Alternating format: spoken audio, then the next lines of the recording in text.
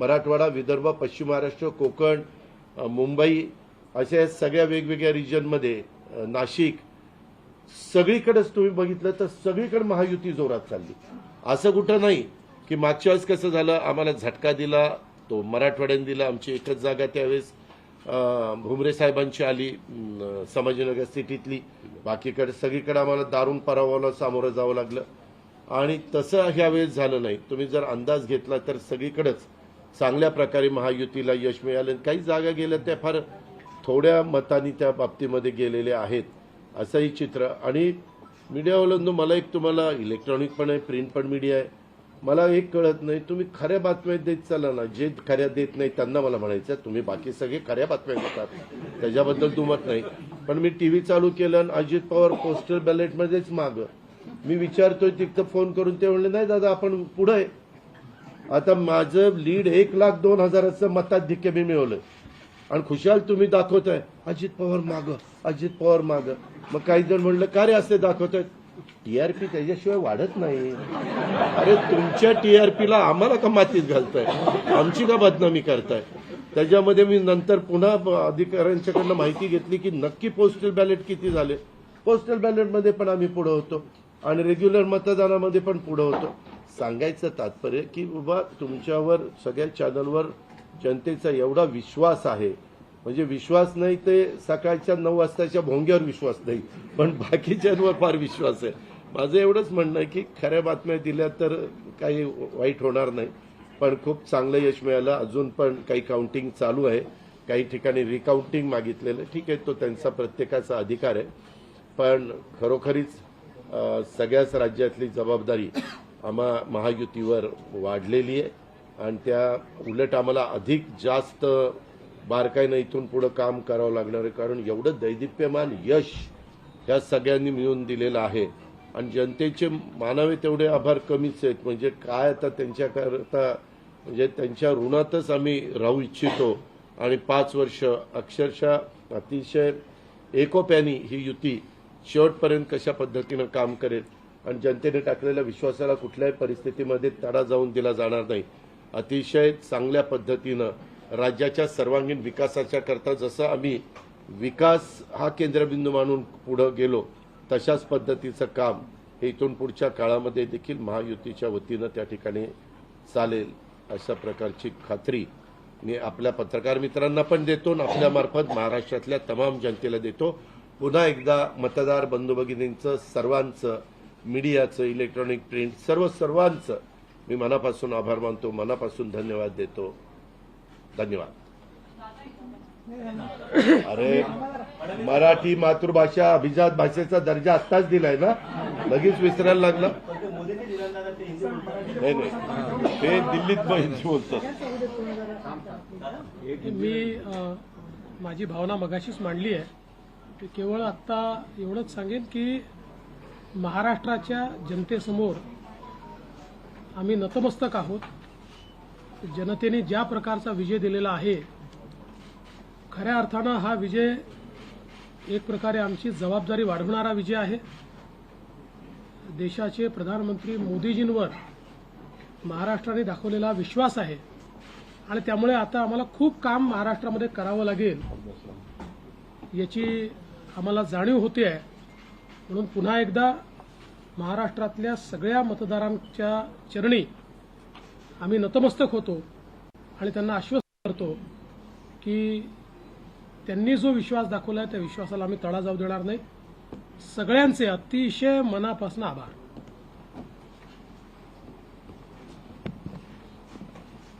खरं म्हणजे आजचा हा महाराष्ट्रातला ऐतिहासिक दिवस आहे आणि ऐतिहासिक विजय देखील आहे.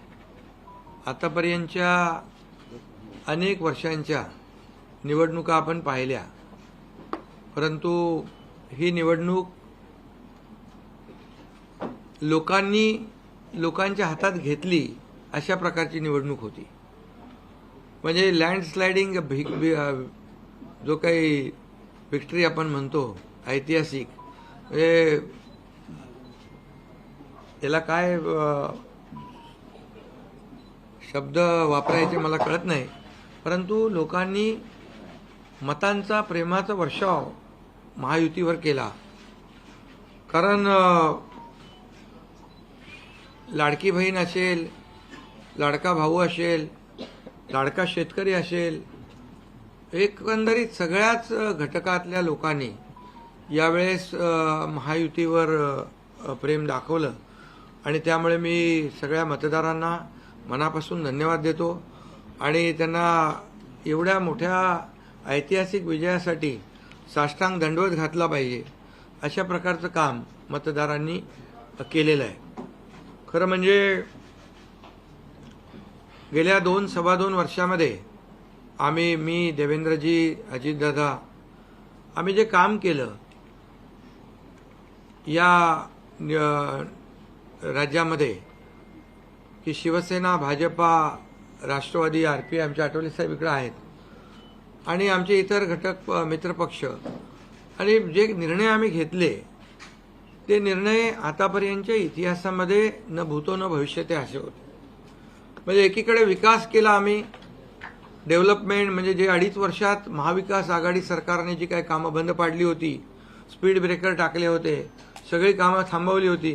तुमच्या काळातली जी कामं जसं महाविकास आघाडीचं सरकार 2019ला आलं त्यानंतर ती सगळी कामं बंद पाडली, त्याला स्टे दिले आणि ते स्टे आम्ही सगळे काढले आणि कामं सुरू झाली. मग अटल सेतू झाला, समृद्धी झाला, आपला कोस्टल झाला आणि मेट्रो झाली, कारशेड झालं आणि मोदी साहेबांच्या शुभ हस्ते त्याचं आम्ही उद्घाटनही करू शकलो.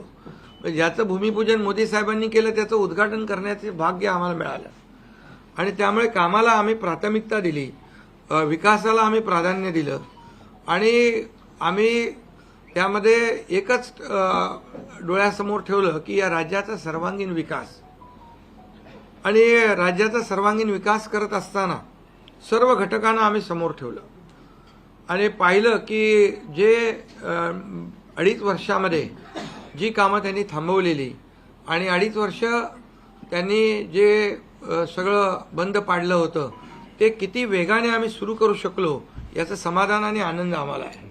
कारण त्याचे तुम्ही ते फळं पाहत आहे. सगळी लोकांना आपण मेट्रो दिली, समृद्धी दिलं, अटल सेतू दिला, कोस्टल दिलं, लोक तो वापरू लागले आणि त्याचबरोबर दुसरीकडे कल्याणकारी योजना आम्ही केल्या. कल्याणकारी योजनेमध्ये लाडकी बहीण, मुख्यमंत्री लाडकी बहीण योजना, त्यानंतर मग लाडका भाऊ केला आम्ही, युवा प्रशिक्षण योजना केली, 3 गॅस सिलेंडर दिले, त्यानंतर वयोश्री योजना केली, शेतकऱ्यांची आम्ही योजना केली, शेतकऱ्यांना वीज बिल माफ केलं, शेतकऱ्यांचं जे 7.5 HP 3-5-7.5 हां 3-5-7.5 आणि त्या पंपाचं वीज बिल माफ केलं. शेतकऱ्यांना आम्ही 2.5 वर्षामध्ये 2.25 वर्षामध्ये आतापर्यंतच्या इतिहासामध्ये जेवढा मोबदला दिला नव्हता 15,000 कोटी रुपये तो दिला. त्यांच्या योजनांसाठी 45,000 कोटी रुपये. म्हणजे एकंदरीत कल्याणकारी, मी डिटेलमध्ये जात नाही त्याच्यामध्ये, पण एकीकडे विकास आणि दुसरीकडे कल्याणकारी योजना याची आम्ही सांगड घालण्याचा प्रयत्न केला आणि नेमकं यामध्ये आमचा उद्देश एवढाच होता की या राज्याला पुढे न्यायचं, या राज्याचा सर्वांगीण विकास करायचा, या राज्यातल्या प्रत्येक घटकाला काही ना काही राज्य सरकारच्या माध्यमातून आधार मिळाला पाहिजे. आणि मग आम्ही सर्वसामान्यांचं सरकार म्हणायचो. मग सर्वसामान्यांचं सरकार म्हणताना सर्वसामान्याला काय मिळालं याचा विचार आम्ही केला आणि मला अभिमानाने या ठिकाणी सांगायचं आहे की मोदी साहेबांनी, केंद्र सरकारने देखील आमच्या पाठीमागे उभे राहिले ताकदीने की जे आमचे प्रस्ताव जे आहेत ते त्यांनी मान्य केले आणि मोठ्या प्रमाणावर गेल्या 10 वर्षामध्ये जे केंद्राने देखील या राज्याला 10 वर्ष तर जाऊ द्या, पण 2-2.5 वर्षामध्ये देखील आम्हाला लाखो कोटी रुपयांचं सहकार्य केलं. त्यामुळे एक डबल इंजिनचं सरकार देखील या राज्यामध्ये, वेगवान सरकार, गतिमान सरकार, निर्णय घ्यायला धडाधड निर्णय घेतले आम्ही. त्यामुळे 2.5 वर्षात सिंचन प्रकल्प 4 त्यांनी केले महाविकास आघाडीने, आम्ही होतो तिकडे. आणि आता आमच्या वेळेस सुप्रमा 124 सुप्रमा दिल्या. म्हणजे एक फक्त उदाहरण. की अशा प्रकारचं काम आम्ही केल्यामुळे या राज्यातल्या जनतेने सर्वसामान्य माणूस आम्ही केंद्रबिंदू मानला. म्हणजे त्याच्यामध्ये महिला आहेत, गरीब आहे, युवक आहे, शेतकरी आहे, यांना आम्ही केंद्रबिंदू मानून काम केलं आणि त्यांच्यासाठी आम्ही योजना केल्या. काय आमच्यावर आरोपही झाले, एका रेवड्या बाटण्या काय काय काय म्हणजे तुम्ही हे वाटप सुरू केलं आहे, बहिणींना विकत घेताय का, काही लाच देताय का, या सगळ्या गोष्टीला आम्ही सामोरं गेलो. कोर्टामध्ये काही लोक गेले ही योजना बंद करण्यासाठी. आणि म्हणून लाडकी बहीण योजना जी आहे त्याचबरोबर शासन आपल्या दारी, आम्ही याच्यापूर्वी शासन आपल्या दारी आम्ही केलं. डायरेक्ट तेव्हाही योजना होत्या, पूर्वी लाभही होते, सगळं होतं, परंतु लोक कंटाळून ते योजनांचा लाभ घेण्यापासून वंचित राहत होते. आम्ही 5 कोटी लोकांना त्याचा लाभ दिला, शासन आपल्या दारी. आणि आपल्या लाडकी बहीण योजना, यामुळे एकंदरीत लोकांनी विश्वास ठेवला की हे देणारं सरकार आहे, हे फक्त बोलणारं सरकार नाही आहे. आणि म्हणून देणारं सरकार आहे याच्यावर विश्वास ठेवला आणि कल्याणकारी योजना ज्या केल्या आम्ही फक्त बोललो नाही तर 5 इन्स्टॉलमेंट लाडक्या बहिणींच्या खात्यात टाकले सुद्धा. आणि आम्ही तर आम्हाला माहीत होतं हे विरोधक सावत्र भाऊ आमच्या या नोव्हेंबरच्या पैशामध्ये अडकाटी आणतील, म्हणून आम्ही ऑक्टोबरमध्येच आचारसंहिता लागायच्या अगोदर नोव्हेंबरचे पण पैसे दिले. कारण शेवटी आम्ही देण्याची नियत आमची आहे, नियत साफ आहे. कारण आम्ही फक्त कागदावर योजना ठेवायच्यासाठी केलं नाही. आणि त्यामुळे एकंदरीत या राज्यामध्ये सर्वसामान्यांचं सरकार सर्वसामान्यांसाठी काहीतरी करतंय ही भावना प्रत्येकाच्या मनामध्ये निर्माण झाली.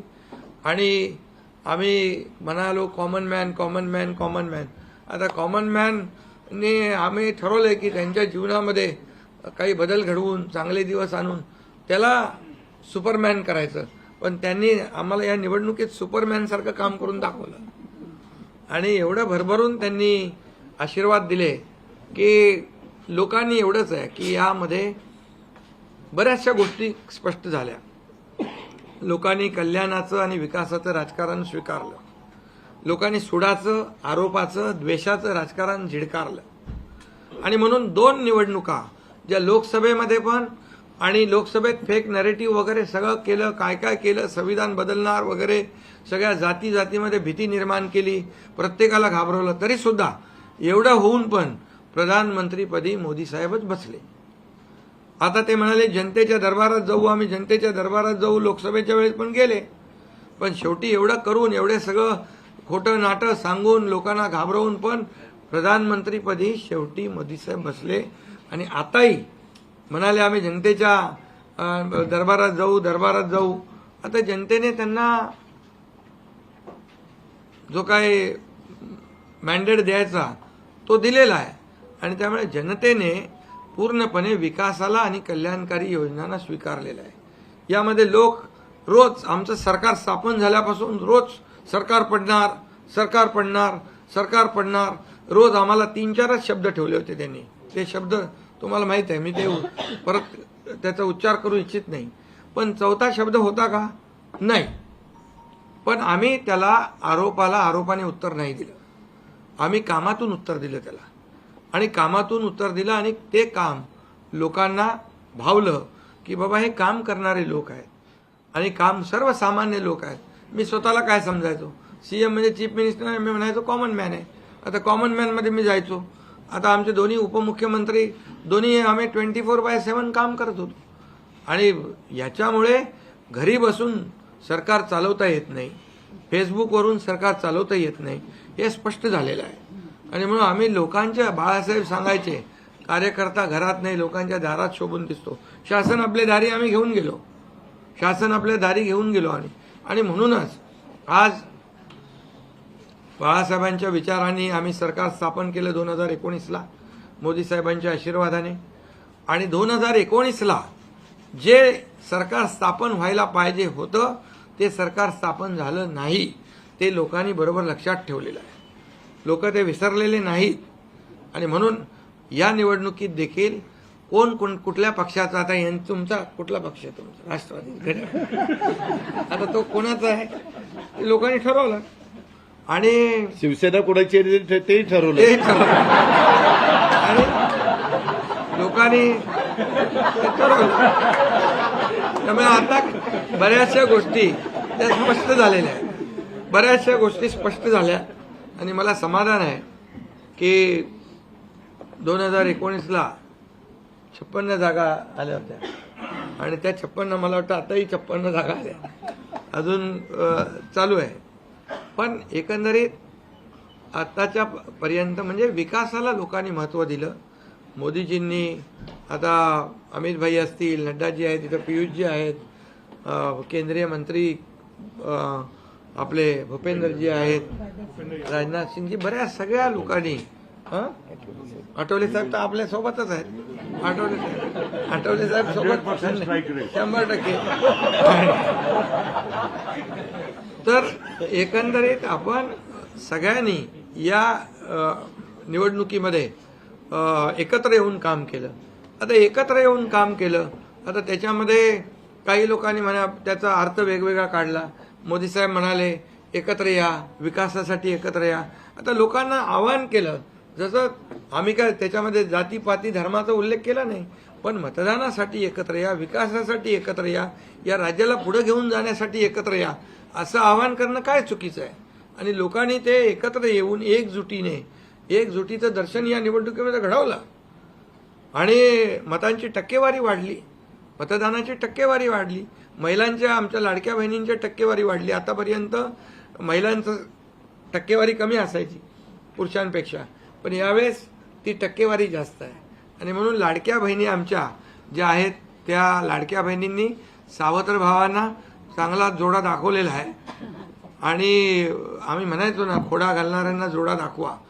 तर एकंदरीत ही निवडणूक जी आहे, ही निवडणूक विकासाच्या अजेंड्यावर, कल्याणकारी योजनांच्या ह्याच्यावर आणि जे विचार आहेत, आज आमचे शिवसेना म्हणून बाळासाहेबांचे विचार आहेत, दिघे साहेबांची शिकवण, मोदीजींची जे काही जो त्यांचा सपोर्ट आहे, केंद्राचा सपोर्ट आहे, या सगळ्या गोष्टी ज्या आहेत या निवडणुकीमध्ये कामी आले. शेवटी लोकांना काय पाहिजे? लोकांना शिव्याशाप नको आहे, लोकांना आरोप प्रत्यारोप नको आहे, लोकांना सुडाचं राजकारण नको आहे. लोकांना हवंय डेव्हलपमेंट हवं आहे आणि विकास आणि विकास यावर आम्ही भर दिला. आणि आज त्यामध्ये किती आरोप केले, खोटे बोला, आपण रेटून बोला. आता अजितदादा मगाशी म्हणाले की तुम्ही पण काय काय ते बातम्या अशा सकाळी तर अशा बातम्या चालल्या होत्या की बोला आमचा काय कार्यक्रम होतो का काय, आमचा करेक्ट कार्यक्रम करायचा. तर याच्यामध्ये खूप चांगलं निर्णय झाला, चांगला एक आपला ऐतिहासिक विजय झालेला आहे आणि त्यामुळे खऱ्या अर्थाने आमची जबाबदारी वाढलेली आहे. आता या सगळ्या ज्या काही जे घेतलेले आम्ही निर्णय आहेत, की आमचा एकही निर्णय कागदावर राहिलेला नाही. मी त्या सगळ्या निर्णयात जाऊ इच्छित नाही, पण एकही निर्णय आम्ही कागदावर ठेवला नाही. कुठली योजना आहे ती कार्यान्वित केली आम्ही. आणि त्यामुळे जो लोकांचा विश्वास, शेवटी यापूर्वी देखील आपण पाहिलं की काँग्रेस सरकार ज्या ठिकाणी असतील त्यांनी किंवा महाविकास आघाडी ज्यांनी काही निर्णय घेतले, काही आश्वासनं दिली, ती पाळली नाहीत. आश्वासनं दिली, नंतर कर्नाटकमधलंच आश्वासन घ्या, हिमाचलमधलं घ्या, आपल्या राजस्थानमधलं घ्या पूर्वीचं, की त्यामध्ये आश्वासन दिल्यानंतर निवडून आल्यानंतर केंद्राकडे पैसे मागायला लागले. आमच्याकडे पैसे नाही, हमारे पास पैसे नाही. असं आम्ही केलं नाही. आम्ही जे बोललो, आमची हातपाय काय म्हणतो त्याला, पांघरून पाहून आम्ही ते आम्ही अंतरून पाहून पाय पसरले आणि ज्या योजना आम्ही केल्या, या योजनांचं पूर्णपणे त्याच्यामध्ये कुठलीही योजना बंद होणार नाही याची आम्ही काळजी घेतली. सगळे नियम आम्ही पाळले, सगळ्या RBIच्या केंद्र सरकारचे गाईडलाईन आम्ही पाळल्या, कुठलंही व्हायलेशन आम्ही केलं नाही. आर्थिक दृष्टिकोनातून जे काही आम्ही नियोजन करायचं ते केलं आणि त्यामुळे त्यांना लोकांनी खोटं ठरवलं. ते आम्हाला म्हणाले तुम्ही लाडकी बहीण योजना देताय, पैसे कुठून आणणार, पैसे कुठून आहे, हे फसवं आहे. आणि त्यांनीच आमची योजना चोरून नंतर त्यांच्या वचननाम्यामध्ये टाकली. मग तुम्ही कुठून आणणार? म्हणजे लोकांना कळलं की हे फक्त बोलतायत करणार नाहीत आणि विश्वासाचा भाग आहे. आम्ही 2-2.5 वर्षामध्ये जे करून केलं ते लोकांसमोर आहे. आम्ही कुठलंही काही याच्यामध्ये लपवाछपवी केली नाही. जे आहे ते स्पष्टपणे आम्ही मांडलं लोकांच्या समोर. लोकांच्या दरबारामध्ये आम्ही गेलो आणि लोकांना काम आवडतं, लोकांना विकास पाहिजे, लोकांना कल्याणकारी योजना पाहिजेत, ते आम्ही देण्याचा प्रयत्न केला आणि विकासाकडे या राज्याला नेण्याचा आम्ही प्रयत्न केला. यामध्ये केंद्राचा आम्हाला खूप मोठ्या प्रमाणावर सपोर्ट मिळाला. 10 वर्षामध्ये मी तो आकडा अगोदर पण मी सांगितला होता. मनमोहन सिंग प्रधानमंत्री होते, 10 वर्षात राज्याला त्यांनी 2 लाख कोटी दिले. पण यावेळेस 10 वर्षामध्ये मोदीजींनी 10 लाख कोटी दिले. हे आताचं नवीन उदाहरण तर 76,000 कोटी वाढवण बंदर आहे, डिगी बंदर आहे. हे अशी म्हणजे डेव्हलपमेंटसाठी जे आहे, मग ते एअर कनेक्टिव्हिटी असेल, water connectivity, rail connectivity, road connectivity असेल, अनेक प्रकल्पांना जे काही पाण्याची योजना असतील आमच्या, त्या सगळ्याला खूप मोठ्या प्रमाणावर सपोर्ट केला आणि त्यामुळे आम्ही या राज्याला विकासाकडे घेऊन जाऊ शकलो आणि लोकांना कल्याणकारी योजना आम्ही देऊ शकलो. आणि लोकांना आम्ही याच्यामध्ये मतं नाही, आम्ही लोकांची मनं जिंकलेली आहे. आज लोकांना शेवटी काय विश्वास महत्त्वाचा आहे. विश्वासावर सगळ्या गोष्टी चालतात. तुम्ही काही सांगा आणि नंतर त्या हात वरती करा, अशा प्रकारचं काम आमच्याकडून झालं नाही. आणि त्यामुळे आम्ही काम करणारे लोक आहोत, कार्यकर्ते आहोत आणि म्हणून आम्ही 24/7 काम केलं. जेव्हा जेव्हा शेतकरी अडचणीत आला तेव्हा तेव्हा त्याच्या मागे आम्ही उभं राहिलो. त्याला वाऱ्यावर आम्ही सोडलं नाही. आणि त्यामुळे जो जो सर्वसामान्य घटक जेव्हा जेव्हा अडचणीत आला त्याच्या मागे आम्ही उभं राहण्याचं काम केलं. त्यामुळे एक प्रकारचं हे सरकार जे आहे, एक पाठीराखा सरकार, एक सरकार जे आहे हे सर्वसामान्याला न्याय देणारं सरकार आहे. जनतेच्या पाठीमागे ताकदीने उभं राहणारं सरकार आहे. जसं आमच्या मागे केंद्र सरकार ताकदीने उभं राहिलं तसं आम्ही जनतेच्या मागे उभे राहिलो. आणि म्हणूनच आम्हाला हा असा प्रचंड दैदिप्यमान हा विजय मिळालेला आहे. आणि आम्ही या विजयाचं श्रेय जे आहे आमच्या मतदारांना देतो, जनतेला देतो. जे आमचे महायुतीचे सर्व कार्यकर्ते आहेत त्यांनी मेहनत घेतली आहे त्या सगळ्यांना देतो. आणि म्हणूनच यापुढे जे काही काम आहे या जनतेच्या हितासाठी करणं एवढंच आमची जबाबदारी आहे. त्यामुळे पुन्हा एकदा मी आपल्या सगळ्या पत्रकारांना मनापासून धन्यवाद देतो, आपलेही आभार मानतो. आणि आता इथून पुढे तुम्ही खऱ्या चांगल्या बातम्या दिल्या तर तुमचा TRP वाढत जाईल. आमचे प्रकल्प जे आम्ही सुरू केलेत त्याच्या बातम्या द्या, लोकांच्या फायद्याचे जे प्रकल्प आहेत त्याच्या बातम्या द्या. देवेंद्र जी, वाचाळवीरांच्या बातम्या देऊ नका. देवेंद्र जी, एक सवाल ये है कि महाराष्ट्र में पिछले कुछ समय से जाति जाति में लगातार एक दंगा फैलाने की कोशिश हो रही थी. क्या स्थिर सरकार को लेकर के मैंडेट है क्या? दूसरा, वोट जिहाद शब्द आपने इस्तेमाल किया था, इस बार भी ऐसी कोशिश कई जगहों पर हुई थी, उसको कैसा जवाब? मुझे ऐसा लगता है कि प्रधानमंत्री जी ने एक जो नारा दिया था, एक है तो सेफ है, सब समाज को साथ में लाने वाली जो बात प्रधानमंत्री जी ने कही थी, महाराष्ट्र के लोगों ने उसको रिस्पॉन्ड किया है. और महाराष्ट्र के सभी समाजों ने एक साथ मिलकर एक बड़ा मैंडेट हमको दिया है. मुझे लगता है कि आज निश्चित रूप से जो लोग तुष्टीकरण की राजनीति करना चाहते थे, जो डिविजिव पॉलिटिक्स करना चाहते थे, उनको करारा जवाब जनता ने ही दिया है. और प्रधानमंत्री जी की बात को लोगों ने यहाँ पर एक्सेप्ट किया है.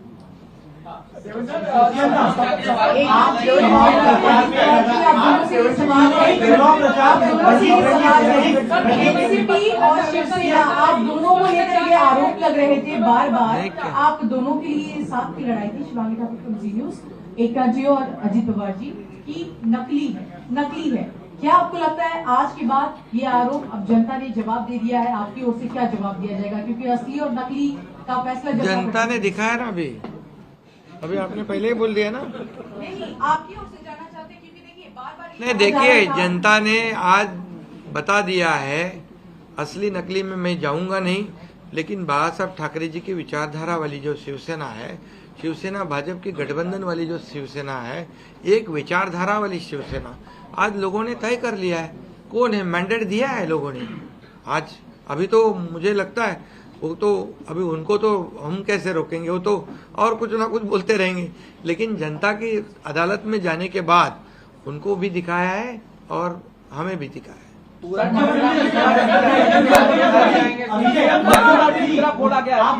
ईवीएम का देखो, अभी झारखंड में ईवीएम अच्छा है क्या?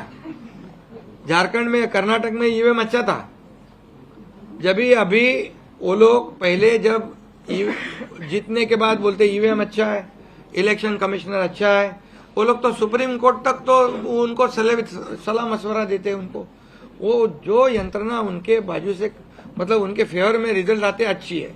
अभी तो वोटर लिस्ट पे भी उन्होंने ऑब्जेक्शन लिया था। तो जब हार जाते हैं तो बोलते ये यंत्रणा खराब है, जीतते तो बोलते अच्छा है। ऐसा कैसा है?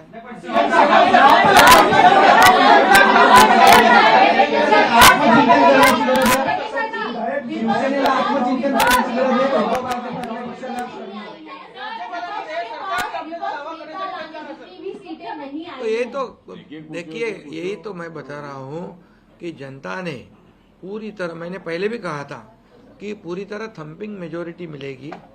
ये पूरा लैंडस्लाइड विक्ट्री है ये पूरी तरह। अभी ये जनता ने भरपूर दिया है। अभी उनको उनकी जगह दिखाइए।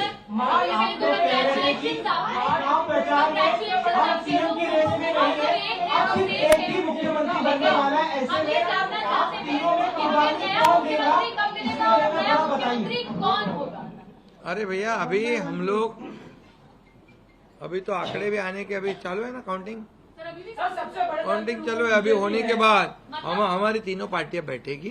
हमारे जैसे आपको बताते हैं, जैसे हमने सीटों का बंटवारा हुआ, हमें कोई मतभेद हमारे में नहीं थे, आज भी कोई मतभेद नहीं है। हम हमारे वरिष्ठ और हम लोग बैठ कर उसके ऊपर निर्णय लेंगे। बच्चे हैं नई सरकार को लेकर के, तो क्या कब तक दावा पेश करेंगे गवर्नर के पास? अरे हम ही करो ना, कब तक दावा पेश करेंगे गवर्नर के पास? क्योंकि अब 26 तारीख जो है वो डेट पिछली बार हुआ था, 5 साल पूरा होगा। समय पे सब बराबर होगा। पहले तो तीनों पार्टियां अपना अपना नेता चुनती है। अभी रिजल्ट ही आने का है। रिजल्ट आने के बाद सारे एमएलए को बुलाना पड़ता है, अपने अपने पार्टी का नेता चुनते हैं। उसके बाद ये प्रक्रिया होती है। आप बिल्कुल चिंता मत करिए, तीनों पार्टियां साथ में बैठकर और अठौली जी का भी मशवरा हम लेंगे और इसका निर्णय करेंगे।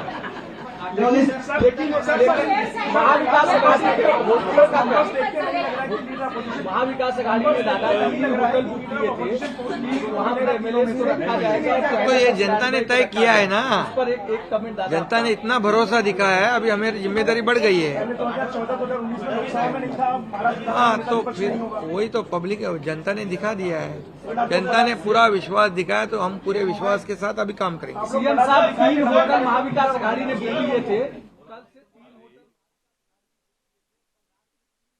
हुई थी यहाँ पर। हमने एक भी मीटिंग नहीं करी थी, हम लोग शांत बैठे थे। हमने मीटिंग भी नहीं करी थी और होटल भी बुक नहीं किया था, क्योंकि हमें मालूम था थंपिंग मेजोरिटी मिलने वाली है।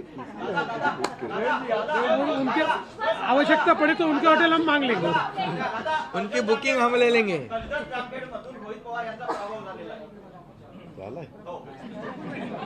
नाही, बरेचसे झालेत ना, काँग्रेसचे मोठे बाळासाहेब थोरात आणि काय काय पृथ्वीराज चव्हाण, बहुत से लोगों का हुआ है।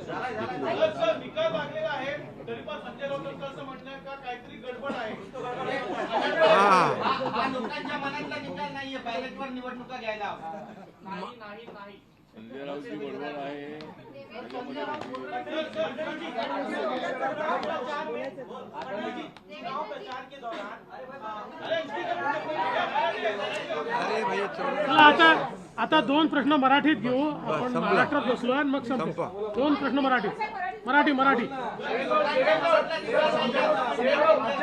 अरे जाने दो ना, एक ही सवाल है क्या? आपका सवाल खत्म हुआ? सवाल खत्म. असं म्हणतात की बॅलेट पेपरवर निवडणुका घ्या, ईव्हीएमचा निर्णय माहीत नाही मान्य नाही. पुन्हा एकदा तुम्हाला विचारतो, संजय राऊत कोण? ईव्हीएमचा निर्णय मान्य आहे, मान्य आहे, मान्य आहे.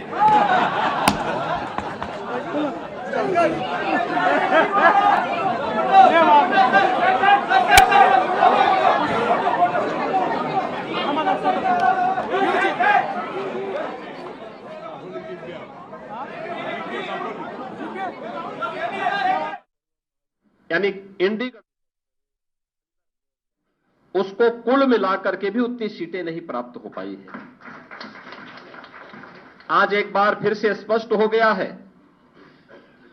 कि देश की जनता को मोदी जी की नीति, उनकी नीयत, उनके नेतृत्व और उनके निर्णयों पर अटूट विश्वास है. इस देश ने मोदी जी को अपना नेता माना है और उनके मार्गदर्शन में पूरा देश एकजुट होकर के उनके साथ खड़ा है. यह आज का चुनाव, चाहे वह महाराष्ट्र का चुनाव हो, उत्तर प्रदेश का उपचुनाव हो या देश भर में हुए उपचुनावों के परिणाम, इस ओर हम सबका ध्यान आकर्षित करते हैं. यह गांव, गरीब, किसान, नौजवान, महिला, वृद्ध, शोषित, पीड़ित और वंचित की आशा और आकांक्षा पर जनता जनार्दन की विजय का एक प्रतीक है. तुष्टीकरण और सांप्रदायिकता के शॉर्टकट से मार्ग से सरकार बनाने का सपना देख रहे इंडी गठबंधन और महाविकास अघाड़ी की एक पराजय भी है. लाखों कार्यकर्ताओं के संकल्प की सिद्धि हुई है. उनका परिश्रम आज सार्थक हुआ है. बीजेपी, एनडीए के और महायुति गठबंधन के सभी कार्यकर्ताओं का मैं इस अवसर पर हार्दिक हृदय से अभिनंदन करता हूं. विजयी प्रत्याशियों को अपनी बधाई देता हूं. खासतौर पर मुझे उत्तर प्रदेश के उपचुनाव के बारे में मतदान के दिन से ही समाजवादी पार्टी जिस तरीके से नलकल प्रलाप कर रही थी, जनता जनार्दन ने उसको कैसे जवाब दिया है. जो 9 विधानसभा सीटों पर उपचुनाव हुए हैं उनमें कुंदर की भारतीय जनता पार्टी इस सीट को 1.25 लाख से अधिक वोटों से जीत रही है. और मुझे ये बताते हुए प्रसन्नता है कि समाजवादी पार्टी के प्रत्याशी की यहां जमानत जब्त होने वाली है. गाजियाबाद सीट भारतीय जनता पार्टी का प्रत्याशी, फूलपुर में भारतीय जनता पार्टी का प्रत्याशी 11,000 से अधिक वोटों से विजयी हुए हैं.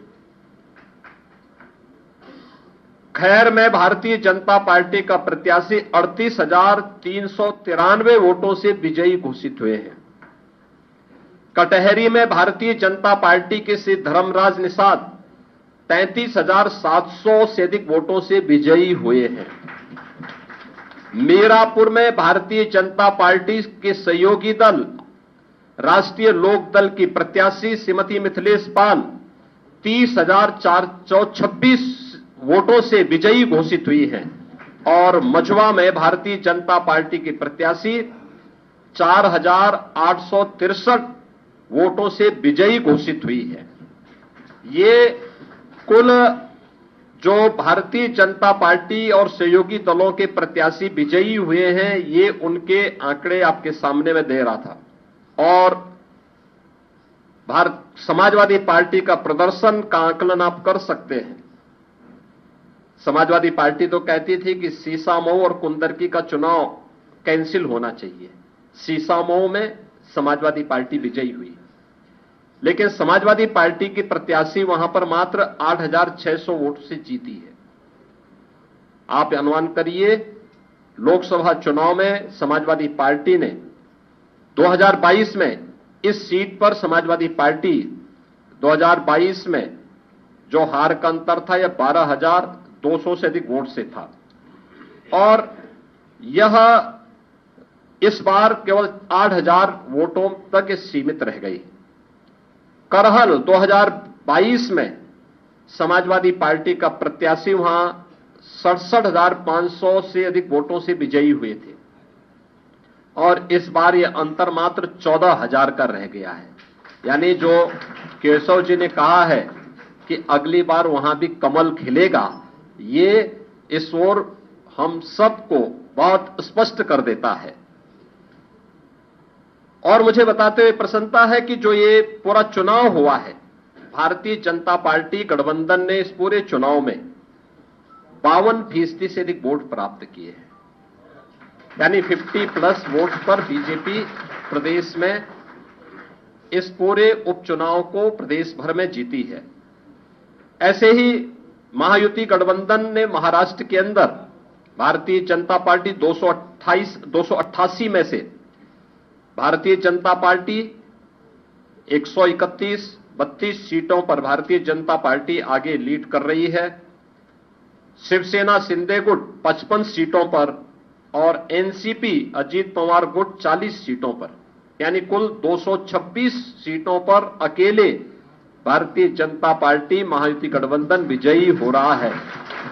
याद करिए, शिवसेना शिंदे गुट के पास 55 सीटें आ रही हैं और महाअगाड़ी गठबंधन जो इंडी गठबंधन है अखिल भारतीय स्तर पर, यह मात्र 49 सीट जीत रही, 49 सीट से मात्र पर सीमित होकर के रह गई है। यानी देश की जनता नकारात्मक राजनीति को, बांटने वाली राजनीति को पूरी तरह खारिज कर चुकी है। और इसीलिए हम कह रहे हैं कि बटेंगे तो कटेंगे, एक रहेंगे तो सेफ रहेंगे। तो एक रहेंगे, सेफ रहेंगे पर देश की जनता जनार्दन ने राष्ट्रीय एकता और अखंडता को मजबूती प्रदान करने के लिए, सुरक्षा और समृद्धि के लिए अपना जनादेश दिया है। मैं आप सबका एक बार फिर से अभिनंदन करता हूं। भारतीय जनता पार्टी के उन लाखों कार्यकर्ताओं का हृदय से उन्हें बधाई देता हूं और विजयी प्रत्याशियों को भी अपनी बधाई देता हूं। बहुत बहुत धन्यवाद जी। बहुत बहुत धन्यवाद। मैं आज इस ऐतिहासिक of Uttar Pradesh, Yogi Adityanath, of course, congratulating the Maharashtra mandate and saying that a lot of things went right for the BJP, a lot of things went wrong for the opposition, and of course, he also took pot shots at the Samajwadi Party in the by-elections that he spoke of in Uttar Pradesh as well. Mr. Sandeep Chandra, senior political analyst and observer with us in the studio. Mr. Himanshu Bhatt, senior journalist, also joins us on the program. Well, Mr. Chandra, you were with me. We were listening to Mr. Eknath Shinde, Ajit Pawar and Devendra Fadnavis talk about why this victory is so special. He spoke about a number of avenues, a number of reasons that have, not only cemented Mahayuti's comeback in Maharashtra, but they have also spoken about what really went right for them. And he also took pot shots at the opposition, saying that how come EVMs are fine during the Lok Sabha elections and they are malfunctioning when the assembly elections happened. He also said that it's the people of Maharashtra who understood the work that they did. It's the people of Maharashtra, the women of Maharashtra, the youth, the farmers, they all in fact understood that what they promised is what they delivered. He also went on to say that slogans such as "Ek hai to safe hai" really echoed with the populace of Maharashtra, and this is obviously very, very heartening to see that Eknath Shinde once again supporting the Prime Minister and saying that there is no matbhed, there is no difference even in terms of how many seats we wanted to contest and what kind of equation we'll bring back to the table when we in fact sit across and figure out who's going to get what. Mr. Chandra. You see, Viniji, you made a very pertinent point. Fact of the matter is this, that this Maharashtra election is going to be a very historical election. It has become a historical election, very important election. And there are many points which this election throws up.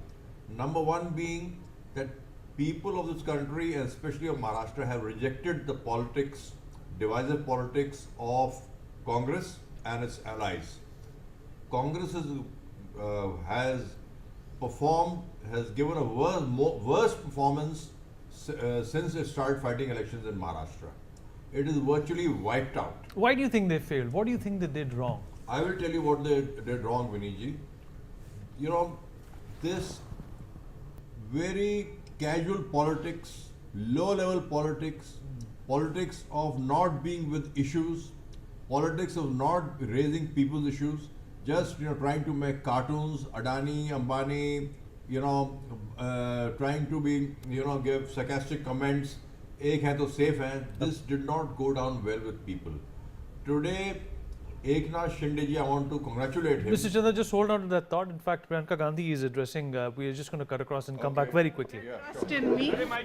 So I feel it's a great honor and I will respect it fully. You expect this much majority, ma'am? Huge majority. I just was happy getting the love of the people. You are elected. What is your next plan, ma'am? So when you are going to get Now soon, in the next 2-3 days, as soon as my brother has time. So any road show in Maharashtra? Let's see what the Okay, thank you. What is your planned project? Thank you.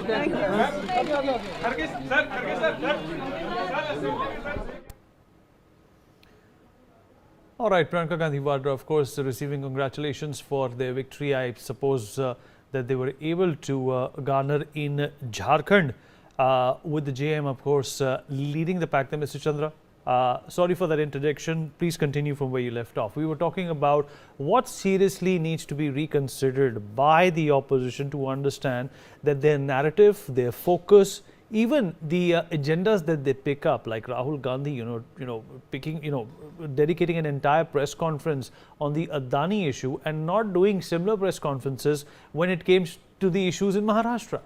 You see, fact of the matter is this: when Baba Siddiqui, he was killed in cold blood, they should have been in a press conference by the Congress. Nobody spoke. Number one. Number two, people of Maharashtra have understood that, you see, unity lies, their strength lies in unity.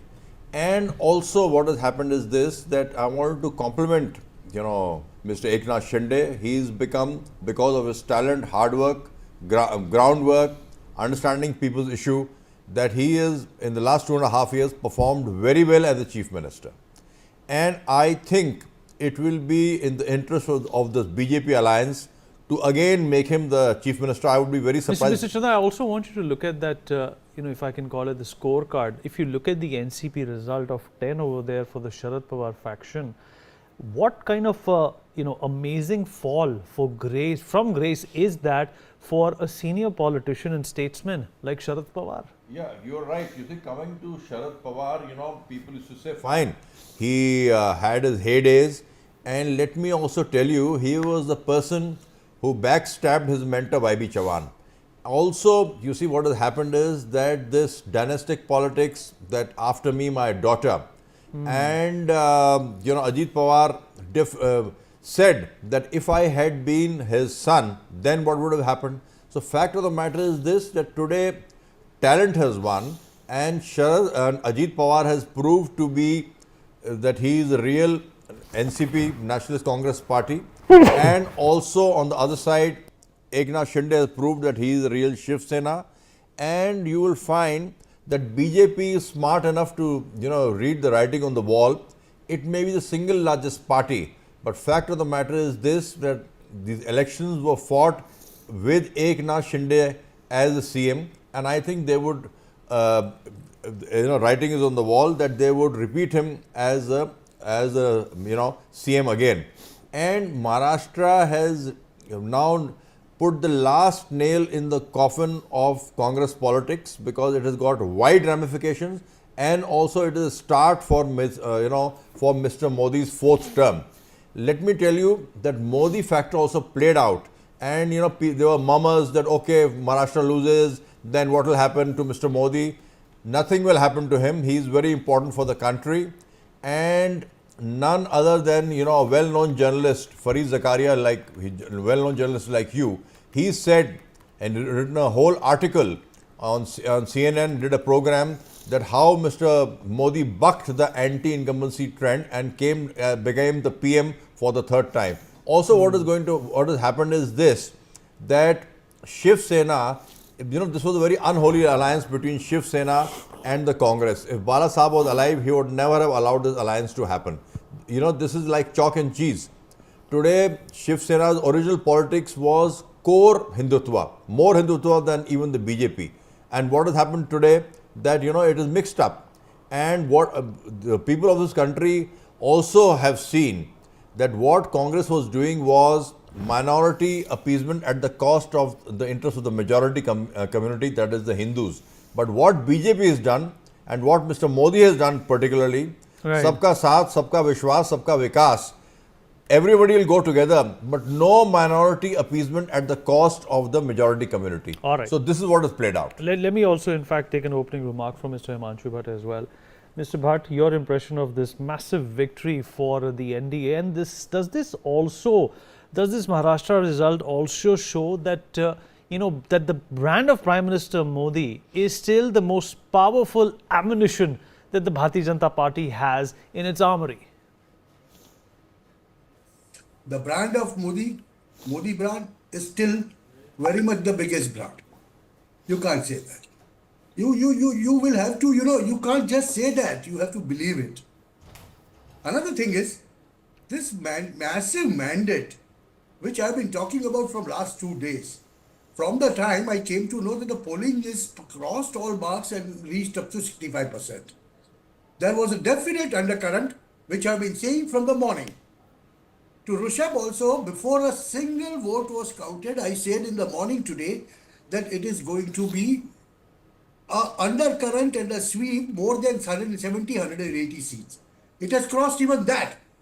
The reason for that is, basically what I can see is 2-3 factors. One is the diversion of Uddhav Thackeray from Hindutva to so-called secularism. That has not gone down well with the Shiv Sainik who are there in Shiva Sena only for Hindutva. That's number one. Number two is this presently going, Ladli Behan Yojana. The women voters, when they are looked upon, you will find at least 60 to 70% of the women have outlandishly voted for this Mahayuti. That's number two.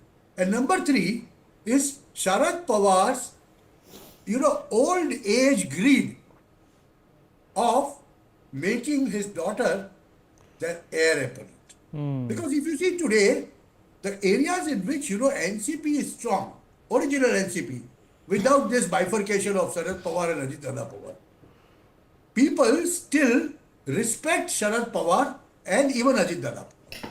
So respect-wise, there's nothing wrong. But what is happening is, people have started understanding at the age of 85, this old man wants his daughter to be the next CM. That has played a big role there, in that particular area. And that's why you will find when there are 36 seats, where there's a direct contest between Ajit Pawar and Sharad Pawar's NCP, it's Ajit Pawar that is winning in maximum places. And Sharad Pawar is left with nothing but 10, 12, 15 seats. The second factor, when I talk of Shiva Sena, it's something like this. When Babri structure was brought down, who were at the forefront? They were maximum Shiva Sainiks. And that is what Shiva Sena identifies itself with. Balasaheb Thackeray had once famously said in a Dashera meeting that if I have to make an adjustment with Congress, I'll give up my politics. But his son is exactly doing the opposite. The result is, all the Shiva Sainiks who are in Shiva Sena, because of that Balasaheb Thackeray's respect, have deserted him. He has become a Hindu Uddhav Thackeray to Janab Uddhav Thackeray. And that has resulted in him getting 17, 18 seats just. Good points, sir. Good points. And this is what has actually, as far as Mumbai is concerned, 36 seats of Mumbai and nearby Western Maharashtra, about 35 seats more, there are 3 factors which has made this Mahayuti a favorite one. These factors are, one is Dharavi redevelopment. Now, on one side you have Rahul Gandhi talking ill about this bigger industrialists like Adani and Ambani and other people, whereas here people in Dharavi are saying, whether be it Adani, be it Ambani, be it Tata, be it Kirloskar, anyone it is, we want a pakka ghar.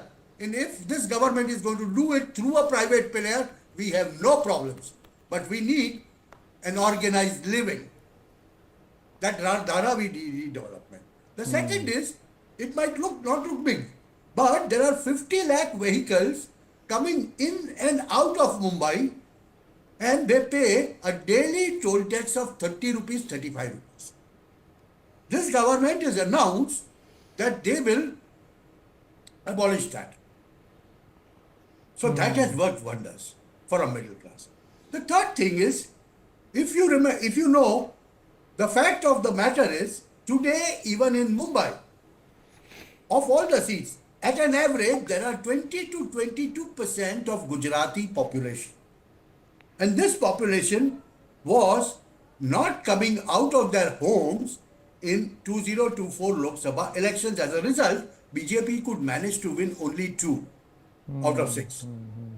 Whereas this time around, you will see out of those 36 seats, 26 seats are won by BJP's alliance. So these are the basic factors which you need to keep in mind when you talk of Maharashtra and Maharashtra's politics. Then another thing is, it's something like, there are 3 or 4 basic infrastructural development projects, which are hitting, Mumbaikars. And Mumbaikars want, at the end of the day, nothing but their daily life must go on peacefully, and they must get as much of infrastructure as possible. That is their bone of contention. When Uddhav Thackeray came into power, for 2.5 years, he stalled the metro project. And you know what had happened due to that? For those 2.5 years, Mumbaikars had to suffer from a lot of agony when they are out on the roads. Because half the things were dug up. And this fellow stopped it. And why he stopped it? Because I think, a section of it was being run by Ambanis. Now see, this sort of a thing when that happens, or when you talk of, expressway, Ahmedabad to Mumbai expressway, 60 to 70% of the work is done on the Gujarat side, whereas on the Maharashtra side, 2.5 years delay is worst during that Uddhav Thackeray's time. Now here, you have at least a lakh of vehicles going on that road between Ahmedabad and Mumbai every day. Okay. Now just imagine this, basic issues. See, I live in. But you're absolutely right. But Mr. Chandra, do you think that Uddhav Thackeray, when he assumed the role of the chief minister, there was a large element of high-handedness. There was a large element of hubris also, if I can use that word, which perhaps catapulted Eknath Shinde into the space where he broke away, perhaps one of the very few examples of somebody breaking away from a party and forming the government with the help of the Bharatiya Janata Party. See, very valid point, Vinayji. This was the start of the finish of Shiv Sena, and what happened was, like I told you earlier, Uddhav Thackeray foolishly, not having too much, experience in politics, was, led on by Sharad Pawar, and this greed of becoming the CM, he became the CM fine, but he was well away from ground reality. And also Shiv Sena. And I've also heard that in fact people like Eknath Shinde, they were unable to get an appointment with Uddhav Thackeray while he was the chief minister. You are very right. I was coming to that, you took the words out of my mouth that people, tall leaders, people who had ground support, who were responsible in their region for, Shiv Sena coming again and again and again, used to find it hard to meet Uddhav Thackeray and leave alone Uddhav Thackeray, even Aditya Thackeray. So this is not done. And these were leaders who, came up from scratch, from, very humble beginnings, and they were brought up by Balasaheb Thackeray, whom they revered as God. But you see, like I told you, this was one of the most unholiest alliances. Today, at that time, Shiv Sena was known for its core Hindutva politics, much more than BJP. And it shook hands with Congress just for, opportunistic gain, and, just for becoming CM for a short time, you have finished the whole party. today, with great difficulty, which was, unimaginable, Uddhav Thackeray, he nearly lost the election to Milind Deora. And also, today, where is Shiv Sena?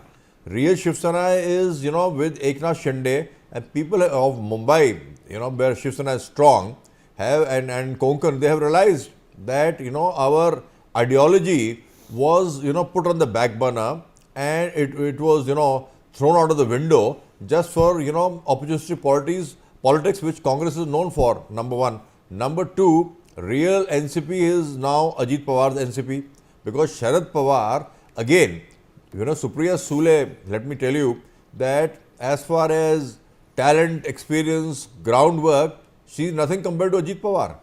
And Ajit Pawar has, come up because of his uncle's blessings, but because of his own hard work. There also MLAs were restive because, in the initial agreement was that NCP and Shiv Sena along with BJP will form the government. But at the last minute, Sharad Pawar pulled out, and not only has he spoiled his own party, he is in his late winter of his life, where he could have, gone out of politics with his head held high, is now, his party is reduced to zero, like it's a rump in the, in the regional politics. And people say about Chanakya, what Chanakya? Today, let me tell you that the real Chanakya of the politics of not only of India, but the subcontinent is our most respected Prime Minister, Shri Narendra Modi. And people have realized that the slogan, Ek hai to safe hai, it means something to them. You see, where will we build our Ram temple? Every time Ram temple issue used to come up before it was built, Congress used to be sarcastic that, oh, you bring it up because you want to win elections. But let me also tell you, people of this countrymen, talking about Maharashtra at a macro level, that Article 370 would never have been abrogated if Mr. Modi was not the PM. Triple Talaq would not have been declared illegal. Rahul Gandhi talks about serving the minorities if Mr. Modi was not the PM. And also Ram Mandir would not have seen the light of the day if Mr. Modi was not the PM. Okay, all right. The people of this country have understood this point. All right. In fact, Devendra Fadnavis is addressing a group of people right now. We're going to cut across. ज्यावेळी लोकसभेच्या निवडणुकीमध्ये fake narrative या महाराष्ट्रात प्रभावी ठरला आणि आम्ही आवश्यक त्या जागा निवडून आणू शकलो नाही. आमच्या मनामध्ये दुःख होतं की देश मोदीजींसोबत चाललाय, पण आम्ही चुकलो. महाराष्ट्र आम्ही देऊ शकलो नाही. फेक नरेटिव्हचं उत्तर आम्ही देऊ शकलो नाही. आणि म्हणून निर्धार केला भारतीय जनता पार्टीच्या कार्यकर्त्यांनी, पदाधिकाऱ्यांनी, महायुतीच्या घटकांनी की आता थांबायचं नाही. फेक नरेटिव्हला थेट नरेटिव्हनी उत्तर द्यायचं आणि ते उत्तर आपण देऊन दाखवलं. मी या निमित्ताने आमच्या सगळ्या राष्ट्रीय विचारांच्या ज्या संघटना आहेत, राष्ट्रवादाने ओतप्रोत ज्या संघटना आहेत, या संघटनांचे आभार मानतो की हा नरेटिव्ह डिमॉलिश करण्याकरता राष्ट्रीय विचारांनी ते देखील पुढे आले. आणि या ठिकाणी अराजकतावादी जे फोर्सेस भारत जोडोच्या नावाने या महाराष्ट्रामध्ये लोकांना तोडण्याचा प्रयत्न करत होते, महाराष्ट्रात अराजकाचं बीजारोपण करत होते, त्यांच्या विरुद्ध ही लढाई सुरू झाली आणि राष्ट्रवादी फोर्सेस सगळे एकत्रित झाले आणि त्यांना दाखवून दिलं की जेव्हा राष्ट्रवादी एकत्रित येतात अराजकवादी चालू शकत नाही. विजय राष्ट्रवादाचाच होणार हे आजच्या विजयाने दाखवून दिलं. आणि म्हणून त्या सर्व राष्ट्रीय विचारांच्या ज्या संघटनांनी, ज्या राष्ट्रवादी विचाराने, ज्या आमच्या परिवारातल्या सगळ्या आमच्या संघटनांनी आम्हाला मदत केली, त्यांचे मी अतिशय मनापासून आज आभार मानतो की तुम्ही हा नरेटिव्ह डिमॉलिश करून टाकला. मी विशेष आभार मानतो आमच्या लाडक्या बहिणींचे, ज्या लाडक्या बहिणींनी या ठिकाणी मोठा आशीर्वाद दिला आणि आपल्या लाडक्या भावांना असं निवडून दिलं की असं वाटलं छप्पर फाड़ के और झाडू लगा के अशा प्रकारचा विजय बहिणींनी दिला. आणि त्याच वेळी महाराष्ट्रातला शेतकरी, या माझ्या शेतकऱ्याने खऱ्या अर्थानं आम्हाला जो आशीर्वाद दिला, जो पुन्हा फेक नरेटिव्ह त्या ठिकाणी तयार करण्याचा प्रयत्न चालला होता, आमच्या शेतकऱ्यांनी तो फेक नरेटिव्ह धुडकावून लावला आणि या ठिकाणी खऱ्या अर्थानं आम्हाला विजय दिला. आणि सगळ्यात महत्वाचं, या महाराष्ट्रामध्ये एक संदेश देशाच्या प्रधानमंत्र्यांनी दिला. एक है तो, एक है तो, एक है तो. समाजातल्या सगळ्या लोकांनी हा जो संदेश आहे तो समजून घेतला. जाती जातीमध्ये, समाजामध्ये, विभागामध्ये जर आपण या ठिकाणी वाटले गेलो तर काही लोक आपल्यावर राज्य करतात. त्यामुळे या ठिकाणी आपल्याला एकत्रित व्हावंच लागेल. हा संदेश मोदीजींनी जनापर्यंत पोहोचवला आणि मोदीजींचा संदेश घेऊन सगळ्या समाजाचे लोक एकत्रित आले आणि सगळ्यांनी मिळून निर्णय घेतला, एक है तो सेफ है. आणि हे सगळे ज्यावेळेस मतपेटीकडे गेले त्यांचं त्या ठिकाणी बोट हे महायुतीकडेच गेलं, कारण त्यांना माहिती होतं महायुती है तो सेफ है, एक है तो सेफ है. मोदीजींच्या संदेशाचा कमाल हा महाराष्ट्रामध्ये आपल्याला पाहायला मिळाला. एवढंच नाही तर या ठिकाणी ज्या प्रकारचं तुष्टीकरण करण्याचा प्रयत्न चालला होता, कधी वोट जिहादचे नारे दिले जायचे, कधी त्या ठिकाणी वेगळ्या पद्धतीनं एका विशिष्ट समाजाला एकत्रित करून त्याच्या माध्यमातून आम्ही निवडणुका जिंकू अशा प्रकारची वल्गना केली जायची. त्याच्या विरोधात मी आभार मानतो. हा महाराष्ट्र संतांचा महाराष्ट्र आहे. या महाराष्ट्रामध्ये एक मोठी परंपरा आहे, वारकरी पंथाची, महानुभाव पंथाची, वेगवेगळ्या पंथांच्या वेगवेगळ्या परंपरा या ठिकाणी आहेत.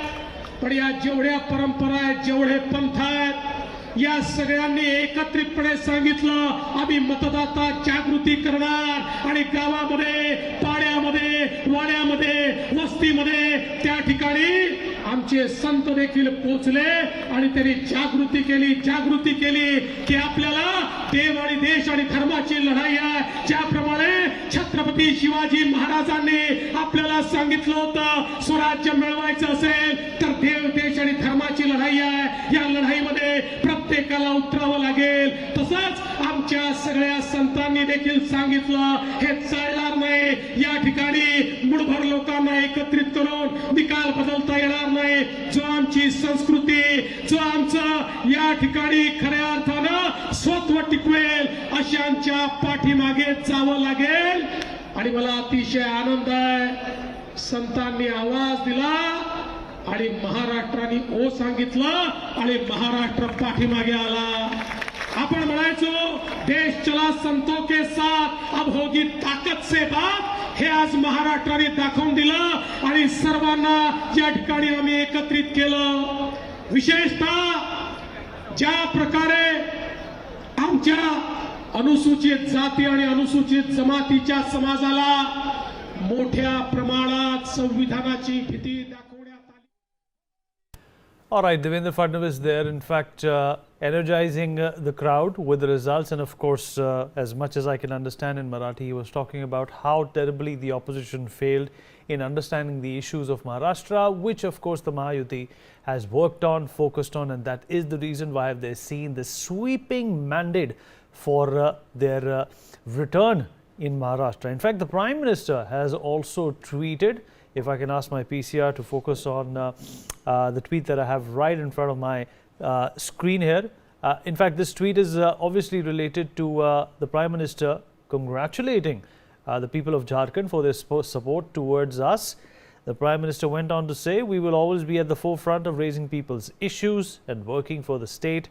I also congratulate the JMM-led alliance for their performance in the state." All right, well, that's good sportsman spirit, if I can call it that. It's a good way of acknowledging that there are victors and losers, and the JMM, of course, with the India Alliance, has done well for themselves in Jharkhand, but Maharashtra was the big pivotal state where obviously a lot of drawing board conversations will be revisited. We'll continue our minute-by-minute coverage on this massive election result right after this very short break.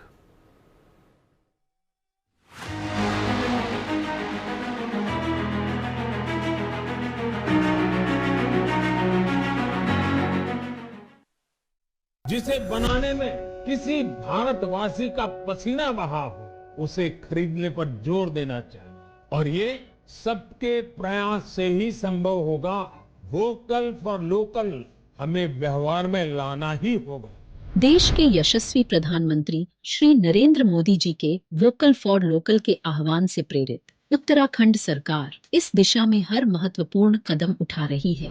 प्रकृति, संस्कृति और विरासत को अपने अंदर समेटे उत्तराखंड में बने प्रोडक्ट एक ब्रांड के रूप में उभरते जा रहे हैं। उत्तराखंड सरकार द्वारा ग्रामीण उद्यमियों एवं कृषि उत्पादों को भी राष्ट्रीय और अंतर्राष्ट्रीय बाजारों से जोड़ने का प्रयास किया जा रहा है। उत्तराखंड सरकार द्वारा लॉन्च किया गया हाउस ऑफ हिमालयास ब्रांड क्षेत्र के प्रामाणिक हस्तशिल्प उत्पादों को बढ़ावा दे रहा है। वहीं उत्तराखंड देश का पहला राज्य बन गया है जिसे एक दिन में सबसे अधिक 18 GI टैग मिले। ये सभी प्रयास उत्तराखंड सरकार के वोकल फॉर लोकल के प्रति प्रतिबद्धता का प्रमाण है। लोकल उत्पादों को अपनाकर हम न केवल उत्तराखंड की विरासत को सहेज रहे हैं, बल्कि स्थानीय लोगों को आर्थिक रूप से सशक्त भी बना रहे हैं। आइए इस त्योहार स्थानीय उत्पादों को अपनाकर उत्तराखंड की प्रगति में अपना योगदान दें और साथ मिलकर एक आत्मनिर्भर और समृद्ध उत्तराखंड बनाएं।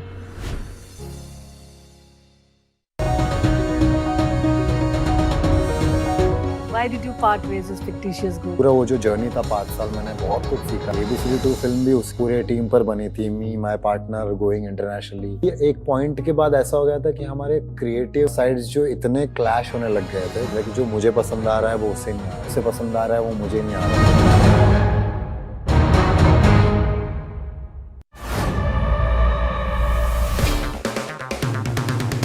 अगर आप बनना चाहते हैं एंकर या फिर आप में है जुनून एक तेज तर्रार न्यूज रिपोर्टर बनने का, तो आप ज्वाइन करें ITV और इंडिया न्यूज NewsX का media school. ITV next media international school का कोर्स आपको मौका देता है देश के दिग्गज एंकर्स के साथ काम करने का। ITV next media international school में आप बेहद नजदीकी से देख पाएंगे किस तरह से ITV नेटवर्क के दिग्गज पत्रकारों की टीम दिन रात खबरों पर काम करती है। इस कोर्स के दौरान आप सीखेंगे एंकरिंग की एक एक बारीकी उन एंकर्स के साथ जो देश को रखते हैं हर खबर से बाखबर। ITV next media international school का ये कोर्स आपके एंकरिंग स्किल्स को करेगा इतना सशक्त, मजबूत, जिससे आप बनेंगे पत्रकारिता की दुनिया का वो चमकता चेहरा जो दुनिया देखेगी और पसंद करेगी। भारत माता की सुरक्षा में जिन सपूतों ने लहू बहाया है, उनके आश्रितों का दायित्व धामी सरकार ने उठाया है। मुख्यमंत्री पुष्कर सिंह धामी ने लिया है शहीदों के परिजनों को स्वावलंबी एवं आर्थिक तौर पर सबल बनाने का संकल्प, जिसके तहत सैनिक कल्याण की दिशा में कई प्रभावशाली एवं ऐतिहासिक निर्णय लिए गए हैं। सबसे पहले तो शहीद के परिवारों को मिलने वाली अनुदान राशि को बढ़ाया गया है, जिसके चलते अब बलिदानियों के आश्रितों को 10 नहीं बल्कि सरकार द्वारा 50 लाख की वित्तीय मदद दी जाएगी। इसके अलावा शहीदों के आश्रितों को सरकारी विभागों में नियुक्ति दी जाएगी। यही नहीं, सरकारी नौकरी के लिए आवेदन करने की समय सीमा को भी 2 साल से बढ़ाकर 5 साल किया गया है। मैं किरण रतूड़ी, शहीद श्री राकेश चंद्र रतूड़ी जी की पुत्री, मुख्यमंत्री श्री पुष्कर सिंह धामी जी का आभार व्यक्त करती हूँ, क्योंकि उनकी सरकार ने कहीं पर भी हमें अकेला नहीं पड़ने दिया। उनकी सरकार द्वारा हमें पूरा सहयोग दिया गया, वो सम्मान दिया गया। इतना ही नहीं, उत्तराखंड में देश के पहले सैन्य धाम का निर्माण भी करवाया जा रहा है। साथ ही किया जा रहा है अग्निवीरों के लिए सरकारी सेवाओं में आरक्षण की व्यवस्था का प्रावधान। कहना गलत नहीं होगा कि उत्तराखंड में सैनिक कल्याण को पहली प्राथमिकता दी जा रही है। मैं स्वाति भट्ट शहीद भगवती प्रसाद भट्ट की पत्नी आज उत्तराखंड सरकार का आभार प्रकट करना चाहती हूँ, क्योंकि उन्होंने कभी भी हमें अकेले नहीं पढ़ने दिया। सरकारी नौकरी करने का अवसर देकर उन्होंने हमें सशक्त बनाया, सुविधाएं दी, व्यवस्थाएं सुनिश्चित करी। आज हम अपने घरों में, अपने प्रदेश में सुरक्षित हैं, सुरक्षित नींद ले रहे हैं, सुरक्षित चैन से जी रहे हैं, तो केवल और केवल उन्हीं के कारण से जिन्होंने हंसते हंसते अपने प्राणों का बलिदान कर दिया। जिनकी प्रत्येक सांस मां भारती को अर्पित है, उनके उत्थान के लिए उत्तराखंड सरकार समर्पित है। सूचना एवं लोक संपर्क विभाग उत्तराखंड द्वारा जनहित में जारी। NPS वात्सल्य ये किसने दिया? ये हमने दिया है। सभी चाहते हैं अपने बच्चों की आज की नहीं, कल की जरूरतों को भी पूरा करें। इसीलिए हमने चुना है NPS वात्सल्य, जो सालाना 1000 रुपए के निवेश से भी शुरू हो जाता है। NPS वात्सल्य आप 18 वर्ष तक के बच्चों के लिए ले सकते हैं, जो 18 वर्ष बाद खुद ही NPS अकाउंट में कन्वर्ट हो जाएगा। इसीलिए कहता हूँ, हर उम्र के लिए NPS जरूरी है।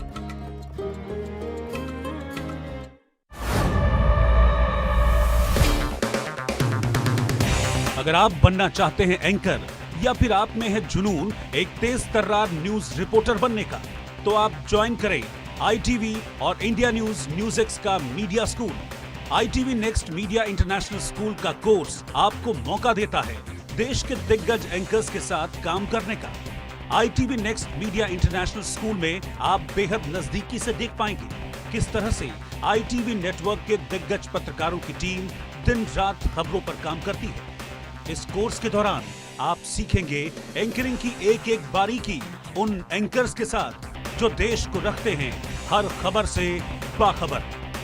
ITV next media international school का ये कोर्स आपके एंकरिंग स्किल्स को करेगा इतना सशक्त, मजबूत, जिससे आप बनेंगे पत्रकारिता की दुनिया का वो चमकता चेहरा जो दुनिया देखेगी और पसंद करेगी, जिसे बनाने में किसी भारतवासी का पसीना बहा हो, उसे खरीदने पर जोर देना चाहिए। और ये सबके प्रयास से ही संभव होगा। वोकल फॉर लोकल हमें व्यवहार में लाना ही होगा। देश के यशस्वी प्रधानमंत्री श्री नरेंद्र मोदी जी के वोकल फॉर लोकल के आह्वान से प्रेरित उत्तराखंड सरकार इस दिशा में हर महत्वपूर्ण कदम उठा रही है। प्रकृति, संस्कृति और विरासत को अपने अंदर समेटे उत्तराखंड में बने प्रोडक्ट एक ब्रांड के रूप में उभरते जा रहे हैं। उत्तराखंड सरकार द्वारा ग्रामीण उद्यमियों एवं कृषि उत्पादों को भी राष्ट्रीय और अंतर्राष्ट्रीय बाजारों से जोड़ने का प्रयास किया जा रहा है। उत्तराखंड सरकार द्वारा लॉन्च किया गया हाउस ऑफ हिमालयास ब्रांड क्षेत्र के प्रामाणिक हस्तशिल्प उत्पादों को बढ़ावा दे रहा है। वहीं उत्तराखंड देश का पहला राज्य बन गया है जिसे एक दिन में सबसे अधिक 18 GI टैग मिले। ये सभी प्रयास उत्तराखंड सरकार के वोकल फॉर लोकल के प्रति प्रतिबद्धता का प्रमाण है। लोकल उत्पादों को अपनाकर हम न केवल उत्तराखंड की विरासत को सहेज रहे हैं, बल्कि स्थानीय लोगों को आर्थिक रूप से सशक्त भी बना रहे हैं। आइए इस त्योहार स्थानीय उत्पादों को अपनाकर उत्तराखंड की प्रगति में अपना योगदान दें और साथ मिलकर एक आत्मनिर्भर और समृद्ध उत्तराखंड बनाएं।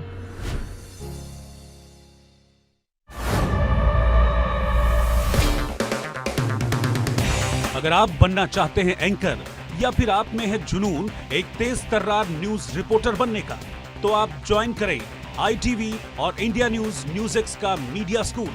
ITV next media international school का कोर्स आपको मौका देता है देश के दिग्गज एंकर्स के साथ काम करने का।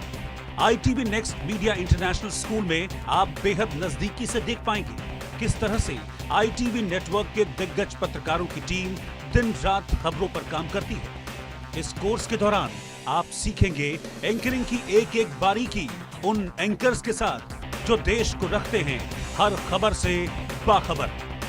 ITV next media international school का ये कोर्स आपके एंकरिंग स्किल्स को करेगा इतना सशक्त, मजबूत, जिससे आप बनेंगे पत्रकारिता की दुनिया का वो चमकता चेहरा जो दुनिया देखेगी और पसंद करेगी।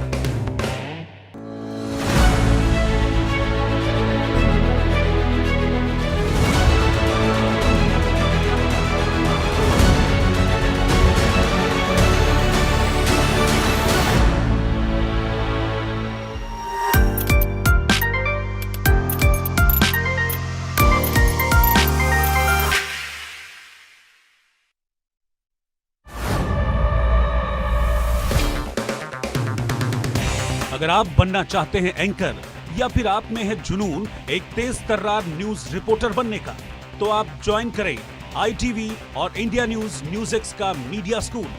ITV next media international school का कोर्स आपको मौका देता है देश के दिग्गज एंकर्स के साथ काम करने का।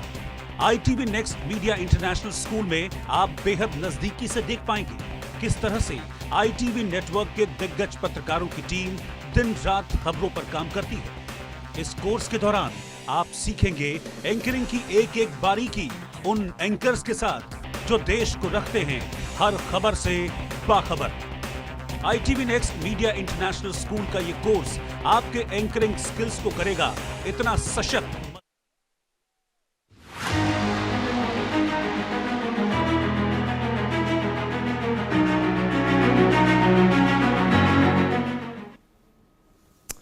Welcome back. You're watching NewsX. My name is Vinny. The ruling BJP-led Mahayuti alliance is poised to retain power in Maharashtra, with the latest election commission figures showing the alliance leading in 204 of the 288 assembly seats. The opposition Vikas is trailing, with candidates leading in just 47 seats. Well, the big question on everyone's mind is who is going to be the next chief minister of Maharashtra. Meanwhile, what are the viable options that will be opened up to Devendra Fadnavis after this thumping victory is what we're going to discuss. But before that, before I take questions of my guests, I'm going to go across the big screen and try, in fact, present to you some permutations and combinations that could be, in fact, implemented going forward. In all probability, it will all be the same. But of course, understanding why it will be the same is also important. Who will be the next chief minister? Option one, of course, is the tried and tested, the very reliable and loyal Eknath Shinde. Of course, the argument that stands in his favor is he's got an historic mandate in support of the existing government.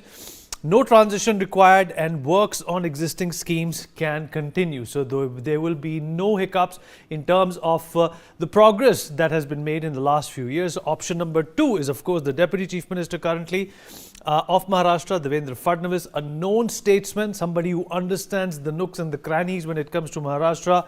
He's got the mandate for the single largest party with the support of 130 MLAs, just shy of about 14 seats, to in fact have that entire mandate for the BJP itself. Option number three, of course, there is Ajit Pawar. Least seats in the three partners, allies not reliant on him. Of course, Ajit Pawar has done a few salvos in the past as well, including a salvo that he did with his uncle, that perhaps do not hold him in good stead when it comes to being the number one contender for the chief minister's position in Maharashtra. So, well, what next for Devendra Fadnavis? Is he going to come back as the chief minister? Is he also going to be rewarded for the good work that he has done with the RSS when it comes to this historical mandate for the Bharatiya Janata Party, which has given them, of course, a very enviable position? Option number two, will he return as the deputy chief minister? That means status quo will prevail, or he in fact will be elevated to the position of the chief minister. Well, option three is he can also return as a union minister and completely be out of the fold, and somebody else takes the position of the deputy chief minister of Maharashtra. So all these are options that can be exercised, and of course he can also be given a senior position in the party high command. He's proved himself. He's once again shown that the Bharatiya Janata Party can continue the good work in Maharashtra and retain power, and that's exactly why Devendra Fadnavis should be rewarded, and why not? All right, we'll talk about this and of course other aspects which need to be discussed when it comes to the Maharashtra elections with our guests. Joining us on the show is Mr. Mukesh Tyagi, BJP spokesperson. Saral Patel, Congress spokesperson, joins us on the broadcast as well. Dr. S.K. Datta, political analyst, with us on the show as well. Priya Sehgal, editorial director of NewsX, with us on the program. Mr. Sandeep Chandra, senior political commentator and analyst, also joins us on the program as well. Saral, I'll begin with you. Well, first up, I'm going to look at the glass being half full here. Congratulations for Jharkhand. But, condolences for what's happened in Maharashtra. What does this mean for the party? It was Haryana a few weeks ago. Now, of course, another dismal performance by your party in Maharashtra as well. In fact, this is being hailed as the worst performance by the Congress party in the state of Maharashtra. A state, which was under your thumb, which was under your belt, in the past as well. What is going to be discussed when you're going to go back to the drawing board? Because the biggest takeaway for the Bharatiya Janata Party here would be that the Modi mantra, the brand Modi, factor still prevails, and it perhaps will have ripple effects in the next Lok Sabha elections as well. Your takeaways, Saral? So broadly, I think first of all, I congratulate my co-panelists from the BJP for their victory in Maharashtra. They have outperformed quite substantially, which no one was hoping for. But at the same time, I would like to point out the misuse and malpractices they undertook. They misused every possible institution that they could. As you said that Prime Minister Modi's mantra has worked, I do not quite think so, because Prime Minister in his own campaign 6 months ago in Lok Sabha, his magic did not work in the Maharashtra Lok Sabha as well. But now it has changed, and it was quite visible that RSS kicked in and jumped in, and Mr. Prime Minister was not campaigning as forcefully as he has done in past in the Maharashtra. So I think keeping Prime Minister away from the campaign quite helped the BJP. The same was done in Haryana also. That is what helped them. So I think they realize that Prime Minister's popularity is deepening. That's why they are keeping him at arm's length, number one. Number two, when we will contemplate and introspect on the results that have come about today, we'll also analyze that what went wrong and the large-heartedness that the Congress party showed. What do you think? What do you think went wrong, Saral? What do you think wrong? In your personal capacity? I'm coming to that. That large number of seats that we gave to our allies in Maharashtra by showing large-heartedness, that also doesn't seem to have worked. So obviously, it will be a collective introspection we will undertake with all our allies and alliance partners, and what worked on the ground, whether our promises which worked amongst people during Lok Sabha, maybe they failed to attract them again in the Vidhan Sabha, and so on and so forth. So all these issues will be discussed amongst the allies, and then we'll move forward from there. Dr. Datta, what's your stance on what's happened today?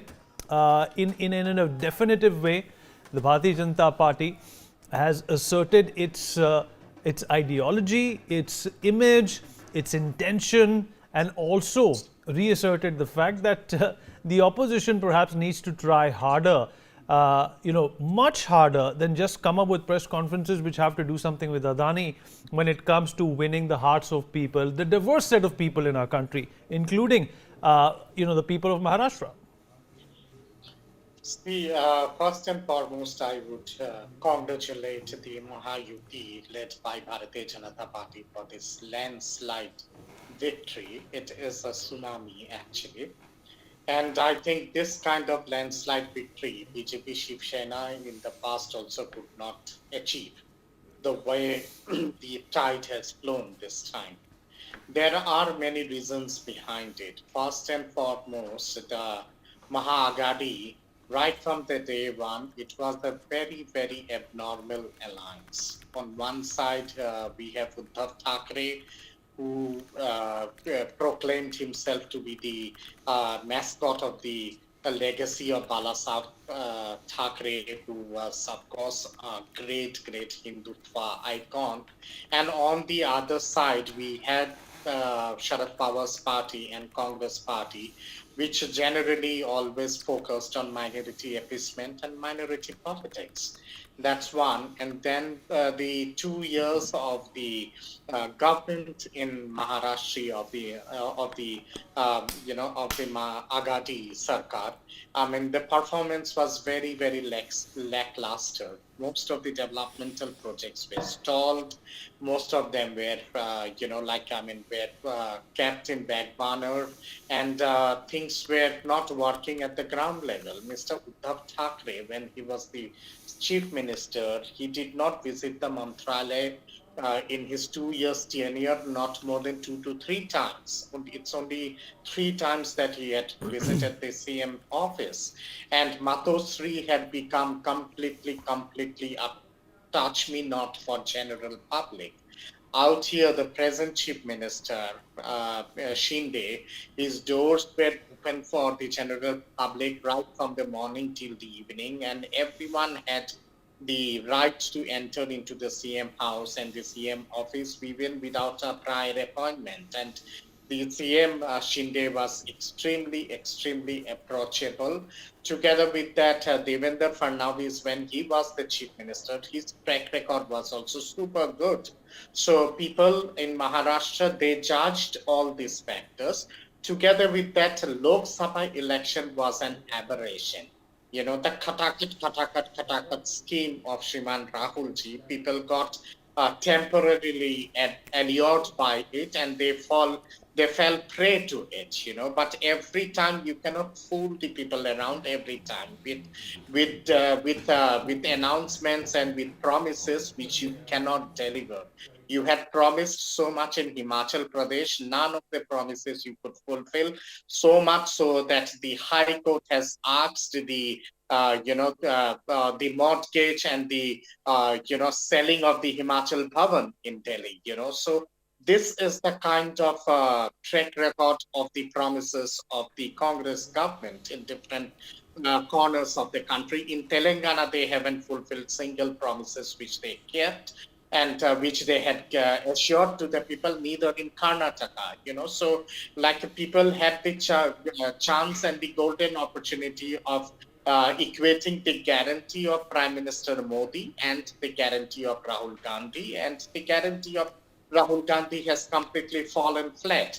Second is like whether the popularity of the Prime Minister has gone down or not. I think Congress should be more, it should be more holistic in introspecting as to when will Rahul Gandhi emerge as a pan-Indian leader, instead of poking its nose on whether the graph of the PM has fallen down or it has gone up. You know, the popularity of the Indian Prime Minister is not only at its zenith, at its highest level in the national level, but the popularity was seen also in the G20 summit recently, which was held in Brazil, you know. So Congress need not worry about the popularity of the Honorable Prime Minister. I would say that this is a fantastic mandate with a complete thumbs up given by the electorate of Maharashtra for the double engine Sarkar, for the Mahayuti Sarkar led by Shinde, and also the fantastic work which has been done by the Honorable Prime Minister in the last 10 years. It is also a mandate to that, you know, and it's a reflection of that. And why I say it's a reflection of that, because Haryana was a recent case in which the BJP government came to power for the third time, and it's a 15 years rule now. And Maharashtra, the government has been repeated, and this has happened because people across India are generally highly satisfied with the performance of the NDA government at the center. All right. Okay. On that note, Mr. Tyagi, but why was there a different trend in Maharashtra when it came to the Lok Sabha elections and the assembly elections which we see today? Do you think that this obviously was something that the BJP worked upon after the Lok Sabha election results came out, and that's exactly why the Congress lost, because they did not get cues, they did not get hints, they did not put their finger on the pulse of the problem, and their attacks were more or less limited to Adani, Ambani and Prime Minister Modi? Good evening to you. Actually, if you see, you have to do holistic analysis the way Congress party is decimated. They got 99 in Lok Sabha election. They started thinking they have won the election. And that kind of arrogance and self-confidence was reflective in their general dynamics in the elections across India, whether it was Haryana or it's a Maharashtra or anywhere in the country. So that particular, and secondly, sticking to the tutelage of Rahul Gandhi was, I think, one of the biggest blunders, because he was the one who was giving the direction, which direction the party should settle down. His entire sloganeering boomerang. I mean, he could not build up the edifice which could challenge the supremacy and the political might of Mr. Modi. It was not at all factually even close to the power what Mr. Modi was transmitting. They came out with the Rafale, Chaukidar Chor hai. Mr. Modi won election. This is the third time he won the election. I mean, he won 240 seats, it's not, which is equivalent to the entire opposition, more than entire opposition. This time again in Maharashtra, the Mahayuti has won more than 2/3. So, I mean, obviously, BJP realized after the Haryana parliamentary debacle, also parliamentary debacle in Maharashtra, that we need to put our organization and empower the organization. So now you will see as a result that more ladies have voted in this election. There is the overwhelming participation by the Maharashtrian people. So what happened was there was a dip of almost 1.6% in the last election, in parliamentary election, that resulted into some loss of BJP seats. If you see that, Vinny, 37 assembly seats, the difference was only 10,000 votes.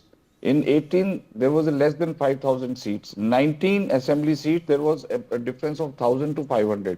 There was a one particular community which concentrated completely and changed the landscape of parliamentary election, which was a Muslim voted in one assembly segment, and it created the skewed outcome.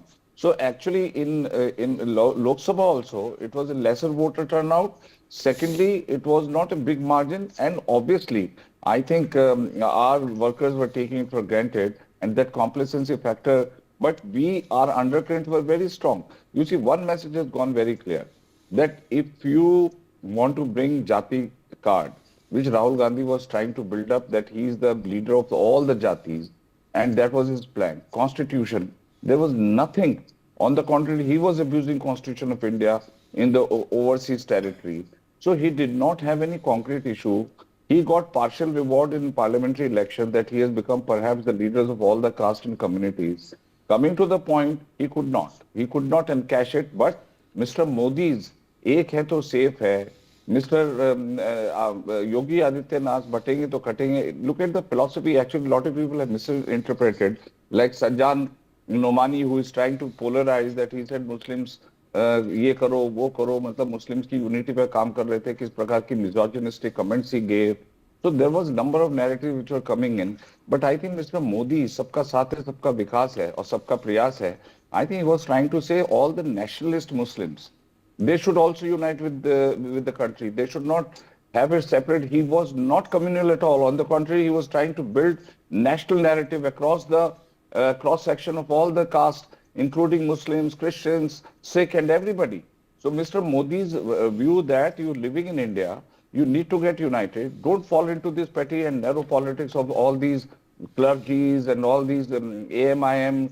They are the ones who are commercializing on your division with Hindus.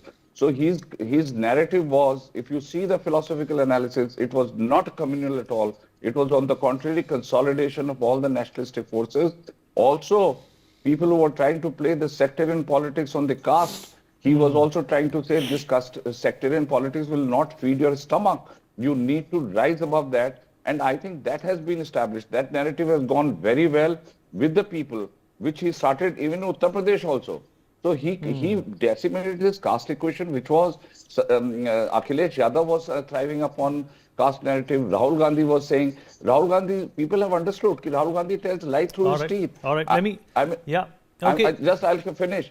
He did not implement his father did not implement the Mandal Commission report. So Karnataka, they could not implement any Jati Janganna. They were on the contrary working on the appeasement politics. He mazhab ke base pe reservation kar diya. Muslim ko reservation kar do. Did he ever speak there should be Jati Janganna on the Muslim side? He never. So I think he's taking people for granted. And I think Mr. Rahul Gandhi's leadership and his tutelage, I think is completely decimated, including Shiv Sena, Uddhav Thackeray, Sanjay Raut. Now his spelling should be Sanjay Raut. He has been routed, and I think Fadnavis and Eknath Shinde and Ajit Pawar have done extraordinary job All right. under the leadership of Prime Minister Modi. Let me rope in Priya Sehgal into this conversation as well.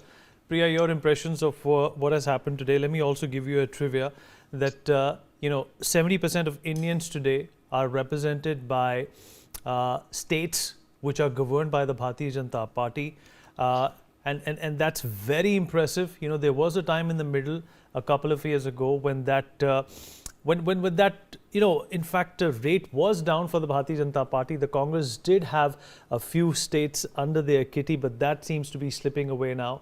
It was Haryana and now it's Maharashtra. There were good chances that the Congress Party could have done more to come back to power in Maharashtra. This is by far, Priya, the worst defeat that they have tasted in the state of Maharashtra.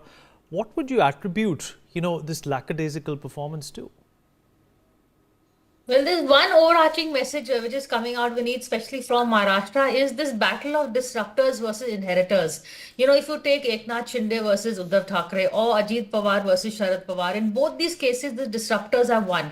They've taken over the chain of command, the inheritors, the studied chain of command where leadership is handed over on a platter. But they've shown gumption, they've stolen the party away in both the cases.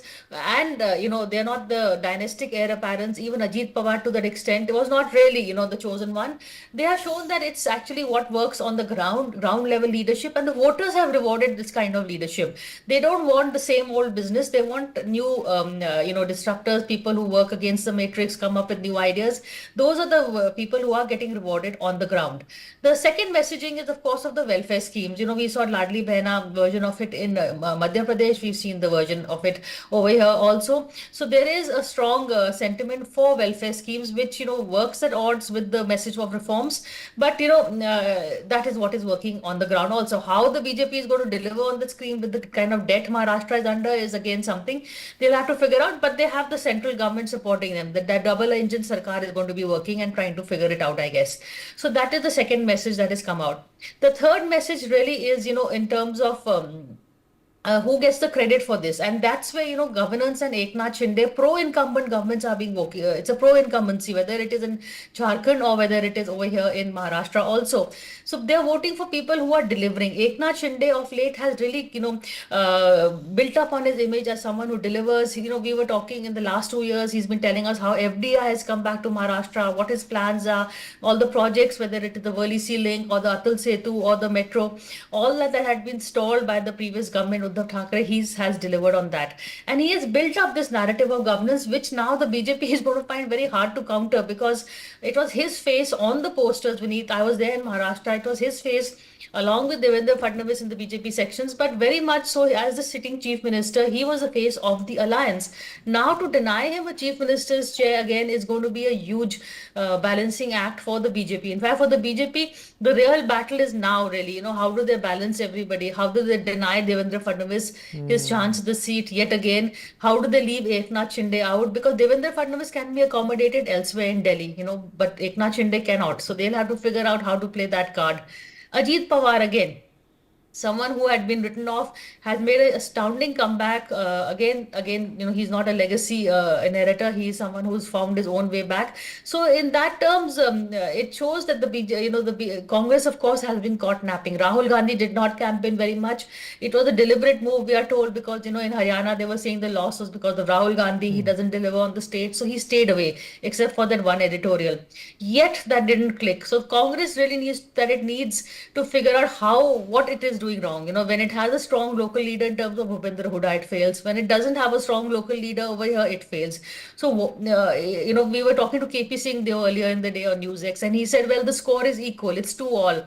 India bloc has won Jharkhand and JNK, and these guys have won Maharashtra and Haryana. But it is not equal. They're different states. And again, in all these wins, the Congress has played a supporting role. It's the allies who have won those states, if at all. So that is the other message the Congress has to take. It has this bargaining position within the allies just got all that much weaker. It was already pretty weak post Haryana. Has it got even more weaker? And of course, Yogi Adityanath, let's not forget the Bypolls of Uttar Pradesh. Before that, we were told after Lok Sabha, Yogi Adityanath may be shunted out. He didn't deliver on the Lok Sabha. Maybe there'll be a change of guard before 2027. Now, that is clearly not going to happen. He has made it clear He was not happy in the Lok Sabha the way ticket allocation was done. He was kept out of it. This time, these bypolls were all his doing, and he has delivered. So, can you afford to ignore Yogi Adityanath? That is another message that is going to come. And last but not least is the hidden player Bhupender Yadav. He was the election in charge in Maharashtra. It's he who has actually, worked hard on this strategy. He didn't even go for that climate UN meeting in Baku. He stayed back, and he was in COP26. He stayed back in Maharashtra. He's been working on ground. He is Amit Shah's trusted aide. Now this is the time when the BJP is looking for a new party chief. Will Bhupender Yadav be accommodated over there? So a lot of takeaways, hidden takeaways, apart from, of course, the obvious messaging of the win, that for the BJP is going to be a good walk back into parliament. They were going to be a little bit on the defensive after the Adani revelations, but I think now they've got their mojo back. They're going to be going all guns blazing, and the Congress is going to have a hard time, and the opposition is going to have a hard time trying to corner the government. Vineet. Thanks, Priya. Thank you for that. And of course, we'll continue to talk about this, but right now, we in fact are learning that Ms. Hemant Soren is addressing the media. We're going to cut across. आज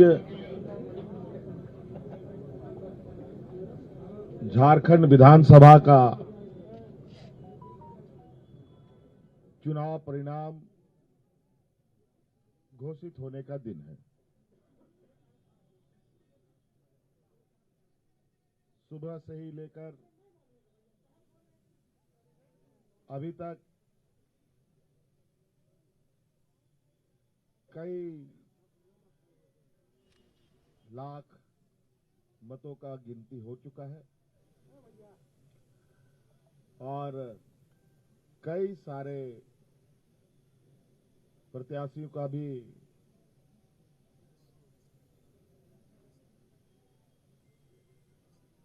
जो परिणाम है उनको बता दिया गया है और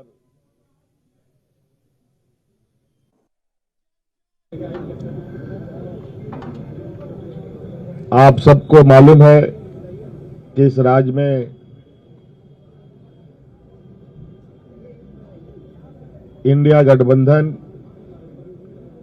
और एनडीए के बीच में ये चुनावी प्रतिस्पर्धा चली और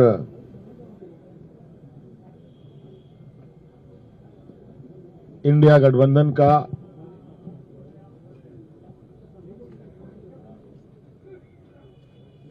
बेहतरीन प्रदर्शन होता दिख रहा है और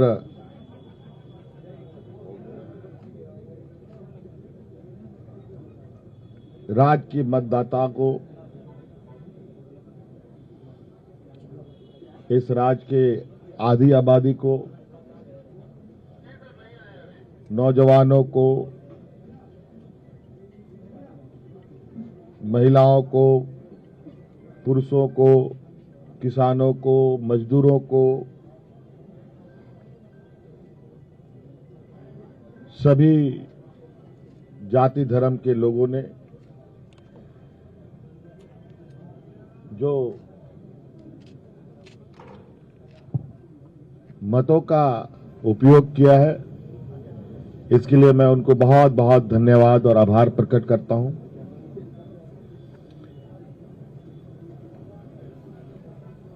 और लोकतंत्र का इस महापर्व को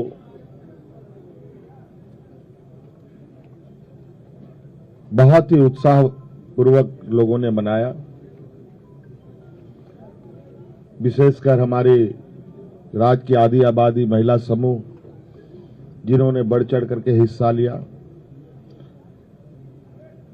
लोकतंत्र को मजबूत करने में एक अहम भूमिका निभाई। नौजवानों ने जिन्होंने पहली बार अपना मत डाला होगा उन लोगों ने भी इस लोकतंत्र को मजबूत करने में अपनी भूमिका निभाई और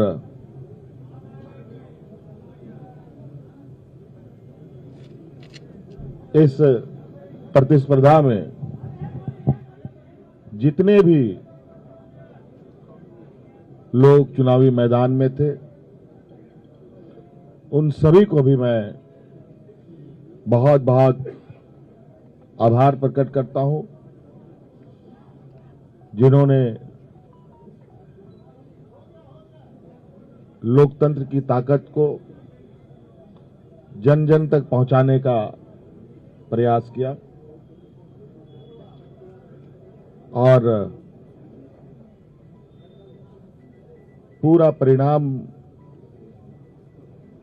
आने का हमें इंतजार है और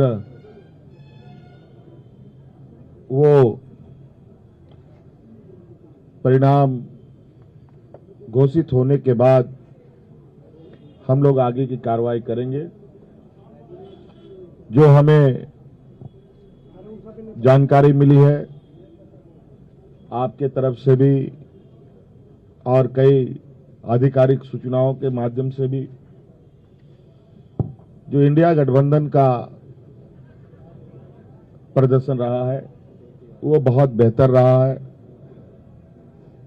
लगभग 56 प्रत्याशी हम लोगों के जीते हैं और 24 एनडीए गठबंधन के लोगों ने जीत हासिल की है, जो लगभग 2/3 के बराबर हम लोगों के हिस्से में आता है। कुछ जगहों पर शायद रिकाउंटिंग की खबर आ रही है और कुछ जगहों पर बहुत मार्जिनल वोट में निर्णय होने के आसार दिख रहे हैं। उन सभी सीटों पर भी हम लोगों की नजर है और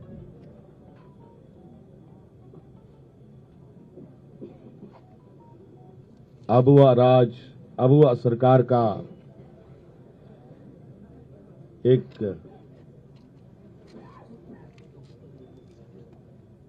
इतिहास झारखंड में गढ़ने जा रहा है।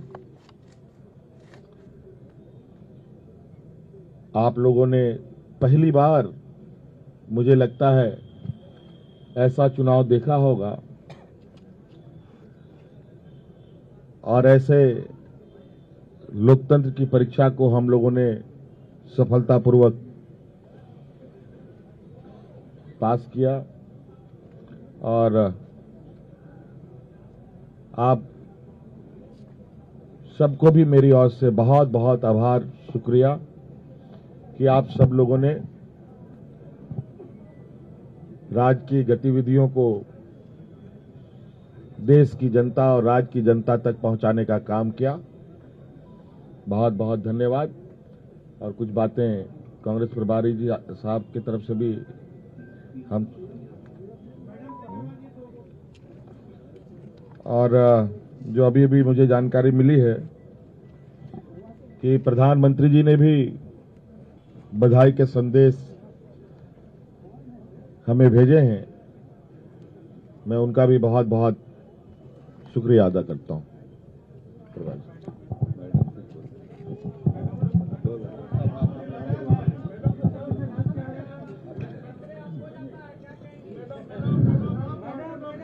चलिए, आप सबका शुक्रिया। मेरे ख्याल से ऑल ऑफ ए सडन आपको बुलाया गया, फिर भी आप पूरी तादाद में यहाँ उपस्थित हैं। अभी हमारे मुख्यमंत्री और होने वाले मुख्यमंत्री ने आपके सामने सेंट्रल आइडिया रखा। ये चुनाव झारखंड का। All right, Mr. Hemant Soren, in fact, talking about what factors led to his victory in Jharkhand and what kind of problems he himself faced, and of course blaming the central government and the opposition for all his woes. While all eyes have been on the eccentric Maharashtra elections, the Election Commission is simultaneously announcing the results for Bypoll elections in Uttar Pradesh, Punjab and West Bengal, where 9, 4 and 6 assembly seats were up for grabs. Whether it's the Trinamool Congress in West Bengal, the Bharatiya Janata Party in Uttar Pradesh or the Aam Aadmi Party in Punjab, all their supremos have something to celebrate today. In the next few minutes, I'm going to take to you, or rather break down the number game, compare the assembly election results from 2022 to the results of the Bypoll elections to facilitate this understanding as well. I'm going to go to the big screen and talk about what exactly has gone by in these Bypolls and why they are important in the context of the larger scheme of things. And of course, Yogi Adityanath, in fact, in that press conference that he just had a few minutes ago, spoke about the elections and how, in fact, Yogi Adityanath himself needed to perform well in the Bypolls after the Lok Sabha blow. Of course, it was dismal for Uttar Pradesh, and Yogi Adityanath, somebody who's in fact been very vocal about not being able to perform as well, went on to say that a side battle for UP has taken place in 9 Bypolls, and this is an important indicator of where he stands as a chief minister and where the BJP also stands. And of course, big question is, will the BJP go for early polls in UP after Haryana, Maharashtra and Bypolls? That is going to be the big question. This is of course something which is slated for much later, but let's look at what happened in the 2024 Uttar Pradesh Bypoll elections as well. The total seats that were up for grabs were 9 at that point in time. In 2024, as you can see, 6 have gone in BJP's favor. They have added 3 more to their tally. The Samajwadi Party has lost 2, put in 2, and of course Yogi Adityanath alluded to this as well. He said in one of the constituencies somebody also lost their deposit. And from Uttar Pradesh Bypoll in 2022, it was Lalji Verma. He got 93,524 votes. In 2024, Dharmendra Nishad got 59,206 votes. In 2022, Akhilesh Yadav got about 1.5 lakh votes, and Tej Pratap Singh was somewhere hovering above a tally of 1 lakh votes. Chandan Chauhal got 1,07,421 votes, and Mithilesh Pal secured about 65,776 votes from Mirpur. From Ghaziabad, the same constituency that Yogi Adityanath spoke about today as well, Atul Garg got 1,50,000 votes for the BJP in 2022, and Sanjeev Sharma got a little lesser, say about 90,000 for the same constituency. Why Arvind Kejriwal won big today is also another reason that needs to be understood and needs to be in fact deciphered. They have won in 2 seats and are leading in 1 seat in a 4-seat Bypoll election is what the latest news is at this point in time. And this is of course Punjab Bypoll. In 2022, the Aam Aadmi Party got 1. In 2024, it has changed. In fact, they have gotten 2 more in Punjab, which is of course hearty for the Aam Aadmi Party. The Congress Party also, in fact, with 1 more vote there in Punjab in the Bypolls. In 2024, as we can see, it's Gurdeep Singh Randhawa who got about 59,000 votes. And in Dera Baba Nanak, an important constituency, the BJP has lost by a big margin. In 2024 Bypoll Punjab poll, the Gidarba constituency is also extremely important. Ranjit Kumar lost, only got about 23,000 votes for the Congress Party, and Dr. Ishank Kumar got 51,000 votes for the Aam Aadmi Party. So these are the gains that we are talking about when it comes to the Aam Aadmi Party. Hardeep Singh Dimpy Dhillon with 71,000 votes, and the Congress Party a loser again with Amrita Waring at about 50,000 votes. And big day for Mamata Banerjee as well. The TMC has won in 5 seats and is leading in 1 seat in a 6-seat Bypoll election. Is what we are going to discuss in the next few minutes. And in 2021, the BJP got 1 Bypoll in its favor, the TMC got 5, and in 2024, of course, the BJP has lost 1, and that perhaps has gone to the TMC in 2024. So a victory again for Mamata Banerjee, and of course a setback for the BJP, who've been trying to woo the Bengal vote for a very long time. Sangeeta Roy has won this with a margin of 1,30,000, and in fact Deepak Kumar Ray from the BJP has lost this with only 35,384 votes. So of course a gain for the TMC. Jayaprakash Topo with 79,000 votes, and Rahul Lohar of the Bharatiya Janata Party losing this from the Madarihat constituency with 51,000 votes. Sanat Dey of the TMC getting about 78,000 votes in comparison to Rupak Mitra with around 30,000 votes in Nehati, where of course the Bharatiya Janata Party has lost in the Bypolls. Another important constituency of course is Mednipur, in the news in the last few years, months, for all the wrong reasons. Sujoy Hazra with 11,000 votes is of course the victor there, and Falguni Singh Babu with 98,000 votes, and BJP losing by 64,000 votes, and Ananya Roy Chakrabarti was the contender from Taldangra. And in fact, I'm going to go across to my guest at this point in time. Mr. Chandra, how do you look at these bypolls? And of course, the Bharatiya Janata Party, like I just said, the last slide that we discussed, has been trying to, from toe to tie, trying to make or break through in West Bengal, but the TMC just keeps coming back. And even in Punjab, Aam Aadmi Party doing well there.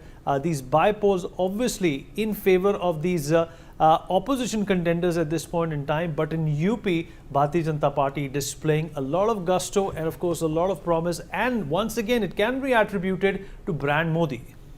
See, Viniji, you made a very valid point. See, historically what has happened is this, that in bypolls normally the ruling party of the day, it manages to get the seats, number one. Number two, what is very, very important for BJP is, virtually sweeping the bypolls in Uttar Pradesh, because it had not done very well in the Lok Sabha polls. This has also stamped the authority of Yogi Adityanath as a vote getter, and his slogan went down very well.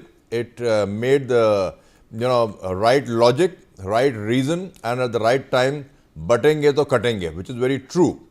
And also what has happened in Punjab, you see, because BJP has not been on a very good wicket, Congress, sitting Congress MLA accused the Congress of not bringing the culprits of the Sikh genocide in Delhi to book. That also, has played out. And like I told you, that there is a little pro Aam Aadmi Party support out there, but the same thing will have no bearings in Delhi. And Delhi, you will find that Aam Aadmi Party is going to be routed. And also, let me tell you that this Congress thing that Mr. Modi didn't campaign too much in Maharashtra or in Jharkhand. Let me tell you, each vote today for BJP is also a vote for Mr. Modi's leadership as a Prime Minister. And let me tell you that Congress has lost the plot. This, panning to the sentiments of, doing, pro-minority politics at the cost of the majority community has not gone down well. And in Maharashtra, it is also a vote for continuing Eknath Shinde as a CM, because he, all the schemes which he brought in will continue in a seamless manner. And also, within the alliance, his party has got the second highest number of MLAs, and I think BJP will do well in continuing him.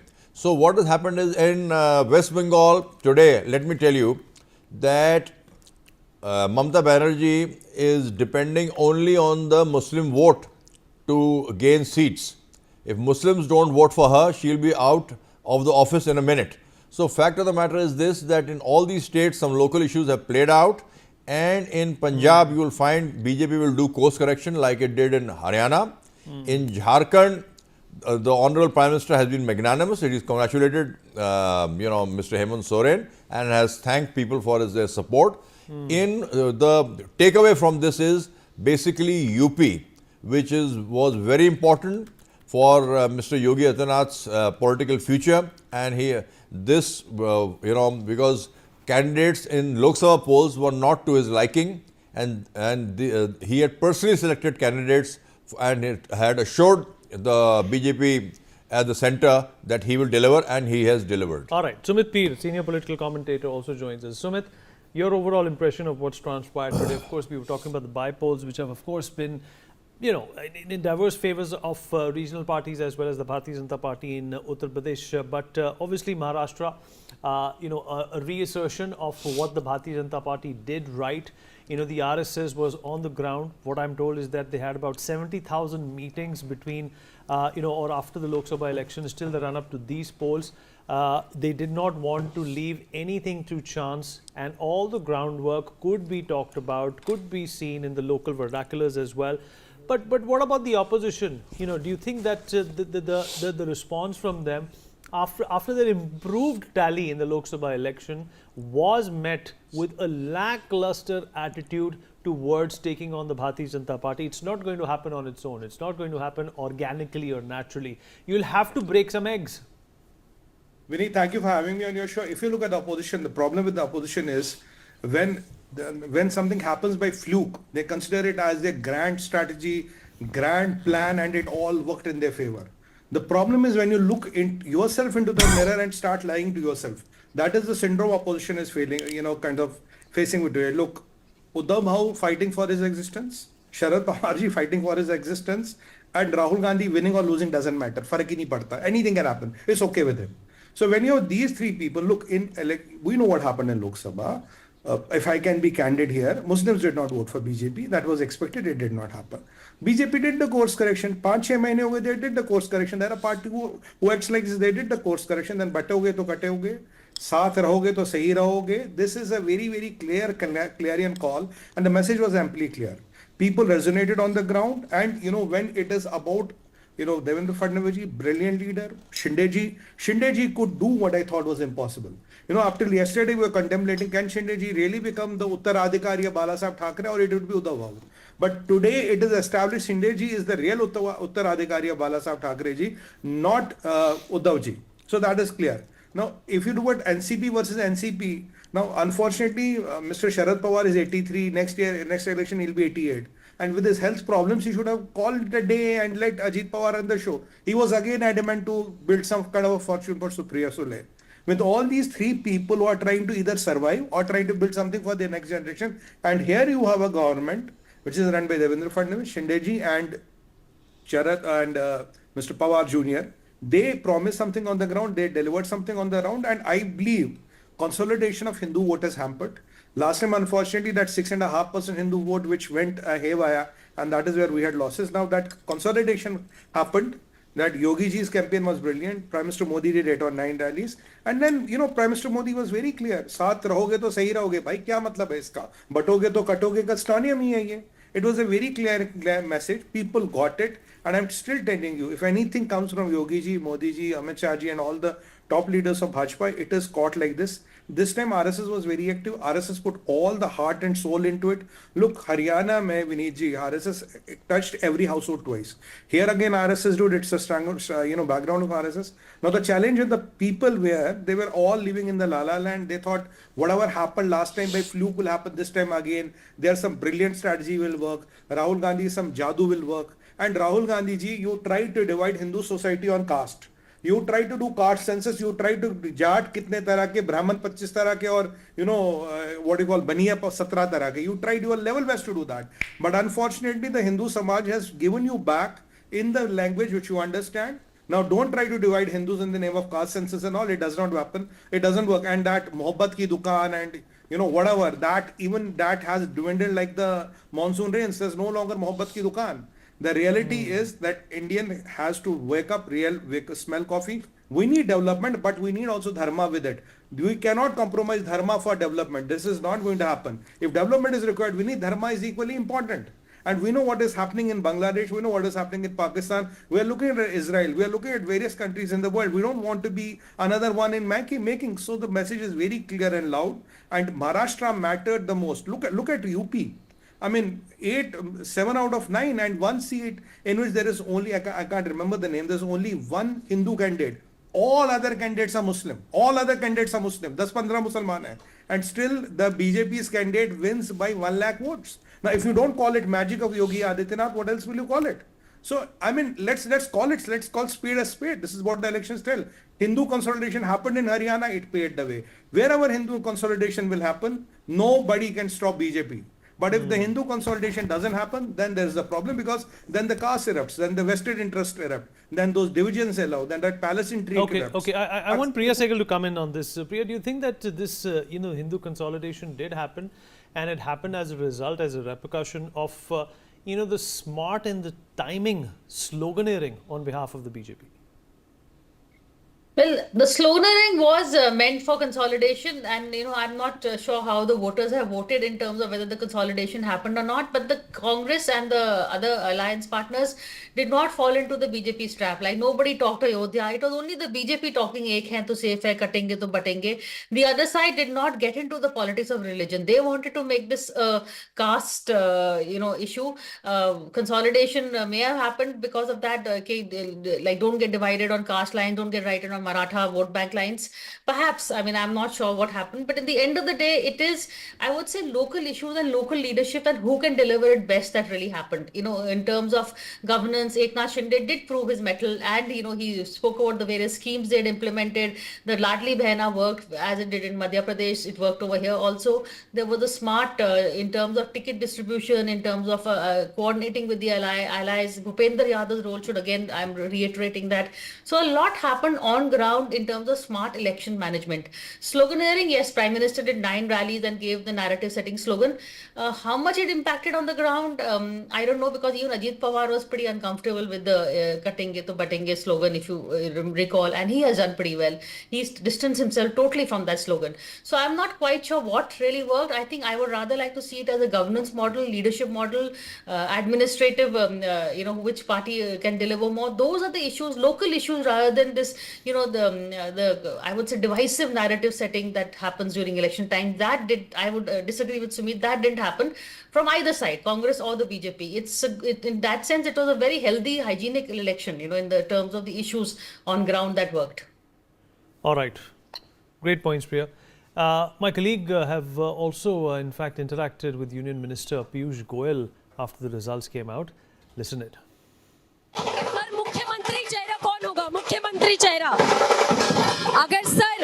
अगर मुख्यमंत्री चेहरे की बात की जाए तो कौन हो सकता है सर? सीएम चेहरा कौन हो सकता है? तो ये हमारे साथ पीयूष गोयल थे, जिन्होंने बताया कि क्या कुछ कारण रहे इस बड़ी विजय के। कैमरा पर्सन हिमांशु के साथ मैं मेहदी गिरगिल।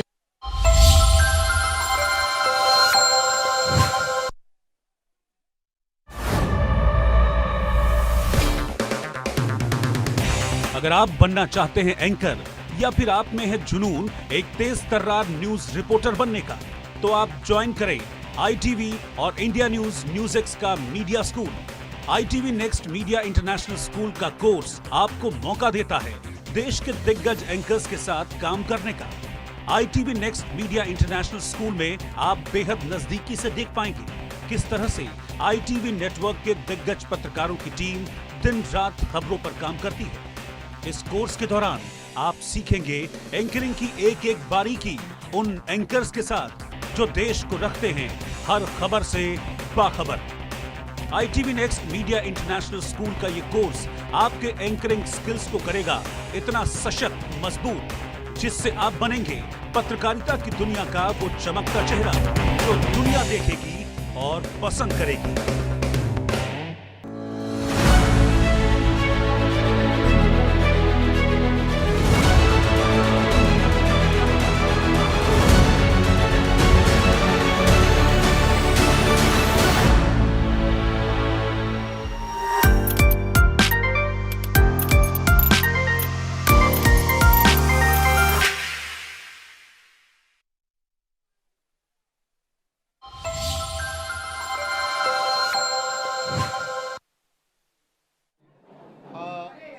पडलेला प्रश्न आहे, तरी देखील जे जिंकले त्यांचं मी अभिनंदन करतो आणि ज्यांनी प्रामाणिकपणाने महाविकास आघाडीच्या उमेदवारांना मतं दिली त्यांना मी मनापासून धन्यवाद देतो। तसं पाहिलं तर एक जणू काही लाटेपेक्षा सुनामीच आली असं वातावरण या निकालाने दिसतंय। पण हा निकाल सर्वसामान्य जनतेला पटलाय की नाही हा सुद्धा एक महत्त्वाचा प्रश्न आहे। एकूण आकडे जे काही दिसत आहेत ते आकडे बघितल्यानंतर या सरकारला अधिवेशनामध्ये एखादं बिल मंजुरीसाठी मांडण्याची गरजच नाही असे आकडे आहेत. थोडक्यात विरोधी पक्षात जणू काही शिल्लक ठेवायचं नाही.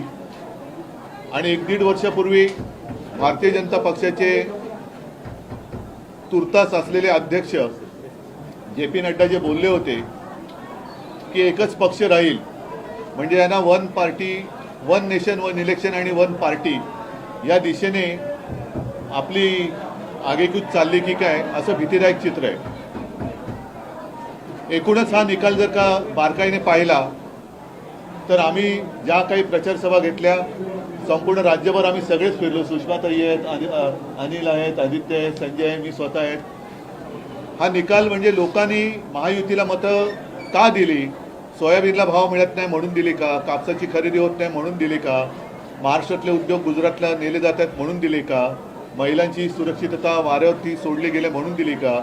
म्हणजे नेमकं कळत नाही की कोणत्या प्रेमापोटी तर हा शब्द चुकीचा आहे, रागापोटी अशी ही लाट जणू काय उसळले हे कळत नाही आहे. हा निकाल अनाकलनीय आहे आणि याच्या मागचं गुपित हे काही दिवसामध्ये तर शोधावं लागेल. तूर्त मी महाराष्ट्राच्या जनतेला सांगतोय की आपण निराश होऊ नका, खचून जाऊ नका. काही जण म्हणतात की हा EVMचा विजय आहे, असूही शकतो, पण महाराष्ट्राच्या जनतेला हा निकाल मान्य असेल तर मग कोणीच काही बोलण्याची गरज नाही आहे. पण जर मान्य नसेल तर त्यांना सांगतो की आम्ही प्राणपणाने महाराष्ट्रासाठी लढत राहू, महाराष्ट्राच्या हितासाठी आम्ही लढत राहू. कोणी काही म्हटलं तरी महाराष्ट्राच्या जनतेला मी वचन देतो की आम्ही तुमच्यासोबत आहोत. उद्धवजी, हा जो विजय आहे महायुतीचा, लाडकी बहीणचा इम्पॅक्ट असल्याचं म्हटलं जाते. लाडकी बहीणचा इम्पॅक्ट जर का असेल तर मग बाकीच्या ज्या काही गोष्टी या उघड दिसत होता, आपण सुद्धा रिपोर्टिंग केलेलं आहे. मी तेच म्हटलं ना की सोयाबीनला भाव नाही आहे, कापूस खरेदी होत नाही, शेतकऱ्याच्या डोक्यावरती कर्ज चढलेलं आहे, बेरोजगारी वाढते आहे, महिला असुरक्षित आहेत, ह्या अशा अनेक गोष्टी आहेत, बेकारी वाढते आहे. तर लाडकी बहीणपेक्षा ज्या महिला आमच्या सभेला प्रचंड संख्येने येत होत्या त्यांच्यासमोर प्रश्न होता की घर कसं चालवायचं. कारण महागाई वाढते म्हणजे वाढती महागाईची शाबासकी म्हणून या सरकारला मत दिलं का? आणि आता मला एक असं वाटतं प्रामाणिकपणे, हा टोमणा नाही, की यावेळेला तरी अस्सल भाजपचा कोणतरी मुख्यमंत्री होईल अशी अपेक्षा आहे किंवा आशा आहे. महाविकास आघाडीचं कुठं चुकलेलं आहे असं वाटतं का? महाराष्ट्र विकास आघाडीचं आम्ही फार प्रामाणिकपणाने वागलो हे चुकलं की काय असं आम्हाला वाटतंय. अमरावती असेल, रामटेक असेल, सोलापूर असेल, या जागेवरती महाविकास आघाडीचा 288 पैकी या मोजलेल्या जागा किती आहेत? 288 पैकी काँग्रेसने सरळ सांगितलं होतं की आम्ही अपक्ष उमेदवाराला बरोबर आहे, पण 288 पैकी या जागा किती आहेत आणि अशाच काही जागा या त्यांच्याकडे पण आहेत. पण म्हणून मी म्हटलं ना की अशी लाट उसळले असं काय नेमकं यांनी काम केले ते तिथे दाखवा ना. पण आणखीन एक गोष्ट अशी आहे की ठीक आहे, आता ते जिंकलेले तर आहेत, त्याच्यामुळे त्याच्यात मला त्यांचं अभिनंदन करण्यामध्ये मला कुठे कद्रूपणा दाखवायचं नाहीये. मी त्यांचं अभिनंदन करतो. आणि आता निवडणूक आयोगाने स्थगिती दिलेली लाडकी बहीण ही योजना पूर्ववत चालू करून त्याच्यात 2100 रुपये दर महिना ते द्यायला लागतील. शेतकऱ्यांचं कर्जमुक्त ते लवकर करतील आणि जी काही त्यांनी आश्वासनं दिलेत ती नंतर कोणी बोलू नये की असा जुमला तर निवडणुकीच्या वेळेला करावा लागतो. या सगळ्या आश्वासनांची पूर्तता त्यांनी लवकरात लवकर करावी अशी माझी मागणी आहे. ग्राउंडवर फिरताना महाविकास आघाडीसाठी पोषक वातावरण दिसत होतं आणि इतका बदल अचानक लोकसभा निवडणूक झाल्यानंतर अवघ्या काही महिन्यात हाच एक अनाकलनीय बदल. आणि मला असं वाटतं की करोनाच्या काळामध्ये कुटुंब प्रमुखाप्रमाणे माझं ऐकणारा महाराष्ट्र हा माझ्याशी असा वागेल याच्यावरती माझा विश्वास नाही आहे.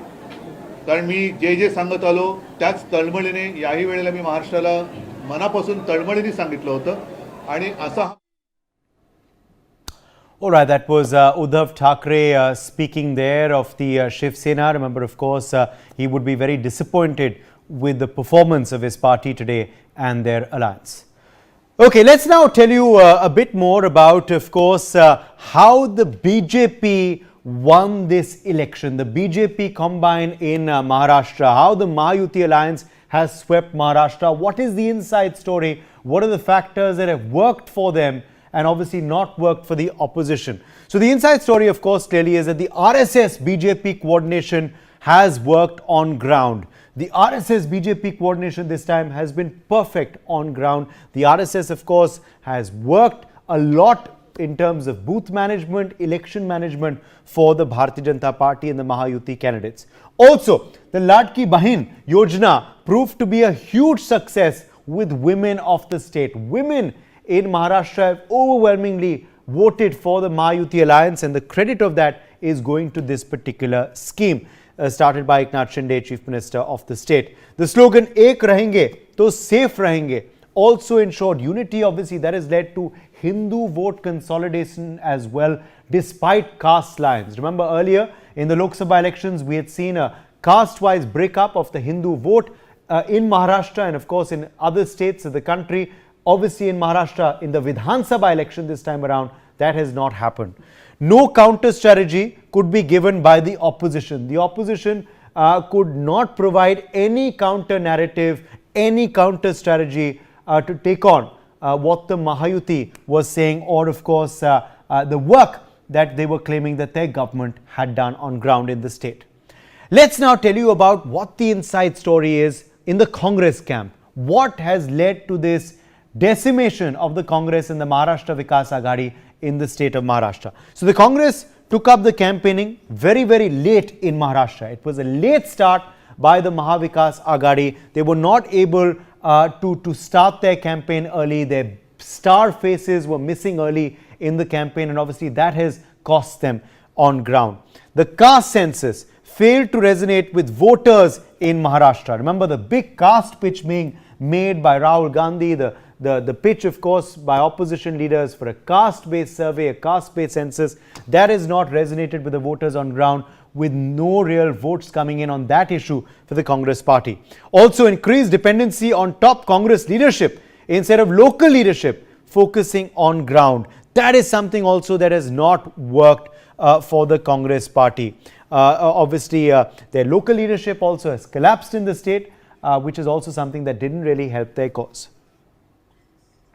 Alliance with Shiv Sena, Uddhav Thackeray faction and NCP Sharad Pawar faction did not resonate with their voters. The alliance as such has not yielded votes. There was no cohesiveness. There was no vote transfer clearly happening.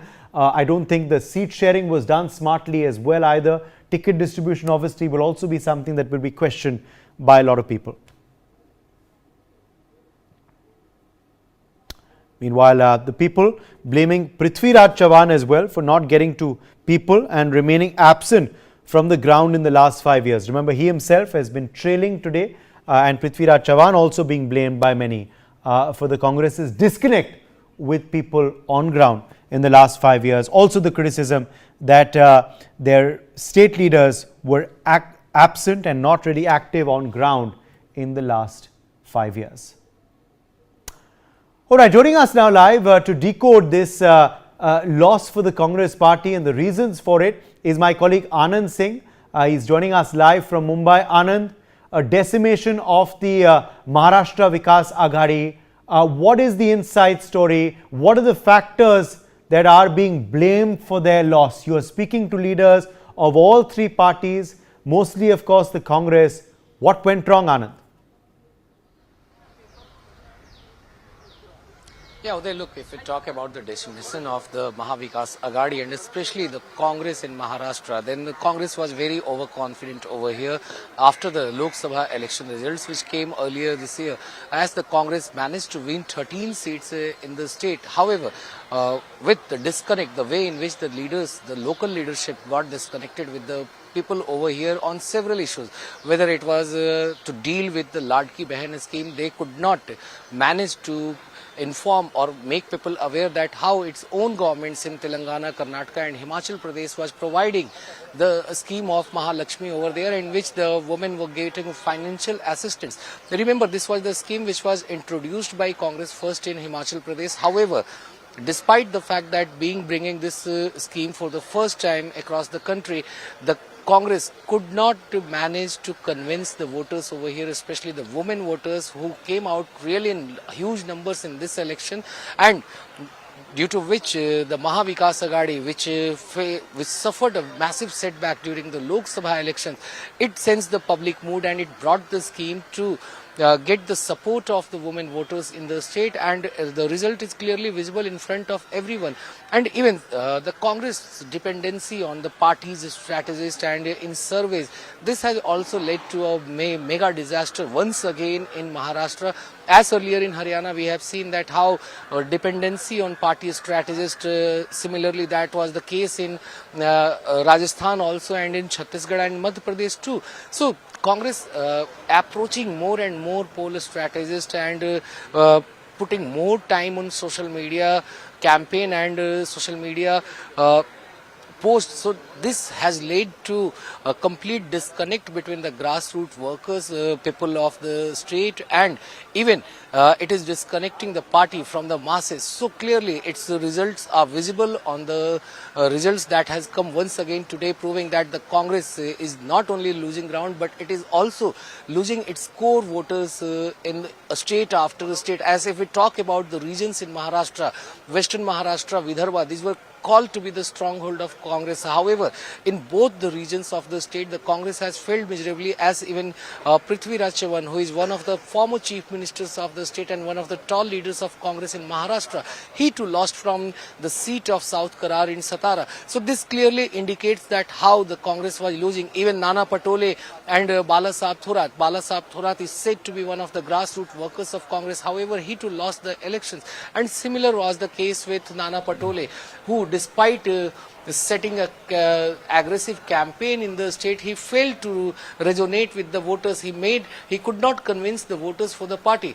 And on the other hand, if we talk about the Mahayutis and especially the BJP's campaign in the state, it was very target oriented, and it was very to reach to the people of the state, the way in which they announced the a scheme of increasing the amount of the Ladki Behan Yojana from 1500 to 2100 just after the elections were announced. And the CM and most of the BJP leaders over here, they clearly mentioned that how the Mahavikas Aghadi governments, especially the Congress governments in other states, they were after implementing the schemes, they were saying that they didn't have the fund, and they were asking for the central government to provide fund to run the scheme.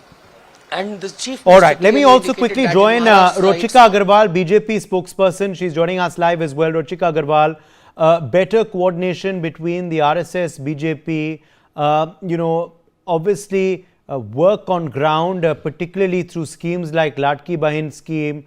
Also, the lack of any counter strategy from the opposition. Are these the factors that are being looked at by your party for your win as well today?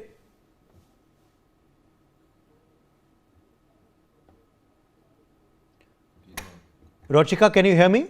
Okay, I think we're having some connection issues with Rochika's connection. But Dr. Onika Malhotra, come in here, Congress spokesperson. She's also joining us live. Dr. Onika, clearly, of course, there are a host of issues which have gone wrong for your party in Maharashtra. We were just, delving into some of them, from, of course, the lack of local leaderships connect with ground workers, with people. They've been largely missing in action as a criticism for the last 5 years.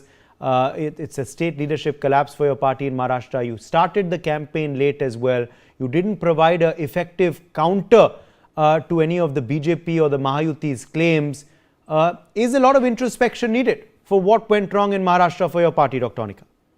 Well, congratulations on the victory of BJP and its team. Having said that, yes, it has been a disappointment for the Congress. I believe that your analysis cannot be absolutely on the track, because when you say a lack of connect with the people, that's wrong. Congress is always on the street, be it the Bharat Jodo Yatra.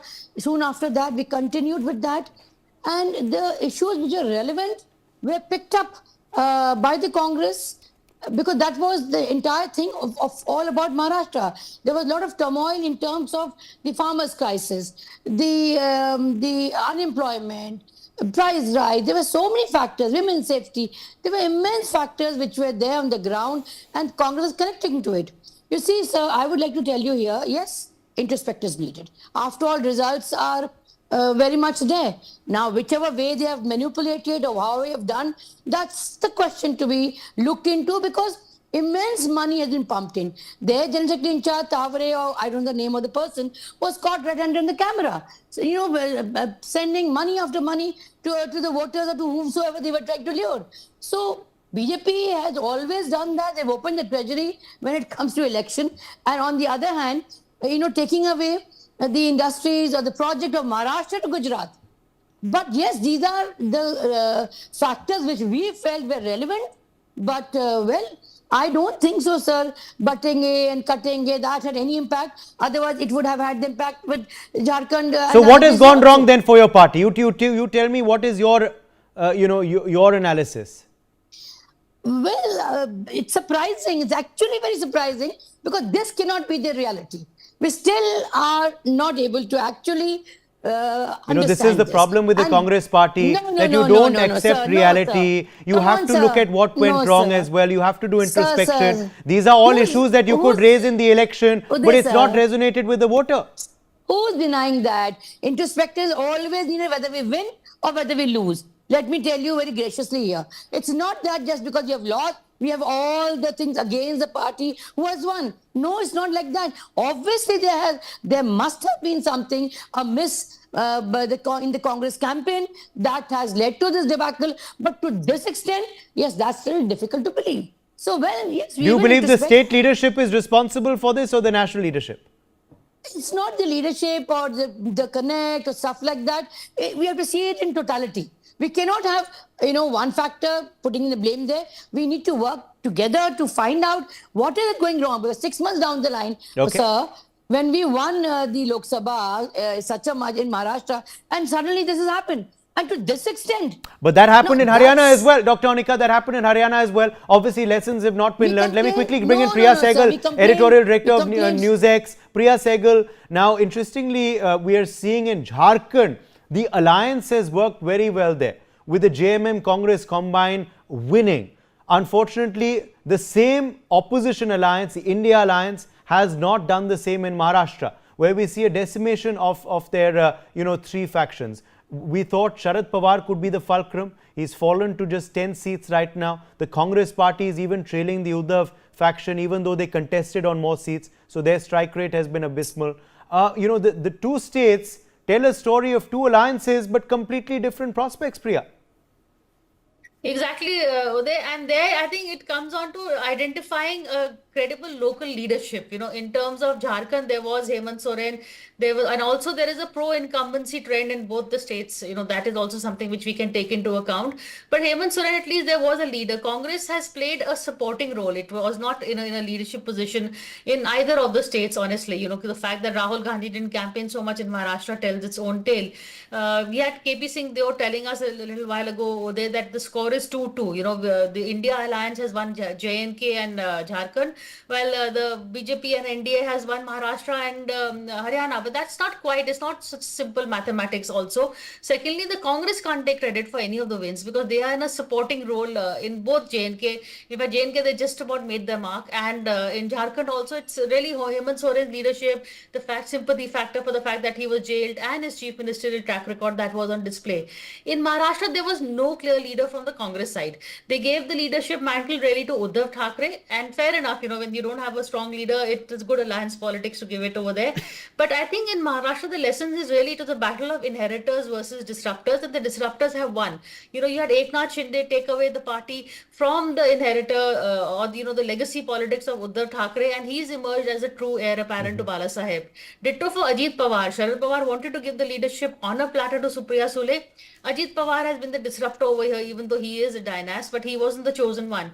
He has walked away with the party over there. there. So the voter in Maharashtra really has voted for not for the same old legacy politics, but for gumption, for inventiveness, for a new age paradigm and a new age politics. You can say that is it reform oriented or is it welfare schemes that have told the tale, because Eknath Shinde has talked about not only the Ladli Behan but also the project, the Atul Setu, the metro, the other the Worli Sea Link that they've undertaken. So, and the fact that they brought FDI back to Maharashtra. So they've been talking about what they've been doing on deliverance.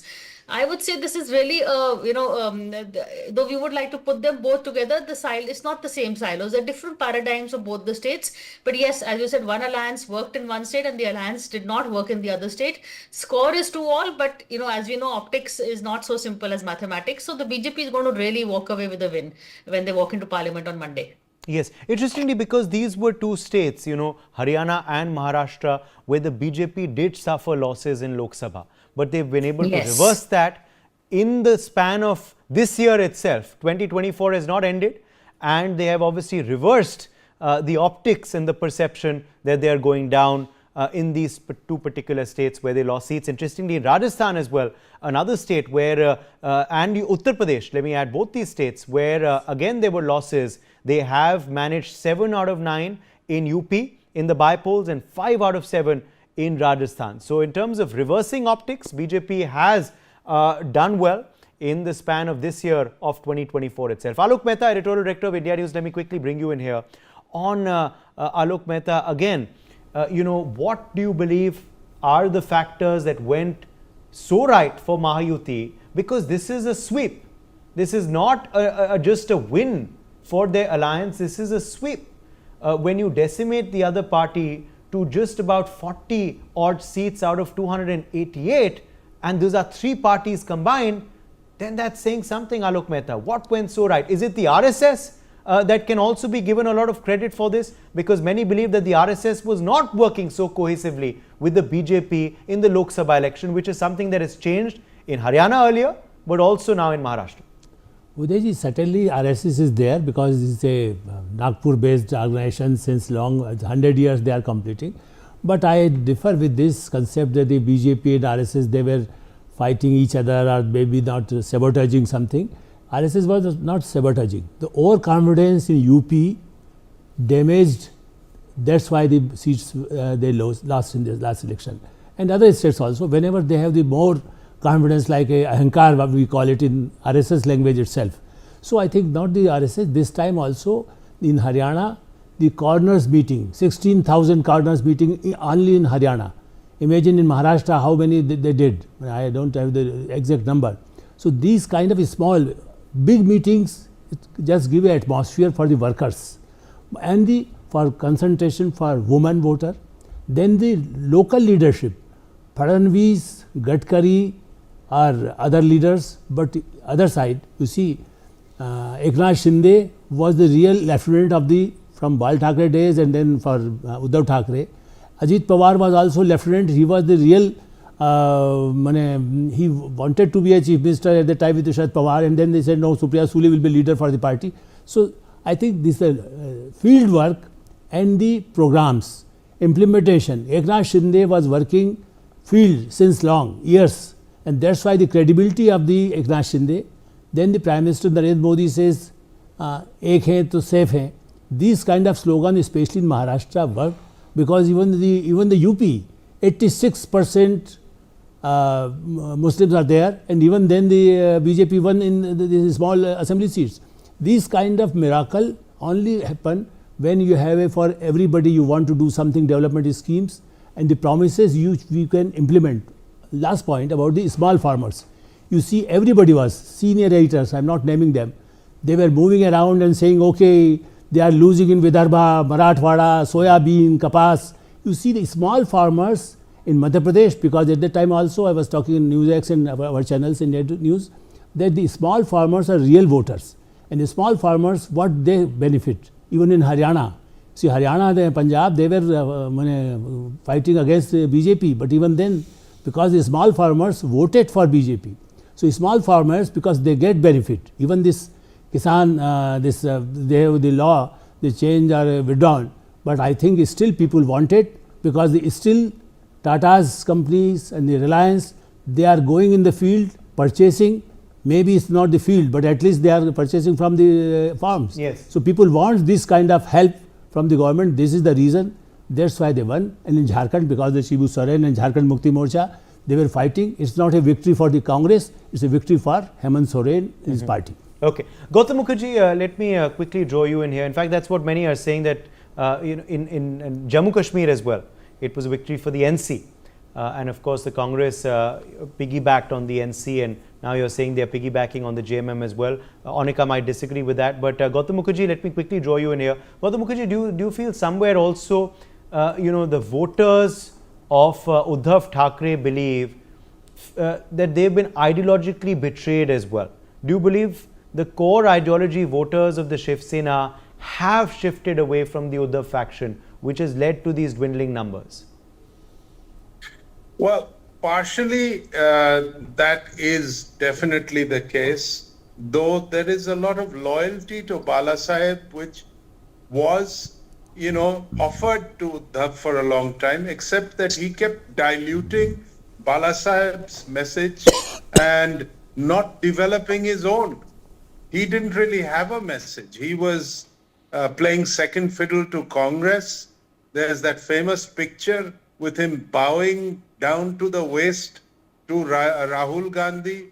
It was creepy as far as the Maharashtra voter went. What happened to the spine of the Uddhav Thackeray faction? And Shinde, on the other hand, didn't speak as much, he looked humble, he behaved in a consistent manner, and he kept his flock together. He got on well with his alliance partners. There was very little friction that was at least visible from the outside. So all of that has in fact positioned him. He's also done very creditably in terms of the elections with over 57 odd seats. And he will be the next chief minister again as a consequence of the handling of his faction, which I would say is the true Shiv Sena now, with the Uddhav faction slowly fading into the mist. It'll either disappear altogether, rather like Sharad Pawar's NCP, or they will have to merge and do something or the other to try and come back into. The other problem was this fractional messaging of promoting minorities at all costs. It was offensive to the Maharashtra voter, and a very interesting set of news reports showed that the Muslims themselves in Muslim majority areas were voting less, while most of Maharashtra voting percentages have increased. All the Muslim heavy districts, they voted less. And one speculation, one statement in these reports was that the Muslim men didn't want the Muslim women to vote. So there was, factionalism within factionalism. Normally, you find the Muslims voting en masse. This time, they voted less, 5% less than the others. Okay. Let me get in Dr. Piyush Joshi as well into the broadcast, who's also live with us now. Dr. Piyush Joshi, as far as the Ladki Bahin scheme is concerned, how big a game changer was it? The women are, of course, the Adhi Abadi as they're called. But do you believe, like it was in Madhya Pradesh, this scheme has been a game changer in Maharashtra as well? Do you believe it is something that has, over the course of the post-Lok Sabha elections, galvanized women to vote in favor of the Mahayuti, which they perhaps didn't in the Lok Sabha polls not too long back? Well, you see, Uday, it definitely did provide the last nudge. Because it cannot be ascribed totally to the Ladki Bahin Yojana. It did change the game in Madhya Pradesh as well. I belong to the state of Madhya Pradesh. Shivraj Singh Chauhan announced it with a lot of fanfare, and it did swing the compass in the favor of the Bharatiya Janata Party in Madhya Pradesh. when it comes to the female voters, if you are returning something to them in the form of either cash or even like Janni Suraksha Yojana. And these are pictures coming any in. other JP Nadda, BJP president, has arrived at the BJP headquarters in Delhi. He is being congratulated by various post holders of the Bharatiya Janata Party. So the celebrations beginning there. Slowly but surely in the BJP headquarters there, JP Nadda, BJP president, being welcomed warmly, being of course given flowers there by a BJP organization post holders. Also now you can see spokespersons welcoming him in as well at the BJP headquarters. A smiling BJP president JP Nadda reaching. Remember, shortly we are also expecting Home Minister Amit Shah and Prime Minister Narendra Modi to also reach there at the BJP headquarters. It is of course now become customary after every state elections for this to happen on the evening of the results, and we will be expecting PM also to reach there very, very shortly. But as you can see, the crowds beginning to line up. The leaders of the BJP also, senior leaders present there. JP Nadda being welcomed currently. Yes, Piyush Joshi, back to you. Please go ahead. Yeah, so I was talking about this so-called Revdi schemes, either we should stop calling them as Revdis and should now clearly be telling them as public welfare schemes. Because if you are done away with corruption, if you are, let's say, keeping your state's budget or national budget in the state of revenue surplus, then probably these are public welfare schemes. However, if your budget is definitely of revenue deficit, then these become Revdi. So it's an important time to redefine the Revdi culture, but definitely the opposition's narrative did not work. It was Gaddar versus Batenge to Katenge, so Gaddar narrative did not work this time. However, one election cannot be enough to ascribe that Shiv Sena UBT has been done away with or NCP Sharad Pawar has been done away with, because from elections to elections things do change. Another election down the corner, let's say a municipality election comes and they again win in those elections, then we will be singing different tunes, won't we? So, but lot of thinking has to be done for the Congress party. I mean, well, I'm a supporter of a healthy opposition. But let me ask Onika, who's the Congress representative here, on a good note, on a friendly note, when was the last time did Congress launch a nationwide Sadasyata Abhiyan or a membership campaign, which was launched with a lot of fanfare by Rahul Gandhi, was conducted simultaneously in each and every state capital? So something has to radically change when it comes to the opposition, not only Congress, every other opposition party. They have to build around one particular narrative. They have to resonate well with the voter, because Maharashtra was the state that actually mattered a lot in the terms of national play. So when we are looking at the national scene, losing Maharashtra, which was opposition's state to win. Yes. No, it's a big state. It contributes a number of MPs. Onika Mehrotra, please respond to that before I also get in Sandeep Chandra. Well, we have just done it. And for the Mahila Congress, it was a huge success. We got in Mahila voters, and it's a continuous drive that we do. We just don't do it in the election time. It's round the year. The Mahila Congress came up with a very large, this thing, in nationwide it was done. It was not only done in the election going states, sir. It was done regularly. I mean, we've just completed it. So we do the membership drive. That's part of a general process. But more so, I think the narrative, as you rightly said, needs to be more stronger when it comes to the Congress. We do put up things, we do say the facts which are in the ground reality, but they are somewhere overimposed or overshouted by the power that they have. Remember, sir? Okay, point taken. You don't do everything just for elections. You do it, overall. But obviously more needs to be done is what Piyush Joshi is saying. Okay, let me quickly get in Sandeep Chandra. Sandeep Chandra, as we begin to see now the top leaders of the BJP begin to arrive there at the party office, what bearing is this result going to have on the road ahead? Of course, I'd like your opinion on the X factor as well for the Mahayuti. What do you believe the X factor was for the Mahayuti? What do you believe was the downfall of the MVA? But the road ahead, what impact will this have?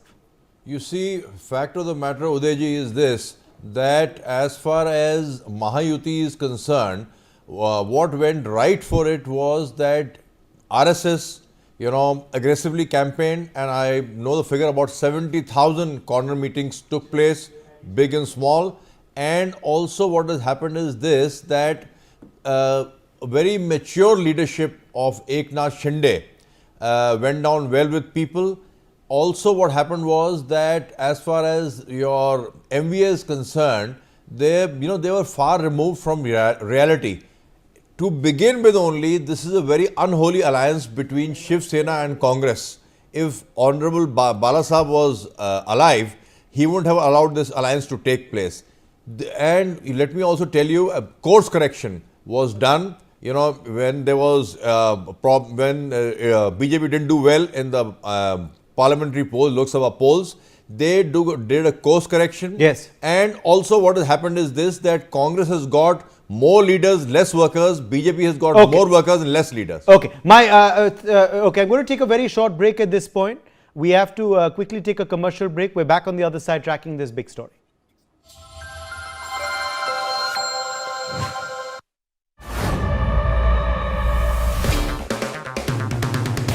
अगर आप बनना चाहते हैं anchor या फिर आप में है जुनून एक तेज तर्रार न्यूज रिपोर्टर बनने का, तो आप ज्वाइन करें ITV और इंडिया NewsX का media school.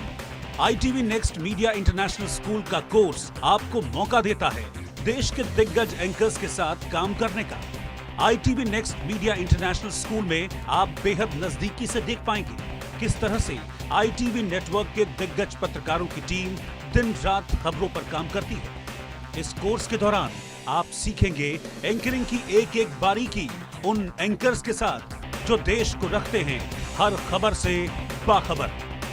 ITV next media international school का ये कोर्स आपके एंकरिंग स्किल्स को करेगा इतना सशक्त, मजबूत, जिससे आप बनेंगे पत्रकारिता की दुनिया का वो चमकता चेहरा जो दुनिया देखेगी और पसंद करेगी।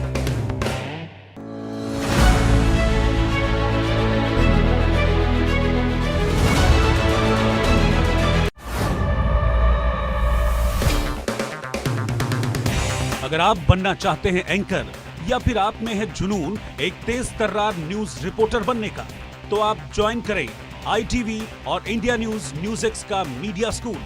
ITV next media international school का कोर्स आपको मौका देता है देश के दिग्गज एंकर्स के साथ काम करने का। ITV next media international school में आप बेहद नजदीकी से देख पाएंगे किस तरह से ITV नेटवर्क के दिग्गज पत्रकारों की टीम दिन रात खबरों पर काम करती है।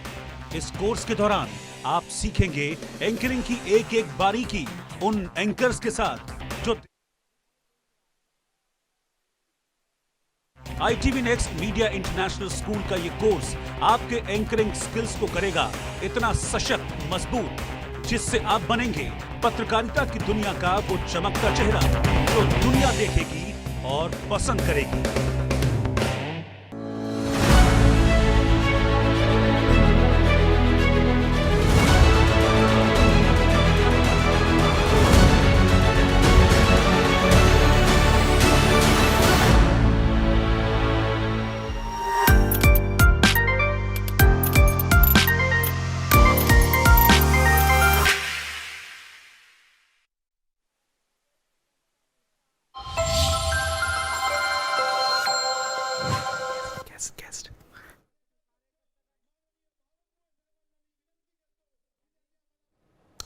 Welcome back. You're watching NewsX. I'm Uddhav Pratap Singh. Priyanka Gandhi Vadra has won from Kerala's Wayanad constituency with polling over 6.22 lakh votes in her maiden electoral contest. Priyanka secured a margin of 4.1 lakh votes, breaking Rahul Gandhi's record of 3.65 lakh votes in the 2024 elections as Priyanka Gandhi enters electoral politics and now, of course, debuts in parliament. Let's quickly take a look at the Nehru-Gandhi family tree. The Nehru-Gandhi family is an Indian political family that has occupied a prominent place in the politics of India. The involvement of the family has traditionally revolved around the Indian National Congress, as various members have traditionally led the party. 3 members of the family, Jawaharlal Nehru, Indira Gandhi and Rajiv Gandhi, have served as Prime Minister of India, while several others have been members of Parliament as well. Starting from Motilal Nehru, an important figure in the Indian freedom struggle and a patriarch of the Nehru-Gandhi family. You can see him over there on your screens. He was a leader of the Indian independence movement and co-founder of the Swaraj Party. Jawaharlal Nehru was born on the 14th of November 1889 in Allahabad to a Kashmiri Pandit family. Jawaharlal Nehru was India's first and longest serving Prime Minister. He had succeeded his father, of course, and Indira Gandhi then was India's third Prime Minister and the only woman Prime Minister of India till date. Indira Gandhi was the second longest serving Prime Minister after India's first PM and her father Jawaharlal Nehru. Feroz Gandhi was an Indian freedom fighter, politician and journalist. Sanjay Gandhi was an Indian politician who was born in New Delhi on the 14th of November 1946 as the younger son of Indira Gandhi and Feroz Gandhi. Rajiv Gandhi was the seventh Prime Minister of India who served as Prime Minister from 1984 to 1989. Priyanka Gandhi is an Indian politician, animal rights activist and environmentalist. She was married to Sanjay Gandhi. Varun Gandhi is an Indian politician who has been a three-time Member of Parliament for Lok Sabha from the Pilibhit constituency. He is of course the son of Priyanka and Sanjay Gandhi. Sonia Gandhi is the longest serving president of the Indian National Congress. She took over as the party leader in 1998, 7 years after the assassination of her husband Rajiv Gandhi, and remained in office until 2017. Rahul Gandhi, the son of Sonia and Rajiv Gandhi, is a member of the Indian National Congress. He is currently serving as the 12th leader of opposition in Lok Sabha and is member of Lok Sabha for Raebareli, UP since June 2024. And now, of course, Priyanka Gandhi becomes the latest to enter electoral politics. Priya Sekal, editorial director of NewsX, is joining us live. Priya, it's a big splash that Priyanka Gandhi Vadra has managed to make in her debut election, winning by over 4 lakh votes. That's even higher than Rahul Gandhi won earlier this year in the Lok Sabha polls. What do you make of her victory and what is the road ahead for Priyanka?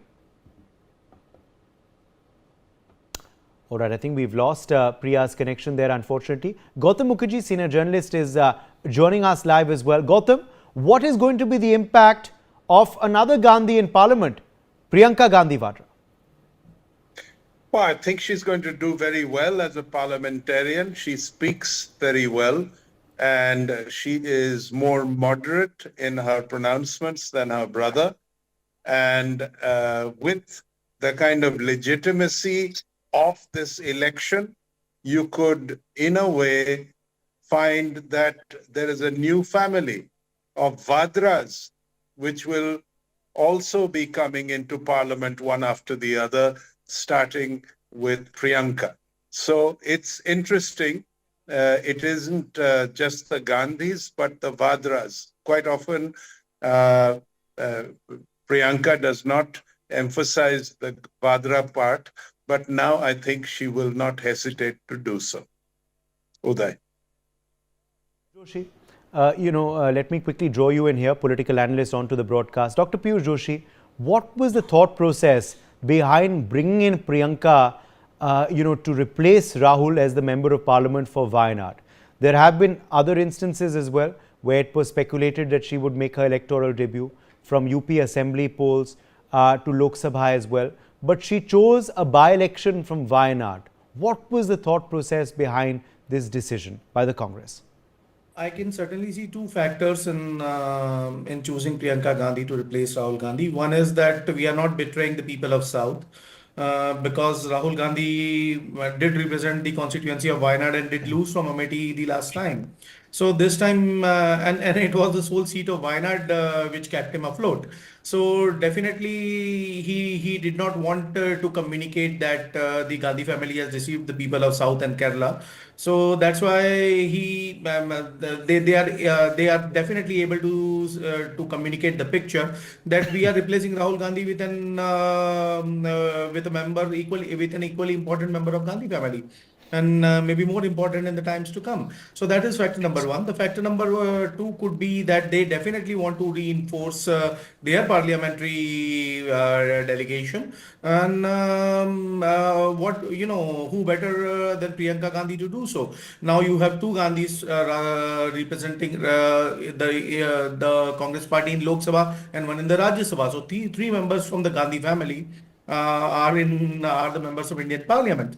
So, but I personally don't think that that's going to work unless and until you bring an overall change in the way you communicate.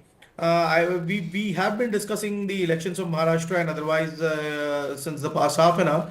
I heard that somebody mentioned that it is 2-2. or the score is 2-2. That means equal. So why don't you celebrate like the BJP is doing? Celebrate the win in Jharkhand, celebrate the win in Jammu and Kashmir. Don't mull over the losses of Haryana and Maharashtra. Create an optic out of it. It's a hugely visual game after Modi has come to power from 2014 onwards. So if you don't play the game, you are going to lag behind. So celebrate those victories like the BJP is doing at their national headquarters. You communicate a meeting, call your cadre, call your party workers in the numbers of thousands, celebrate the win of Jharkhand. So that you can create that image and you can create that kind of narrative. So something needs to happen as far as the opposition is concerned. I will be interestingly observing till the month of February. How Delhi spans out. So let's see how Arvind Kejriwal does. Okay, let me quickly get in now Sandeep Chandra as well into the discussion. Sandeep Chandra, it's an illustrious family. We were just going through the family tree of Priyanka all the way from Motilal Nehru to her brother Rahul. Now, of course, she's the latest entrant from this illustrious family into active electoral politics. She's already been a campaigner for the Congress extensively for many, many years. She's been their general secretary as well, was given charge of UP until not too long back. But now, with her making a winning electoral debut, what is the road ahead looking like for this newest Gandhi in electoral politics? See, I'll say something today, Udayji, because you are one of the most astute journalists in the country, that nobody has said. And I'm going to say this, that, well, Jawaharlal Nehru became PM, Indira Gandhi became PM, Rajiv Gandhi became PM. But in the near future and even the far future, no member of the Gandhi family will ever become Prime Minister of this country for the next 100 years. I'll tell you why.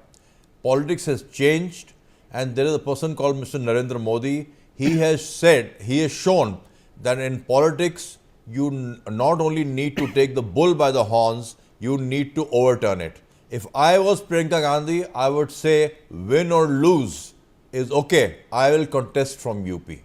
Wayanad. Well, we were speaking with her husband earlier. Yeah. You were also there, Robert Yes, Vadra. He said if Rahul is there in UP, why have another Gandhi? That is an excuse. Rahul Gandhi, if he was man enough, he would have only contested from UP, from Amethi, not Wayanad. So he was not sure of winning. And you see, Congress today has become a party with a soft underbelly. Till you don't become a lean, mean fighting machine, till you don't know optics, till you are not a mass communicator like Narendra Modi, I would say from the independence till now, there has been no political leader and Prime Minister who knows how to communicate, who has a hand on the pulse of the people. Look at the kind of political enemies he has here and outside. But today he is fought on and beaten anti-incumbency now. 15 years ago was a long time back. And as far as human rights are concerned, I like to call the bluff of Congress. Indira Gandhi was the Prime Minister who converted the whole country into a jail during emergency. So what are we talking about? Today, each and every victory, you attribute each and every loss of BJP to Mr. Modi, must give him credit for each and every victory also. So the road ahead for Nehru Gandhi family, okay, you can bring Robert Vadra in the Rajya Sabha, no problem, or make him fight from Kerala. But fact of the matter is, till Congress does not, have a presence in UP, it cannot come. Okay. And that is yes, the road to Delhi is from UP. Okay, let me get in Priya Sehgal. I believe she's back with us now. Priya, I was trying to bring you in here earlier on the the Wayanad win now for Priyanka Gandhi Vadra, the latest Gandhi to be in electoral politics, and of course she's had a winning start. She's won by an even bigger margin than her brother, interestingly. She's often compared to her grandmother Indira Gandhi for her style of speaking. And now she's going to be in the lower house of parliament. What impact will that have? Impact of her coming there, because she is a feisty speaker. Apart from being yet another Gandhi in the Lok Sabha, she will be there taking on and now Rahul Gandhi will need all the support he can after this election score. So she will be there, and in terms of if Rahul Gandhi wants to portray himself as more statesman-like, taking on Modi and Shah, then Priyanka will be there to take on Anurag Thakur and the next level of leadership. And she gives as good as she gets. She's also good in rhetoric. She's good in Hazir Jawabi. So she she will be a good addition for the Congress when at a time when the morale is at an all-time low. The numbers in Wayanad also, the historic margin will, some way, I won't say that it's going to totally compensate for Maharashtra or anything else, but this thing for the dynasty and for the legacy politics, it's a shot in the arm for the Gandhi family, the kind of showing that they've got from the South. And the South has always been, we were seeing the press releases or the tweets by Congress leaders, they are tweeting the Karnataka bypolls, where the Congress has won. So South has been kinder to the Congress than the North, and here enough, Priyanka Gandhi has been kind of proves that. But the messaging, at a time when Sharad Pawar cannot pass on the mantle to Supriya Sule, where Uddhav can't hold on to his legacy, where Rahul Gandhi is, the Congress is still stuck on the politics of the same old. Here, in fact, why I didn't take, I missed your thing, was I got a call from a senior BJP leader who's saying, "Ab iske baad Rehan aayega Vadra." So, the Vadra dynasty is going to start. So, everybody, even Congress leaders are saying that where is the chance for somebody else to come up the ranks? The Congress today is celebrating what? The Wayanad win. They're celebrating a dynasty legacy issue. So, that is going to really come and bite them also. They don't have, can they win for other Congress leaders and not just for the family members? Is the dynasty good only for itself? These are the questions that are going to be raised within the Congress also. BJP is already poking fun at them and raising issues like that. They're not going to, they also want some salvo because they know that Rahul is going to bring the Adani issue on the floor of the House. So they are going to bring Maharashtra, they are going to bring dynasty politics, even though BJP has co-opted most of the Congress dynasty, but they are going to play this with Priyanka's win. Those are going to be difficult questions for them to counter, but Priyanka Gandhi can counter. She has the panache, she has the know-how. Unlike Rahul, who sometimes gets excited and says the wrong thing, she does not. She measures her words carefully. She even took on the Prime Minister very well in the Lok Sabha election, on the issue of Mangal Sutra and other issues. So I would say her coming there is a shot in the arm for the Congress, no doubt for that. Yes. But will her presence be limited to the Congress or outside the Congress? That's something we have to see. Absolutely. And what is the road ahead now looking like for Priyanka Gandhi Vadra? She has now become a member of parliament from Wayanad. She's general secretary of the party right now. She doesn't have responsibility of UP anymore. Do you believe she will be given perhaps a state in the south now after this victory of hers in the south and the fact that she's become a MP from the south? What is the road ahead for her, in terms of brother-sister dynamics as well? Could she eventually become a claimant to the post of Congress president eventually as well, Priya? Uday, your last question first. Her role will be limited to her brother's shadow. I mean, look at the win, the Lok Sabha win. It's a very carefully curated win. The brother has won the seat and he is handing it over to her. If she wanted a credible Lok Sabha win, she wanted a trophy win. She wanted to fight Amethi. She wanted to fight Phulpur. She wanted to take on the Prime Minister in Varanasi.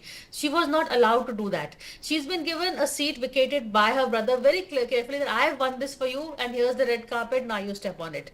So her role will be limited to her brother's shadow. She will not be able to make her own mark. But she is, having said that, she is comfortable and happy to play this role. She is currently General Secretary without any responsibility, as you pointed out. There were also some rumors that she was very upset because she wanted General Secretary organization, or she wanted Bhupesh Baghel, who is a great confidant of hers, to get it instead of KC Venugopal. Her role within the organization is very limited right now. She has no role. She's no longer UP in charge. So they'll have to curate a role for her, but a role that will be handled and maintained by Team Rahul. It is Team Rahul that really one needs to look at. Rahul needs to expand his team beyond this 4-5 people, who are not even, come up from the ranks of the party. He needs to look beyond the KC Venugopals and the other characters who surround him, and go on to a larger, party. Mallikarjun Kharge has been made party president, but what role does he have?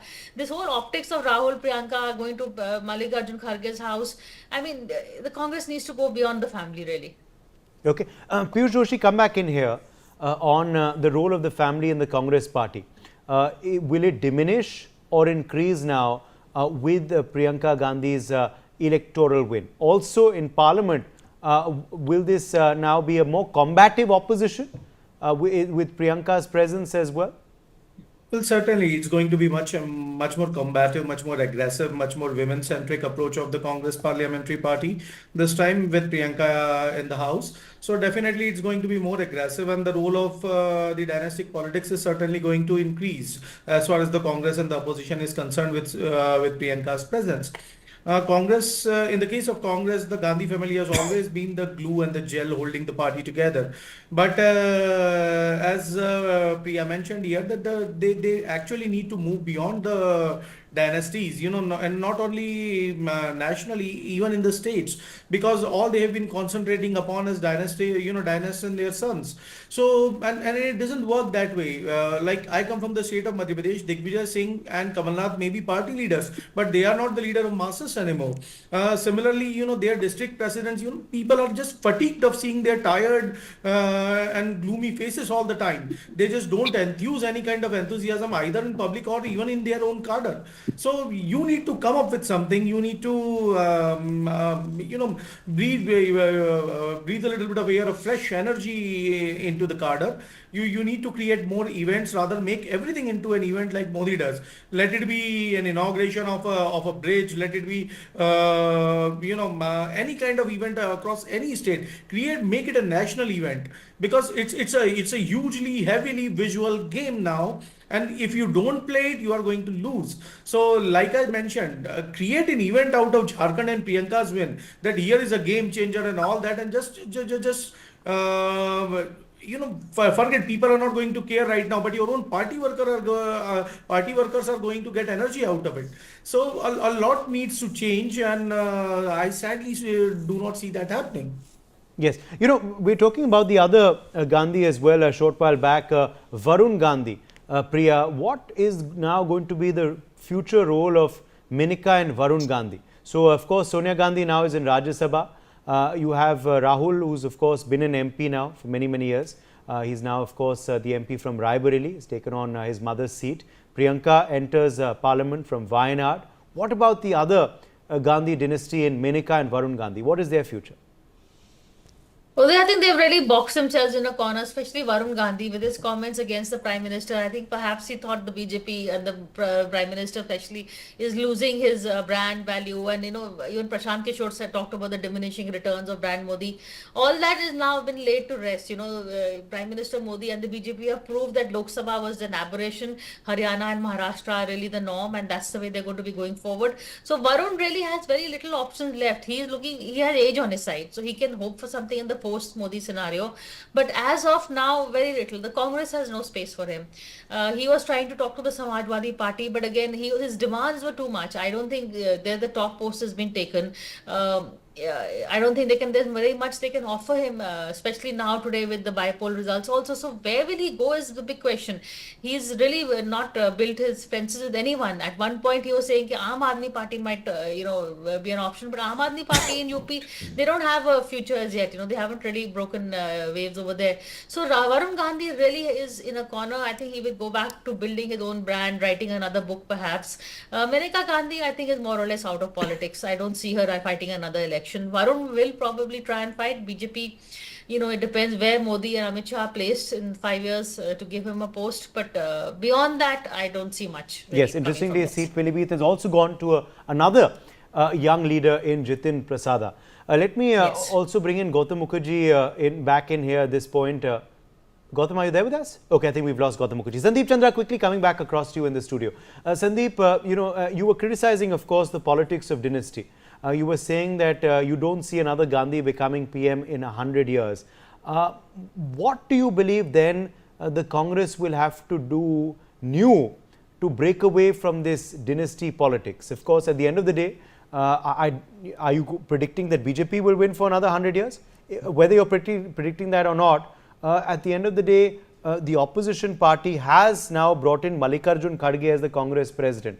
But have they proven that they are moving away from dynasty or not through now Priyanka's entry? See, your last question first, Udayji. Bringing in Mallikarjun Kharge maybe because of his caste, because their first choice, if you remember, was Ashok Gehlot, and he declined because of Rajasthan politics or for some other reasons. So Mallikarjun Kharge is just a puppet in the hands of the High Command. He is in the late winter of his life. He got health problems, and he given his limitations, he's performed reasonably well. So Congress will have to reinvent itself unless and until it does not get away from this hold of the Nehru Gandhi family. There are other leaders also, but they need to reinvent themselves totally. And also I find that Congress, after some time might also, break into pieces, and some disruptor might come. Until and unless this happens, you see, they will go on chugging along like an old train which used to run on coal. If you have to be a nuclear submarine, you need to be like BJP. And let me also add, nobody is here for, nobody is immortal, nobody is here for all time to come. But new leaders come and leaders go. The nation is supreme. So fact of the matter is this, that Congress needs to pull up its socks, and a party with a soft underbelly and having all these programs with no result. At the end of the day, result counts, you see. And I would like to say in Hindi, राजनीति कल्पनाओं का खेल नहीं है, राजनीति परिणाम मांगती है. Politics wants results. You can go on, doing yatras, but what are you giving to the party at the end of the day? Okay, let's take a short break, and at this point, we're back on the other side with lots more. We, of course, continue our big focus on the election results across the country. Maharashtra and Jharkhand, of course, but also various by-election results that have come out today.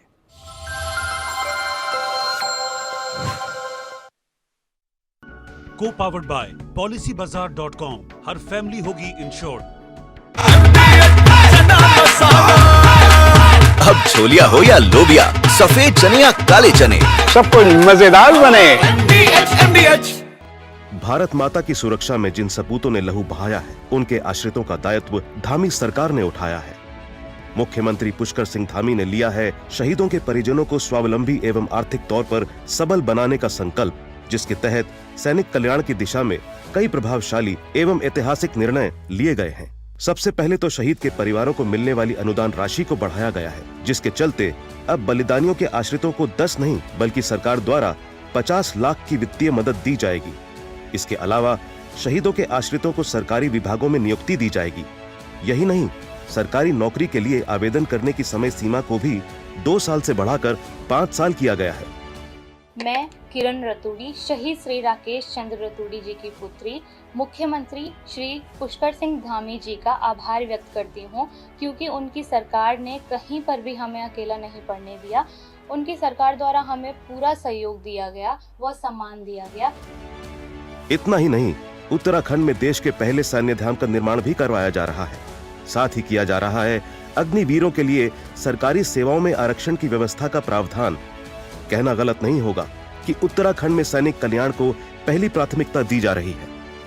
मैं स्वाति भट्ट, शहीद भगवती प्रसाद भट्ट की पत्नी, आज उत्तराखंड सरकार का आभार प्रकट करना चाहती हूँ, क्योंकि उन्होंने कभी भी हमें अकेले नहीं पड़ने दिया.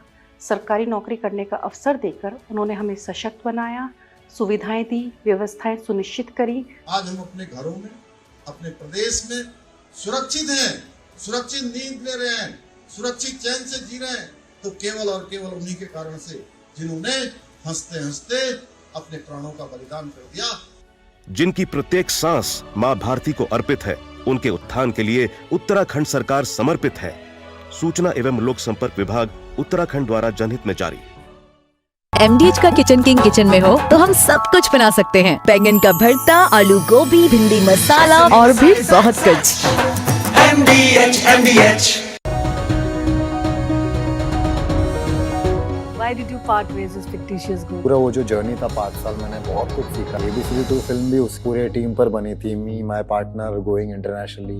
एक पॉइंट के बाद ऐसा हो गया था कि हमारे क्रिएटिव साइड्स जो इतने क्लैश होने लग गए थे, लाइक जो मुझे पसंद आ रहा है वो उसे नहीं आ रहा, उसे पसंद आ रहा है वो मुझे नहीं आ रहा.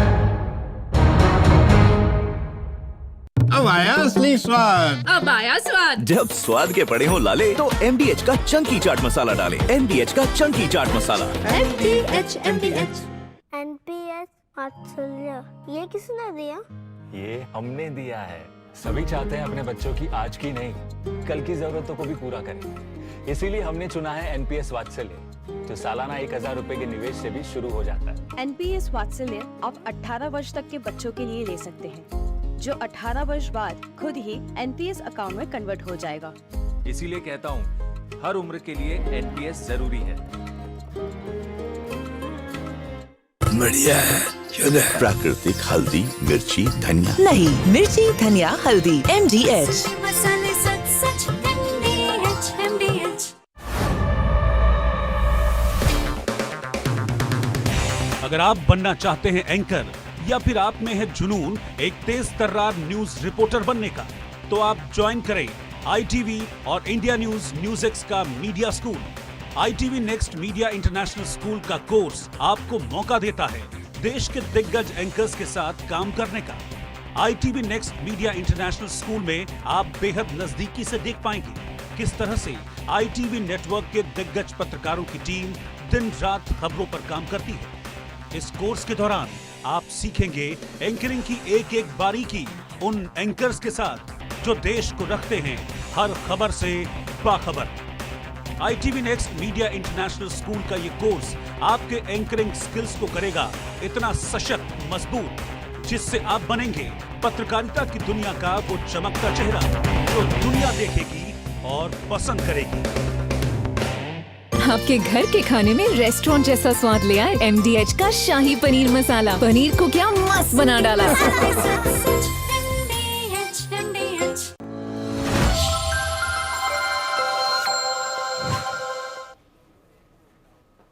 Welcome back from the break. You're watching NewsX. I'm Uddhav Pratap Singh. In a short while from now, Prime Minister Narendra Modi will arrive at the BJP headquarters in the national capital. Remember, the BJP, of course, and its allies in Maharashtra have won the election decisively. The Vidhan Sabha polls there being won by the Mahayuti alliance. In fact, it's a sweep for them in the state. The MVA being virtually decimated by the Mahayuti alliance. In Jharkhand, meanwhile, it's a disappointing showing for the BJP and its ally, the AJSU.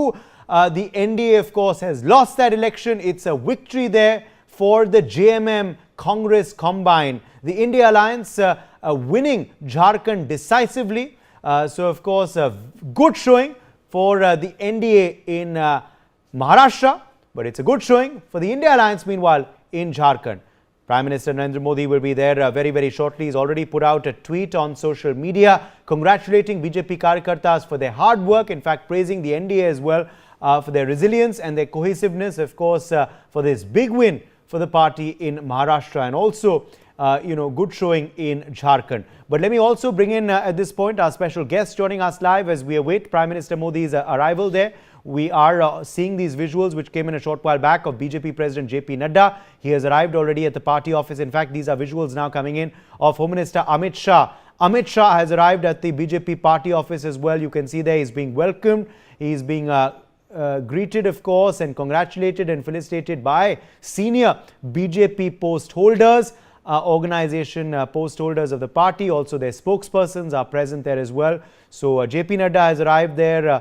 Amit Shah has also arrived now. The wait for Prime Minister Narendra Modi, who of course will be addressing the euphoric BJP cadres and Karyakartas in a short while from now. Jasmine Sandavalia, BJP spokesperson, is joining us live. Jasmine Sandavalia, what are the factors that have worked for the sweep for your party in Maharashtra? But also, Jasmine, we have to ask you what went wrong in Jharkhand. Well, let's begin with the good news, that is Maharashtra. I think our good governance was the main mantra. The disadvantaged, the lower middle class, the upper middle class, you see, they have aspirations, and good governance was in the civil hospitals, in the government schools, in offices, and that translated to a great success. And our Chief Minister and our Deputy Chief Minister worked very, very hard on developmental projects, and progress was something which they not only spoke about, but they tried to practice it. And it was an reach out program to the voters, and the astute voter of Maharashtra. You see, Maharashtra is a very progressive state, very aware state, and the voter here has his own mind. He cannot be swayed. So the opposition probably could not read, and that is one of their biggest follies. That, and especially, Sharad Pawar, if you notice, could not could not be that charismatic. He's a very tall leader of India, and we have immense respect for him. But his charisma is waning, and his daughter has not been able to project the same political acumen that her father has. And all these things combined together, and the voter made up his mind that his best bet was BJP. And even if you notice, not only the BJP has done very well in Maharashtra, our allies have improved their tally, and they have done considerably and significantly very well. So obviously the voter is very happy with us.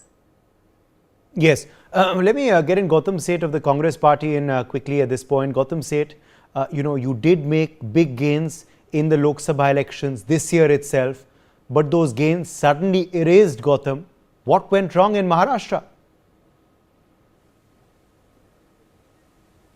I think firstly, from the Congress, we must thank the people of Jharkhand who accepted our narrative of issues, who accepted our politics, which was basically centralized towards the needs and the issues of the people.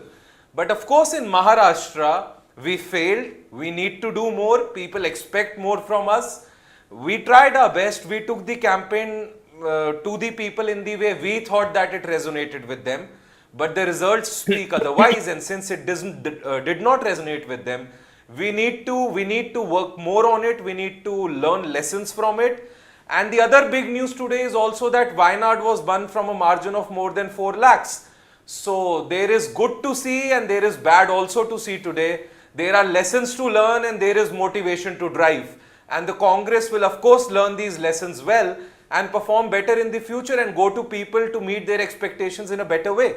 Your critics say that the victory in Jharkhand is not yours, it's a victory of JMM which you've piggybacked on, similarly to what you did in Jammu and Kashmir with the NC. Your response to that? No, you need to see that the Congress has also maintained a very good performance in Jharkhand. The Congress has not been decimated to a single digit there. We have still maintained a good tally of seats there.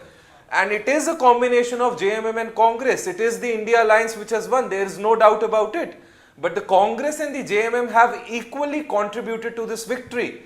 You know, at this point, to dwarf the Congress's role or to dwarf the JMM's role will not be justice to both the parties. It was the alliance. It was a pre-poll alliance. We went to the election together and the people accepted this combination. Jasmine Sandawala wants to respond to you. Jasmine Sandawala. For one party. They have voted for the alliance. See, I want to raise one point that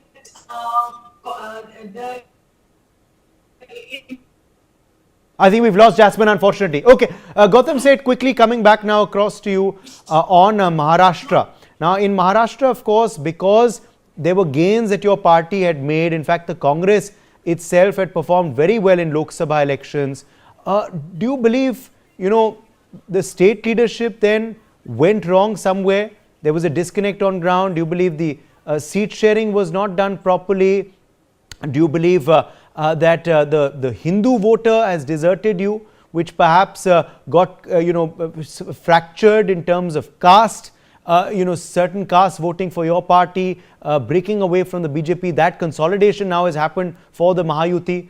What are the factors you believe have changed? Because it's a very short period of time. And like Haryana, things changed in Maharashtra as well, because both these states you did well in April and May this year itself.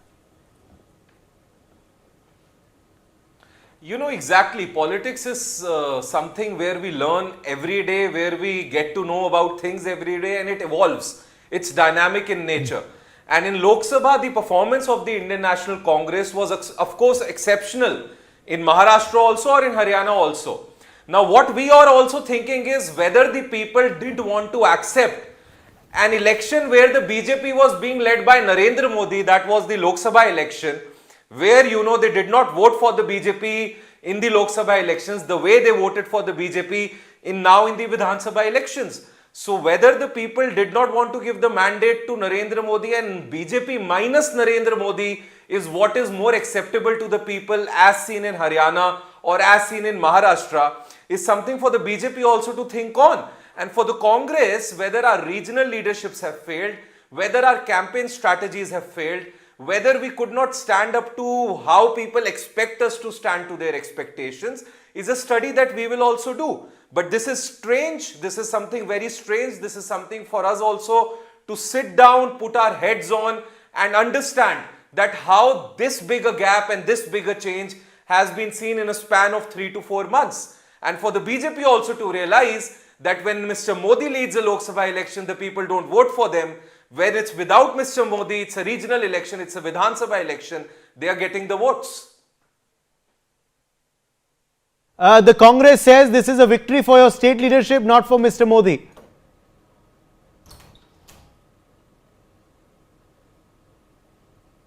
Okay, I don't think we have Jasmine there with us. Let me get in Radlakshmi Joshi, who's joining us now live, political analyst. Radlakshmi Joshi, we are seeing, of course, euphoric scenes from the BJP party office. Narendra Modi expected there very, very shortly. What impact, what bearing is this election result of Maharashtra and Jharkhand going to have for the road ahead for the BJP, and in particular, next year as well, which also has very, very crucial assembly polls in Delhi and Bihar? Good evening, Uday, and thank you for having me on your show. And I think that this is an amazing day where, this was a phenomenal victory for the BJP. And it actually spells, it actually tells us that this brand Modi is very much intact. Contrary to what a lot of opposition leaders were saying after the 2024 Lok Sabha elections.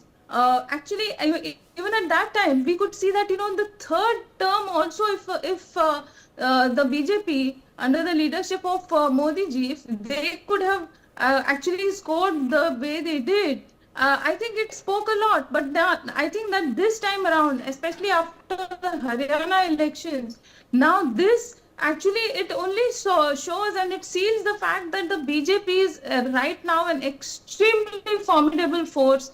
And I think that this definitely will give a lot of momentum for the further elections in Delhi and in Bihar, like you said.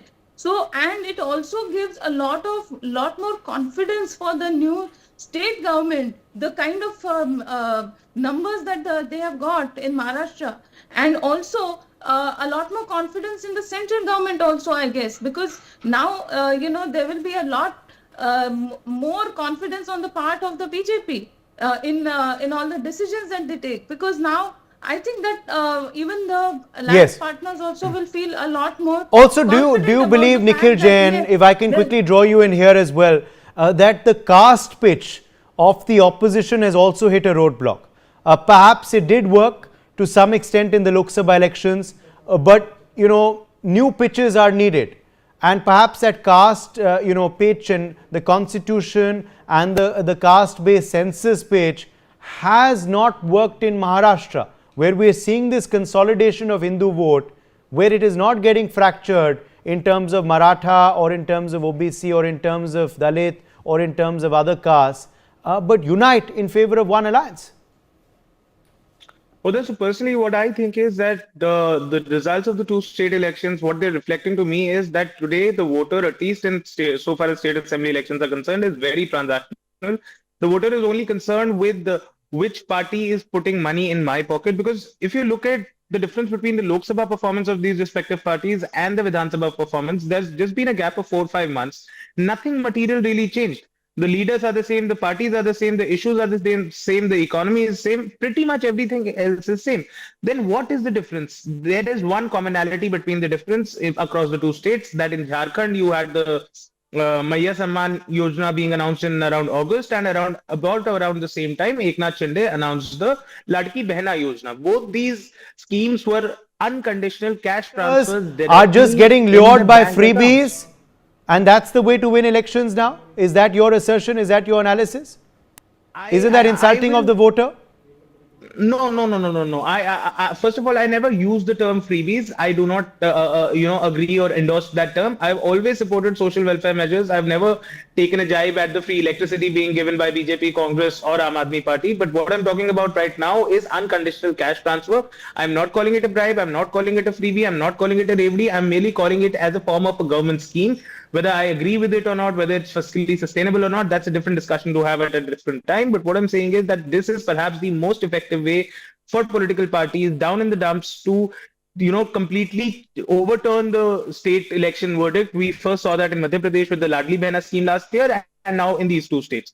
Because nothing material has There is really the changed. opposition, And one Dr. more thing I Piyush would like to point Joshi, who will turn around and say that there is a lot of anti-incumbency, which is why the BJP's numbers fell in the 2024 Lok Sabha election earlier this year. Even though they've come back to power, but the opposition claimed it was a big win for them, with their numbers rising and the BJP's numbers falling.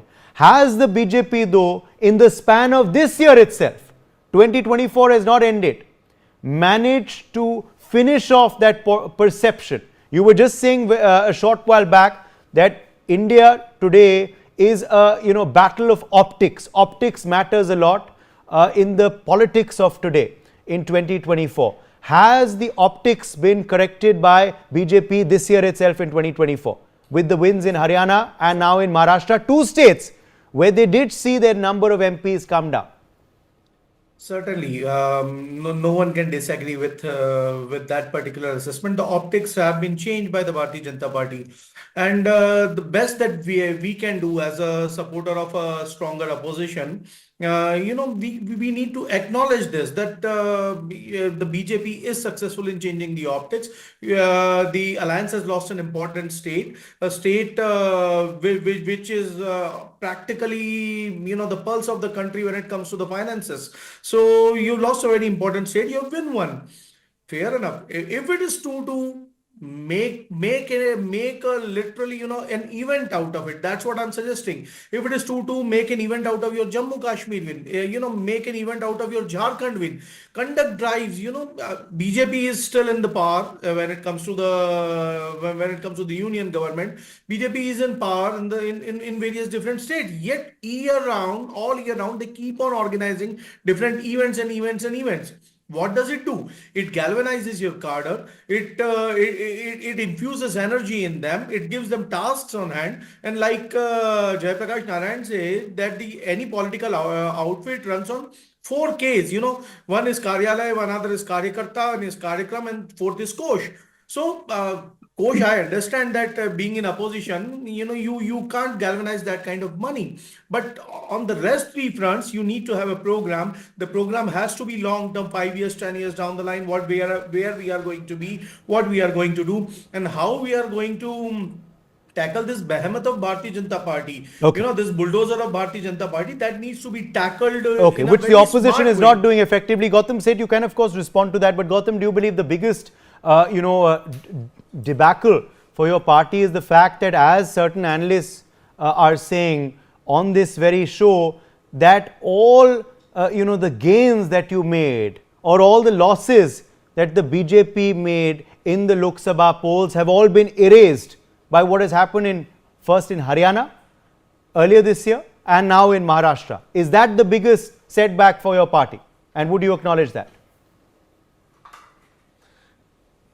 No, I don't think so that it has been erased. The vote in the Lok Sabha was done, and the kind of voter turnout in the Lok Sabha and the kind of support that the India Alliance had, we still have our MPs intact and we are still raising their voices in the parliament.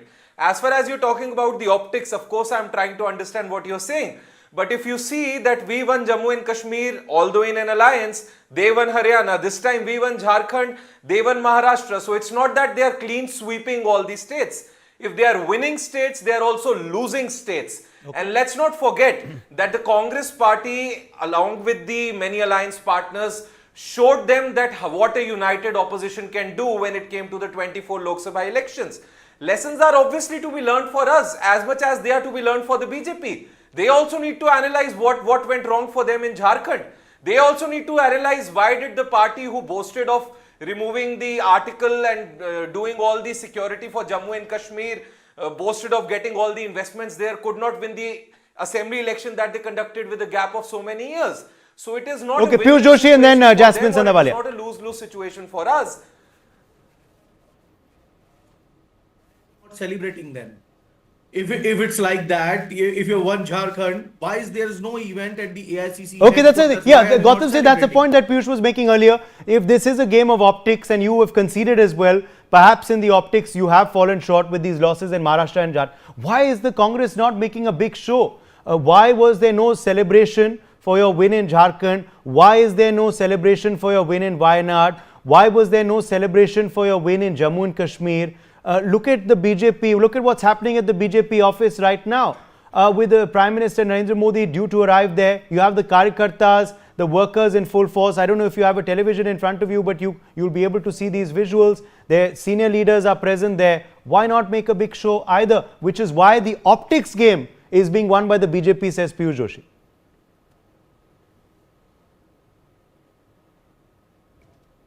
And over exaggerating and over amplifying the smallest of the small thing has always been the strategy and niche of Mr. Narendra Modi. The Congress has believed in simplicity even when the amazing results for 2024 Lok Sabha elections came. There was some small celebration followed by one press conference. It was we have never been a party of event management. We have been a party of management of people's issues. We have been a party of giving wings to the aspirations of the people of this country. Okay. We have never been a party who believes in marketing and big event management, and that is what the Congress stands for. We are the party of Mahatma Gandhi, we are the party of Nehru, and we have always believed in simplicity. Okay, so And we that's take your forward style, things with that's your simplicity. niche. You don't want to change, you don't want to. Yes, quickly, Gautam, and then I need to get in Jasmine Sandavalia. She's been waiting very patiently to respond for a while. I would just like to end with two lines. क्या हार में क्या जीत में किंचित नहीं भयभीत में, कर्तव्य पथ पर जो भी मिला यह भी सही वो भी सही. Jasmine. It is their niche not to manage. You see, in elections, it's not just the perceptions. It's an emotional voter also, and electioneering is an entirely different ball game. And I feel that the Congress has become very outdated, and at the same time they did marginally well in the parliament elections Yes. just a couple of months back, but they could not retain. Somebody has to know where did they go wrong. They did improve their tally in the last parliament elections, but within a few months, the honeymoon with them was over of the voter. In Haryana, everybody.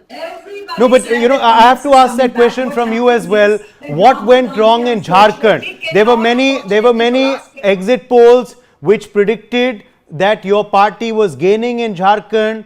That's what your senior leader said as well. What went wrong in Jharkhand? Is that something also that you're going to have to introspect and analyze? Prima facie, what do you feel?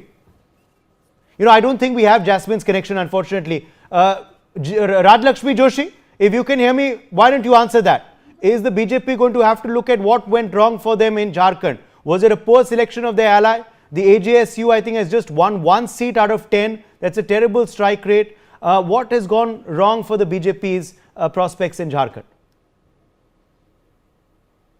Uday, yes, definitely the BJP needs to introspect what exactly happened in Jharkhand. Because, what has happened is, what I can see is that in Maharashtra, that there was a complete turnaround. Because what exactly happened in Maharashtra was that the kind of narrative that was made in Maharashtra that was completely destroyed by the BJP and the RSS with a lot of effort in Maharashtra, and that is the result that you can see today. So, and whatever shortcomings were there was a complete course correction. And actually, there was a complete effort in Jharkhand also. But at the same time, the results don't seem to have completely converted into a complete win. But you should also see that there was no loss as such. In the last time, the number of seats that were there for the BJP, they have almost the same number of seats. So there is not too much of a loss. But yes, they could have converted it into a complete win. So that what was lacking there, I think, was the fact that there was a small advantage to the JMM in terms of the Maya Samman Yojana, as pointed out by Nikhil Jain here. So, that advantage definitely has put in a factor. I would not say a complete factor, because in Maharashtra also, the Ladki Bahin Yojana was not the entire factor. There were a lot of other factors, like the kind of negative campaign actually by Yes.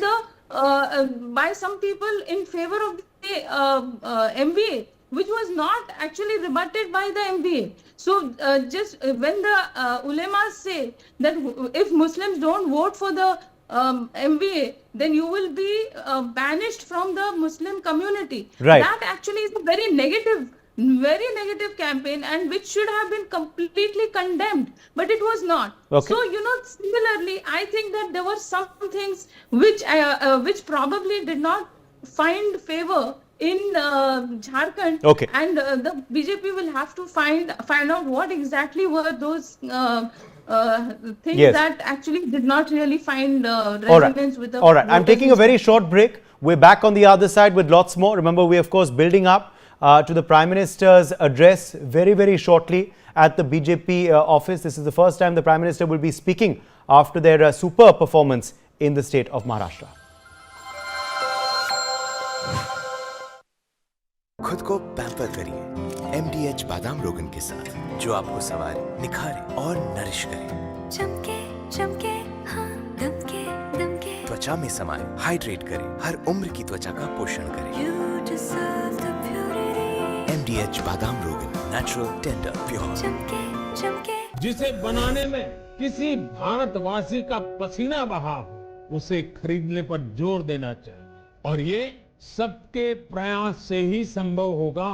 Vocal for local हमें व्यवहार में लाना ही होगा। देश के यशस्वी प्रधानमंत्री श्री नरेंद्र मोदी जी के vocal for local के आह्वान से प्रेरित उत्तराखंड सरकार इस दिशा में हर महत्वपूर्ण कदम उठा रही है। प्रकृति, संस्कृति और विरासत को अपने अंदर समेटे उत्तराखंड में बने प्रोडक्ट एक ब्रांड के रूप में उभरते जा रहे हैं। उत्तराखंड सरकार द्वारा ग्रामीण उद्यमियों एवं कृषि उत्पादों को भी राष्ट्रीय और अंतर्राष्ट्रीय बाजारों से जोड़ने का प्रयास किया जा रहा है। उत्तराखंड सरकार द्वारा लॉन्च किया गया हाउस ऑफ हिमालयास ब्रांड क्षेत्र के प्रामाणिक हस्तशिल्प उत्पादों को बढ़ावा दे रहा है। वहीं उत्तराखंड देश का पहला राज्य बन गया है जिसे एक दिन में सबसे अधिक 18 GI टैग मिले। ये सभी प्रयास उत्तराखंड सरकार के वोकल फॉर लोकल के प्रति प्रतिबद्धता का प्रमाण है। लोकल उत्पादों को अपनाकर हम न केवल उत्तराखंड की विरासत को सहेज रहे हैं, बल्कि स्थानीय लोगों को आर्थिक रूप से सशक्त भी बना रहे हैं। आइए इस त्योहार स्थानीय उत्पादों को अपनाकर उत्तराखंड की प्रगति में अपना योगदान दें और साथ मिलकर एक आत्मनिर्भर और समृद्ध उत्तराखंड बनाएं।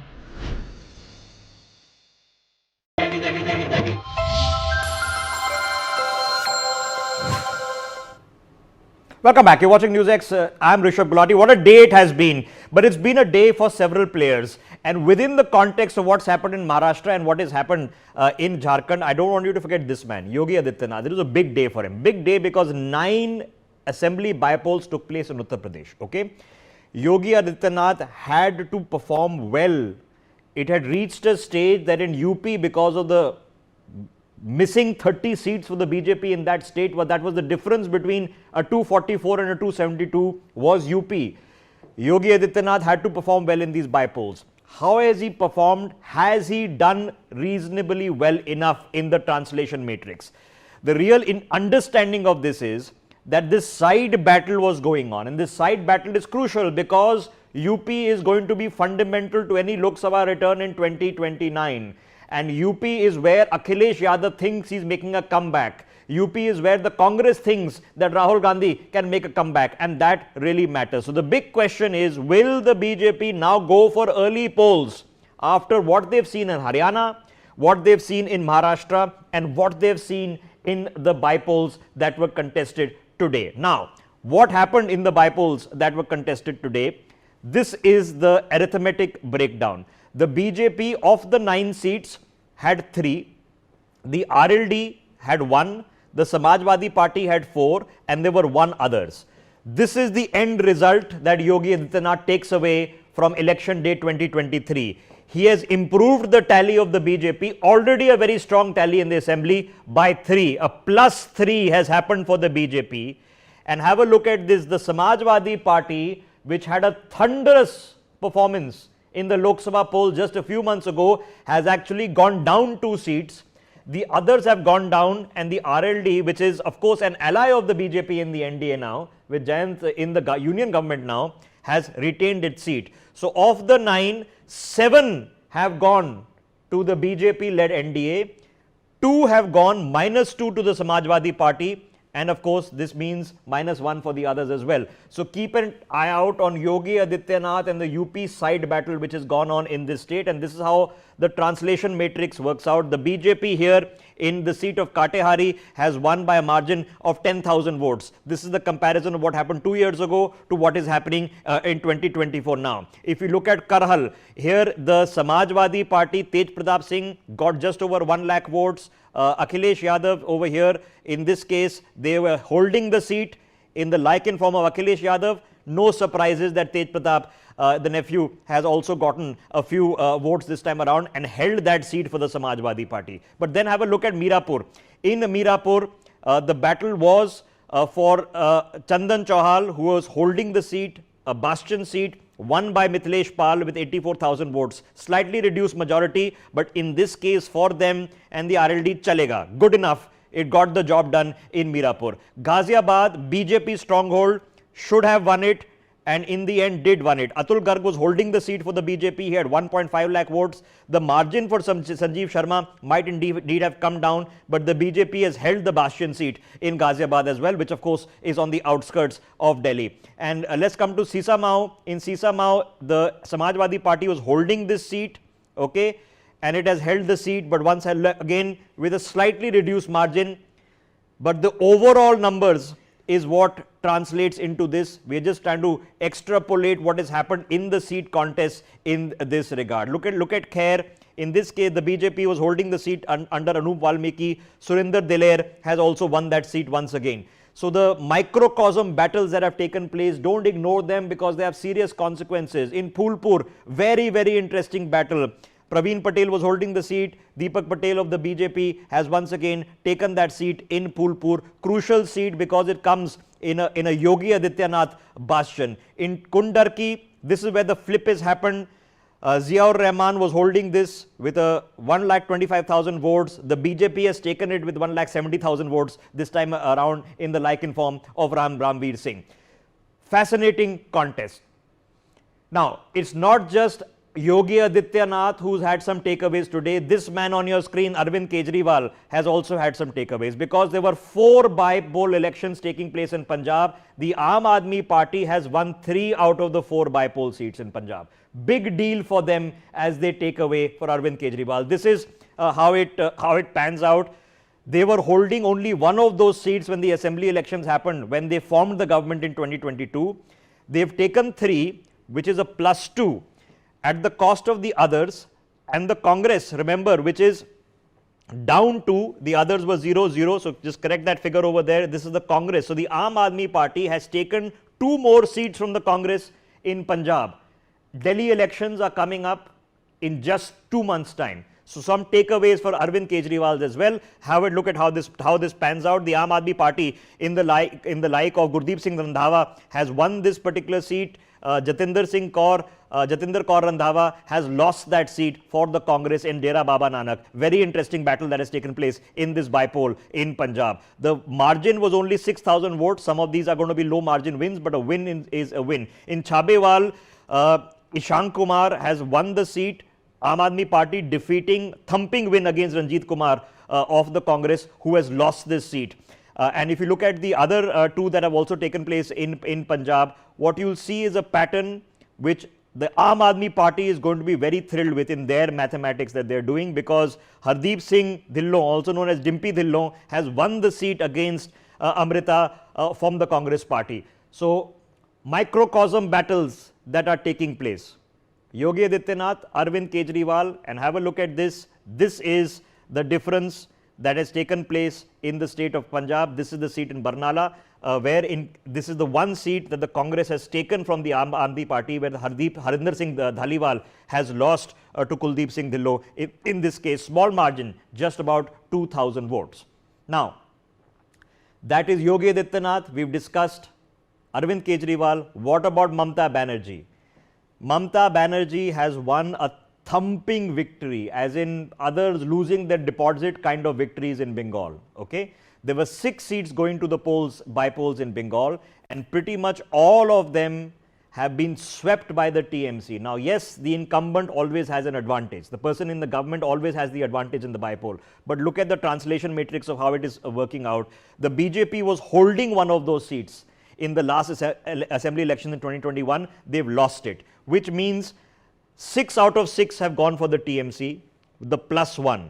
And all of these victories have been thumping margins. Ignore the logo here. This is the TMC. All of this has been thumping margins for Mamata Banerjee. So when she is doing some mathematics for her own about her grip on Bengal, now you can argue where that grip is coming from, whether it is this power, that power. Incumbents have an advantage, but don't take it away. A vote is a vote and a win is a win.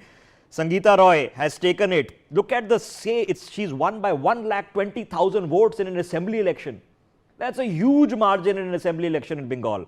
This is in Sitai. Now have a look at the next seat, in which is also has been won by the TMC. Once again, Jayaprakash Topo has won by 20,000 votes against the BJP in Bengal. Now you can make all sorts of arguments that why in Madarihat this has happened, why in a different place this has happened. You can make all sorts of computations, analysis, but the bottom lines, as we go through quickly all the seats, Asavri, please, as we go through all these seats, the bottom line is telling you that in Naihati also, Rupak Mitra of the BJP has been defeated by 50,000 votes by Sannad De of the TMC.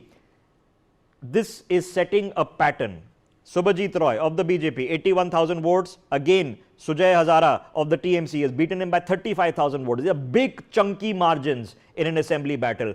In Taldangra, Ananya Chakrabarti, 64,000 votes of the BJP, lost by 40,000 votes to Falguni Singh Babu of the TMC. Thumping win in Taldangra as well. So this is now telling you that there have been lot of side contests that have taken place, which I want you as the viewer to absorb during the course of this electoral cycle, because they will have immediate bearing on national policy pictures. How does it impact immediately the national policy picture? We get a chance to debate and discuss very, very shortly. Let's pick up that conversation. We still have our guest with us. Just a few minutes from where I am sitting in New Delhi, we're expecting the Prime Minister to be coming out and addressing the BJP Karyakarta at the BJP headquarters very, very shortly on the broadcast with me to have this conversation further, and we'll be roping in Pankaj Vora, the managing editor of the Sunday Guardian, very, very shortly as well. Jasmine Sandawalia of the BJP is with us, Gautam Seth of the Congress with us, Rajalakshmi Joshi is with us, I can still see Nikhil Jain with us, and Dr. Piyush Joshi, I'm told, is with us as well. Dr. Joshi, let me start with you. I want to pick up on Yogi Adityanath for just a second, because it had become honestly awkward. He was the poster boy of the BJP for so many years, okay?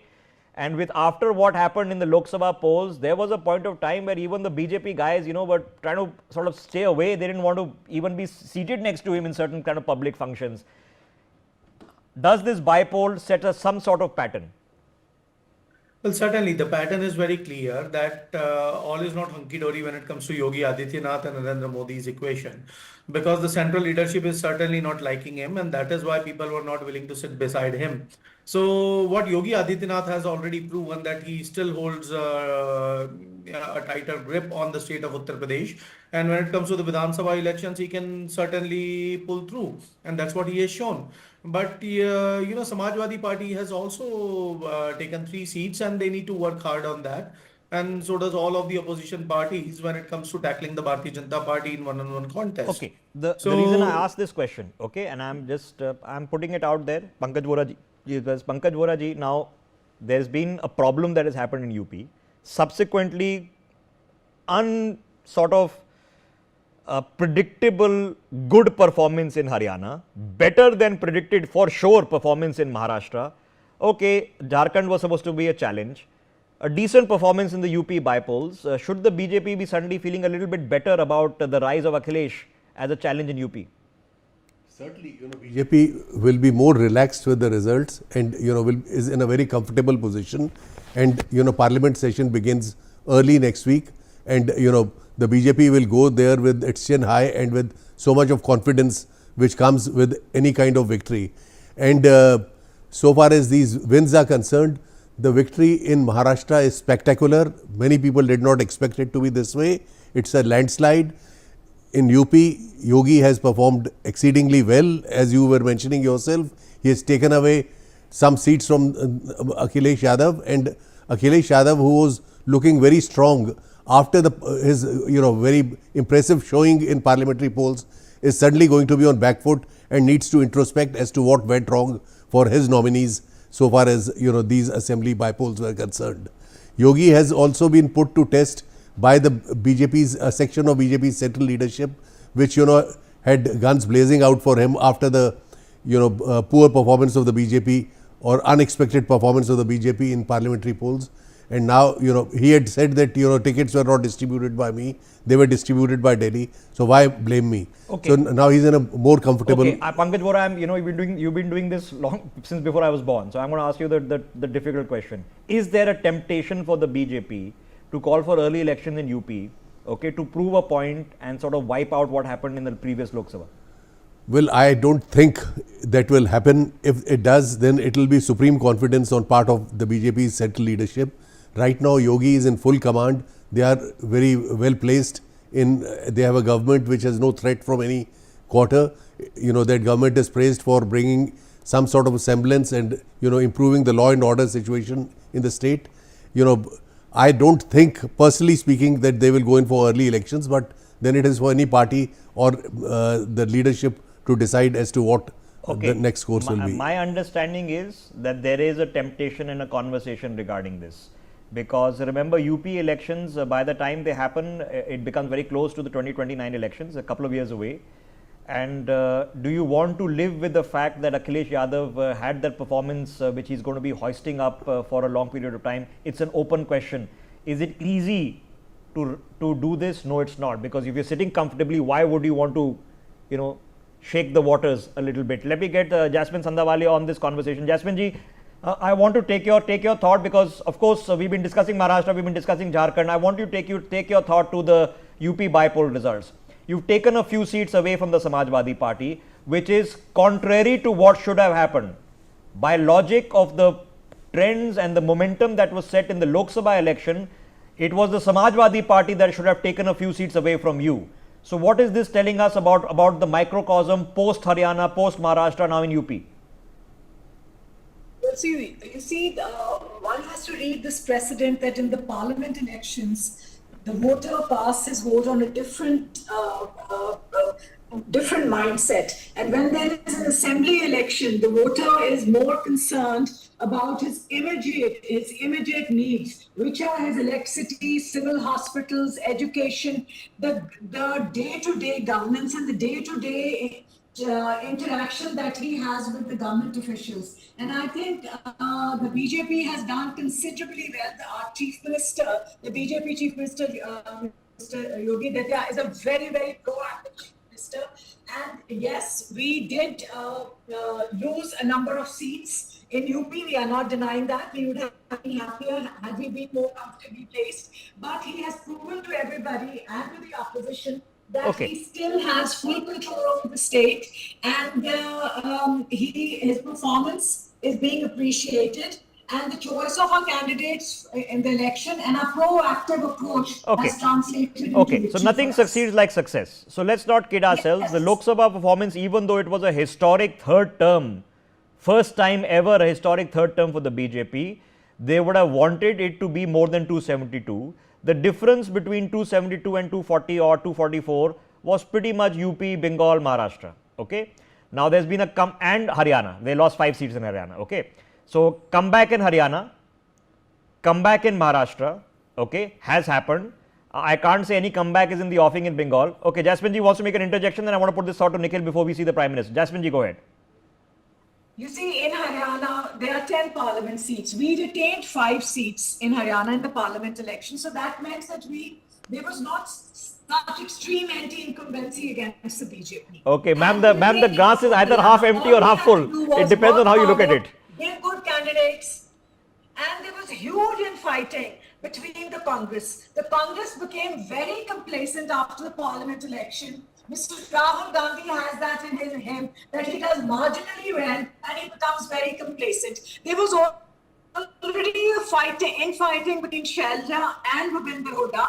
While we went to war, they were into skirmishes and battles. Okay, ma'am, once you win, it doesn't make a difference. So I'm not going to remind you about what Anil Vij was saying and the fact that Manohar Lal Khattar was sent to the center. I'm not going to make any reminders of that because nothing succeeds like success. And yes, you can look at the glass as half full. Others would have looked at the Lok Sabha elections in Haryana and said the glass was half empty. Now hold your thought. I want to get Nikhil into the other things. Nikhil, first let's address Punjab because a very interesting microcosm battle has happened. Okay, in a state that has repeatedly told us it's unhappy with everyone. It's unhappy with the Shiromani Akali Dal. It doesn't really like the Congress very much.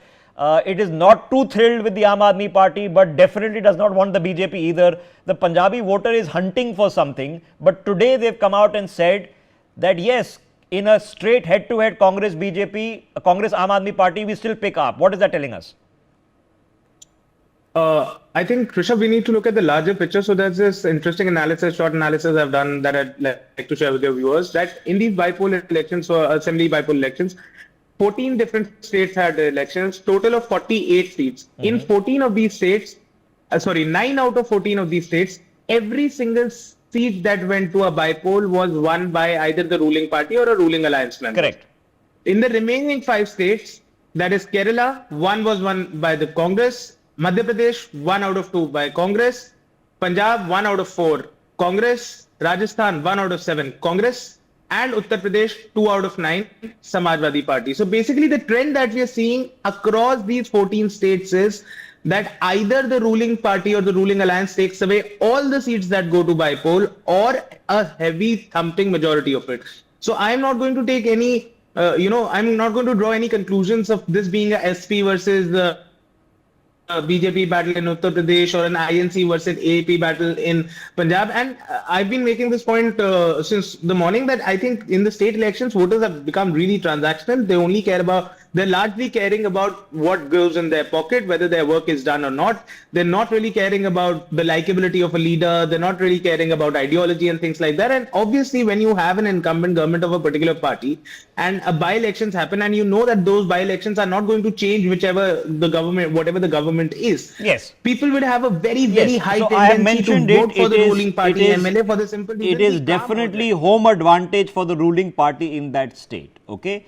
But there are battles coming up, and Nikhil, there's a battle coming up in Delhi, and Delhi is not a full state, but for the Aam Aadmi Party, it really matters. I mean, that's home base. You can say, Punjab was the big victory, but Delhi is home base. If you lose and erode yourself in Delhi, so for Arvind Kejriwal, 2 things have happened today. Number 1, he's seen Hemant Soren return as Chief Minister with a pretty decent thumping victory. Okay. Now, for people who have forgotten, it was Hemant Soren and Arvind Kejriwal who were in jail together a few months ago. And he has seen that, okay, in Punjab, we've done okay. So, what does this tell? How is Arvind Kejriwal feeling today as he's measuring his chances in Delhi 2 months from now? So see, there again lies my disagreement from the popular view. I think a lot of people are saying that the Jharkhand victory of JMM and Congress is because of the sympathy that Hemant Soren got because of being jailed. I don't agree with that for the simple reason that he was jailed before the Lok Sabha elections and the JMM did not do that spectacularly well, or the JMM Congress alliance did not do that spectacularly well in the Lok Sabha elections, but they've taken it like to a whole other level in these state elections. I think the differentiator, the reason why they've done so much better in the Vidhan Sabha vis-a-vis Lok Sabha is because of the Maiya Samman Yojana. Unconditional cash transfers in the hands of the voters. I think that is the single key to success for political parties looking to overturn an election. It started with Madhya Pradesh Ladli Behna scheme. Then we saw an example of it with Ladki Behna in Maharashtra. We were also seeing that with Maiya Samman Yojana in Jharkhand. Whatever political party you are, if you're putting money directly in the pockets of the voters, they are going to vote for you. I think that is the key takeaway.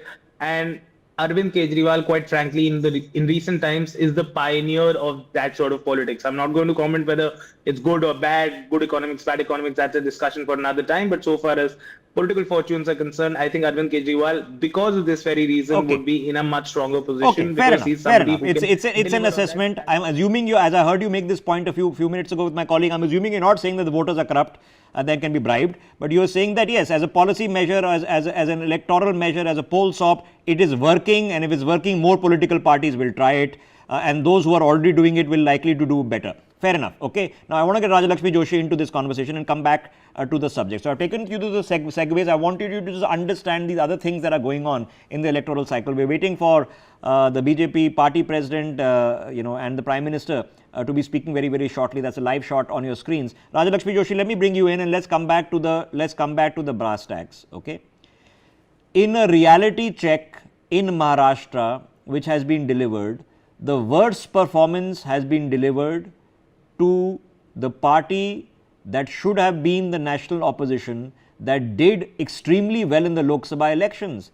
They have come down from 44 to just 15 seats. Is there a crisis for the Congress party in Maharashtra? Yes, definitely, Rishabh. There is this pattern where with the slightest victory, the Congress party, they become extremely excited and they think that they have completely won. So this time, with a figure of 99 seats, they started thinking and behaving as if they have entirely won the Lok Sabha elections. And if you listen to them carefully, if you listen to the Congress spokespersons and some of the tall leaders of the Congress speak, they talk as if the BJP has lost the election.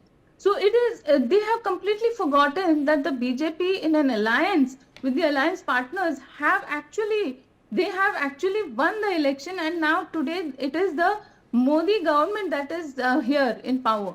So with the allies, of course. But then, what happened is the BJP with all its numbers, for the BJP, they felt that we have actually done very badly, and the BJP has actually self-introspected and made all the course correction.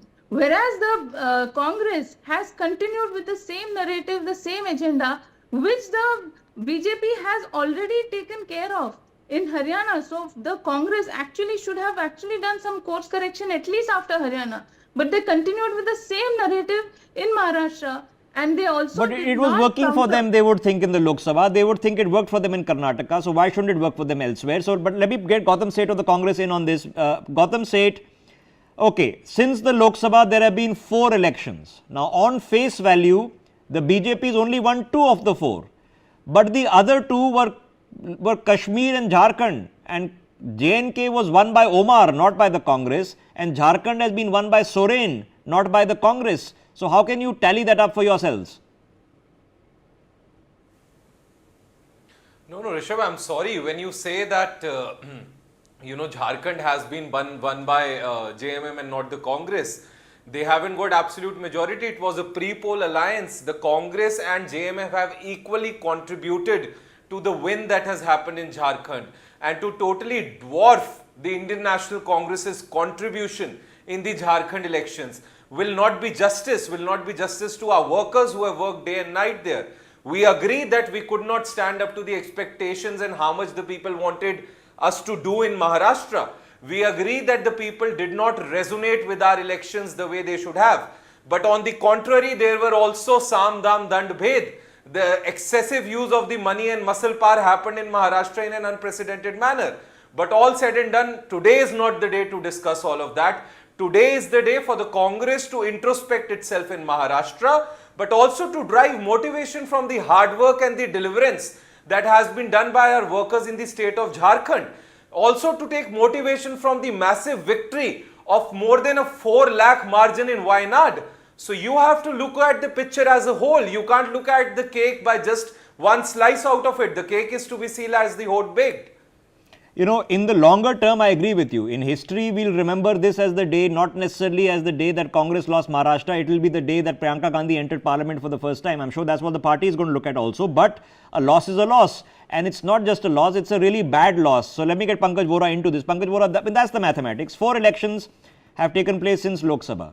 The tally is 2-2, but it is, do we give Congress credit in Kashmir? Do we give them credit in Jharkhand? No, the Congress has been in pre-poll alliance, but the victory has been basically because of the senior partners in this pre-poll alliance. They were the ones who set the agenda. In Jharkhand, it was a tribal specific narrative set by Hemant Soren and his wife Kalpana. In Kashmir, it was Umar Abdullah who was doing all the things which made the victory possible. And so far as other states are concerned where the Congress has lost, now Maharashtra is a very, very serious issue on which Congress has to retrospect, because Maharashtra has also spelled in very clear terms that it is end of the road of two leaders. Perhaps though in politics one can't say that people are marginalized but they can't bounce back, but I think it is end of the era for Sharad Pawar, it is end of the era for Uddhav Thackeray, and there are two rising stars, Ajit Pawar from the NCP stable and Eknath Shinde from the Shiv Sena stable, and the BJP has done exceedingly well. And these things Congress has to learn. Congress has to basically first get out of this grip of left oriented advisors who are setting the narrative for the Congress leadership and are influencing it to talk about castes and creed, etc. Congress was never a party which believed in caste politics or creeds or communities. Now Congress is seen as a party which is, whether one likes it or not, they have to correct this image of being anti-Hindu, and whether it is or not, again I am nobody to judge, but that is how the story goes, and that is what is harming them or hurting them whenever they go into elections. And this will impact them even in further elections unless there is course correction. They need to strengthen their organization instead of strengthening leaders, because leaders will be strengthened if the organization is strengthened. They hardly have any foot soldiers left in many states, and that is where it is lacking, and it needs to put more energy in that. I have to ask you now. There you see Narendra Modi is, I mean, surely after 4 months of what has happened, even though he's only done 9 rallies in Maharashtra, in between, he had to take international trips. He was in Guyana, he had to go to Brazil. He is seeing that his party, even without, because for 11 years we've been watching Narendra Modi, every election has just been about Narendra Modi. Okay, how would he be feeling today? How would he be judging this election? Pankaj ji. Well, for Narendra Modi, it's a win-win situation. He, was under a lot of attack. After the parliamentary elections, it was Congress which was aggressive and was setting the agenda. And now, after the Haryana defeat and around that time, things have changed. It is the BJP again which is, setting the narrative, and the Congress is responding. So it shows that, BJP is, very, very confident of, flattening its opponents, and the Congress, is on the defensive. And after this, especially Maharashtra showing, Congress will be further on the defensive, and it needs actually to do introspection. It needs so has it deflated the energy and momentum of Lok Sabha? Have Haryana and Maharashtra today deflated that energy for the opposition, especially the largest one, which is the Congress? I would believe so. And it's a great setback for the India bloc, and I think it will impact the politics of India bloc, though a weakened India bloc will the constituents will like to stick together to remain in power.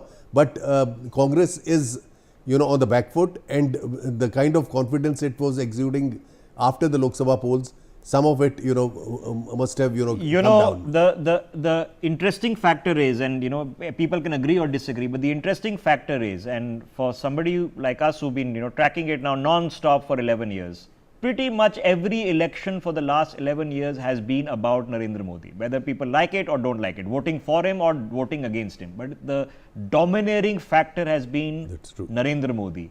This time in Maharashtra, it felt slightly different, that Narendra Modi was not the domineering factor in the election, but that's a good thing for the BJP, because an only reliance on Narendra Modi does not a future party make.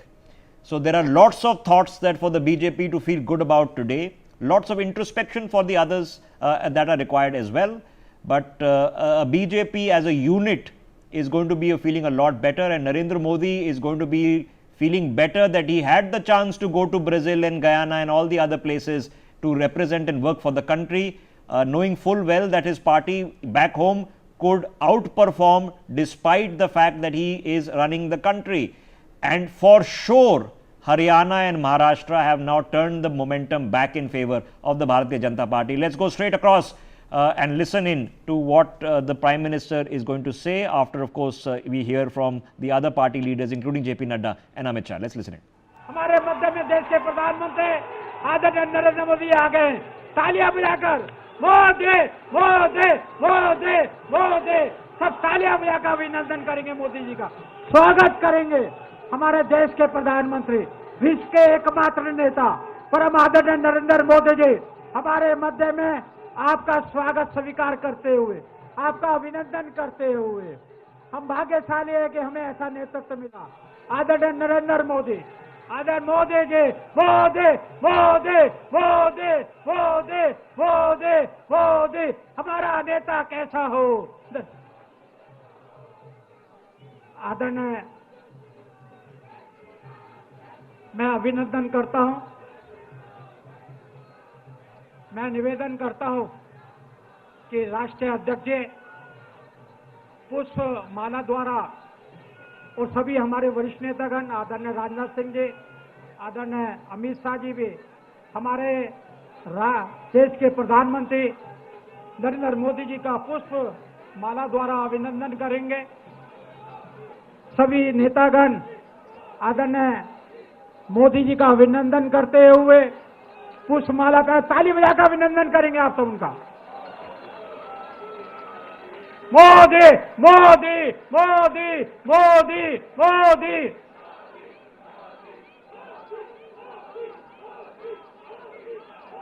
बहुत बहुत स्वागत है। हमारे राष्ट्रीय अध्यक्ष जगत प्रकाश नड्डा जी का भी मैं अब निवेदन करूंगा, आदरणीय राष्ट्रीय अध्यक्ष जगत प्रकाश नड्डा जी से कि आए हमारा अध्यक्ष भाषण द्वारा हमारा मार्गदर्शन करें। आदरणीय जगत प्रकाश नड्डा जी।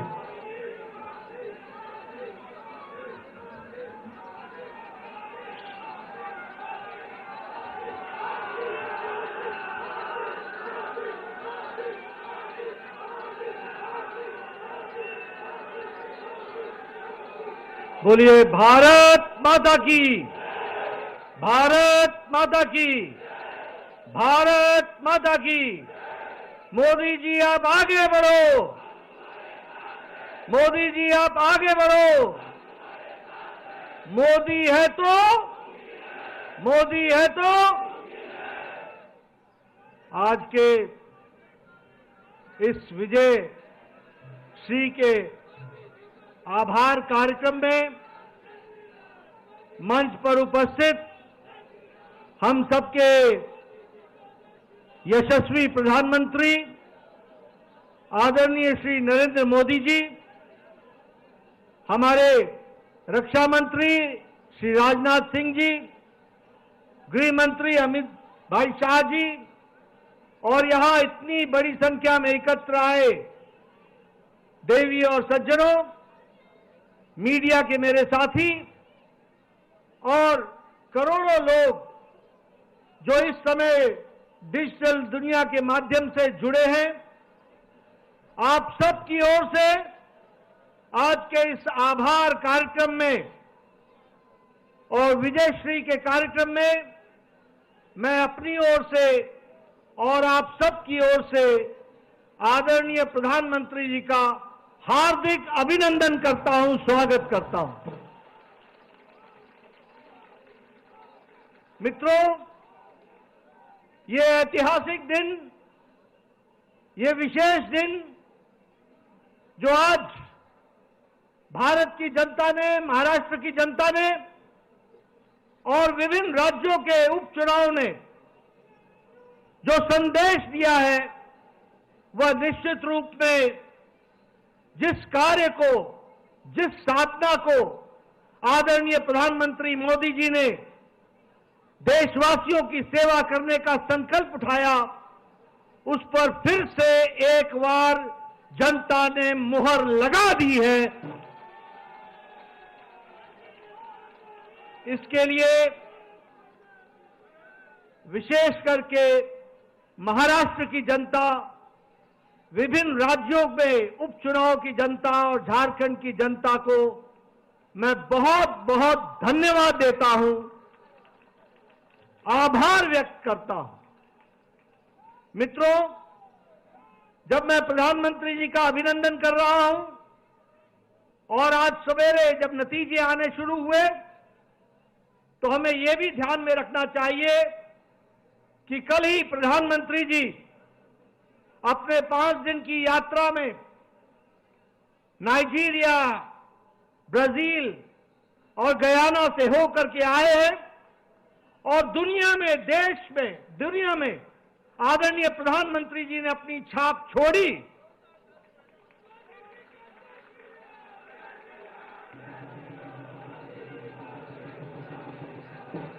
और आप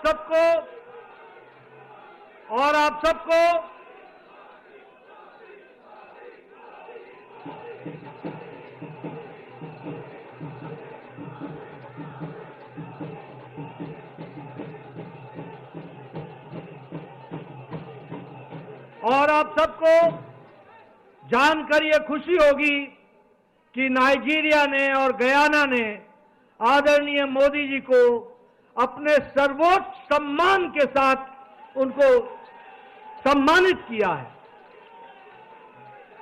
ये हम सब के लिए गर्व की घड़ी है, गर्व का पल है, जब अंतर्राष्ट्रीय जगत में आदरणीय प्रधानमंत्री मोदी जी की छवि और भारत की छवि को जो मोदी जी ने दुनिया में पहुंचाया है, उसको दुनिया ने भी माना है और उसको सराहा है।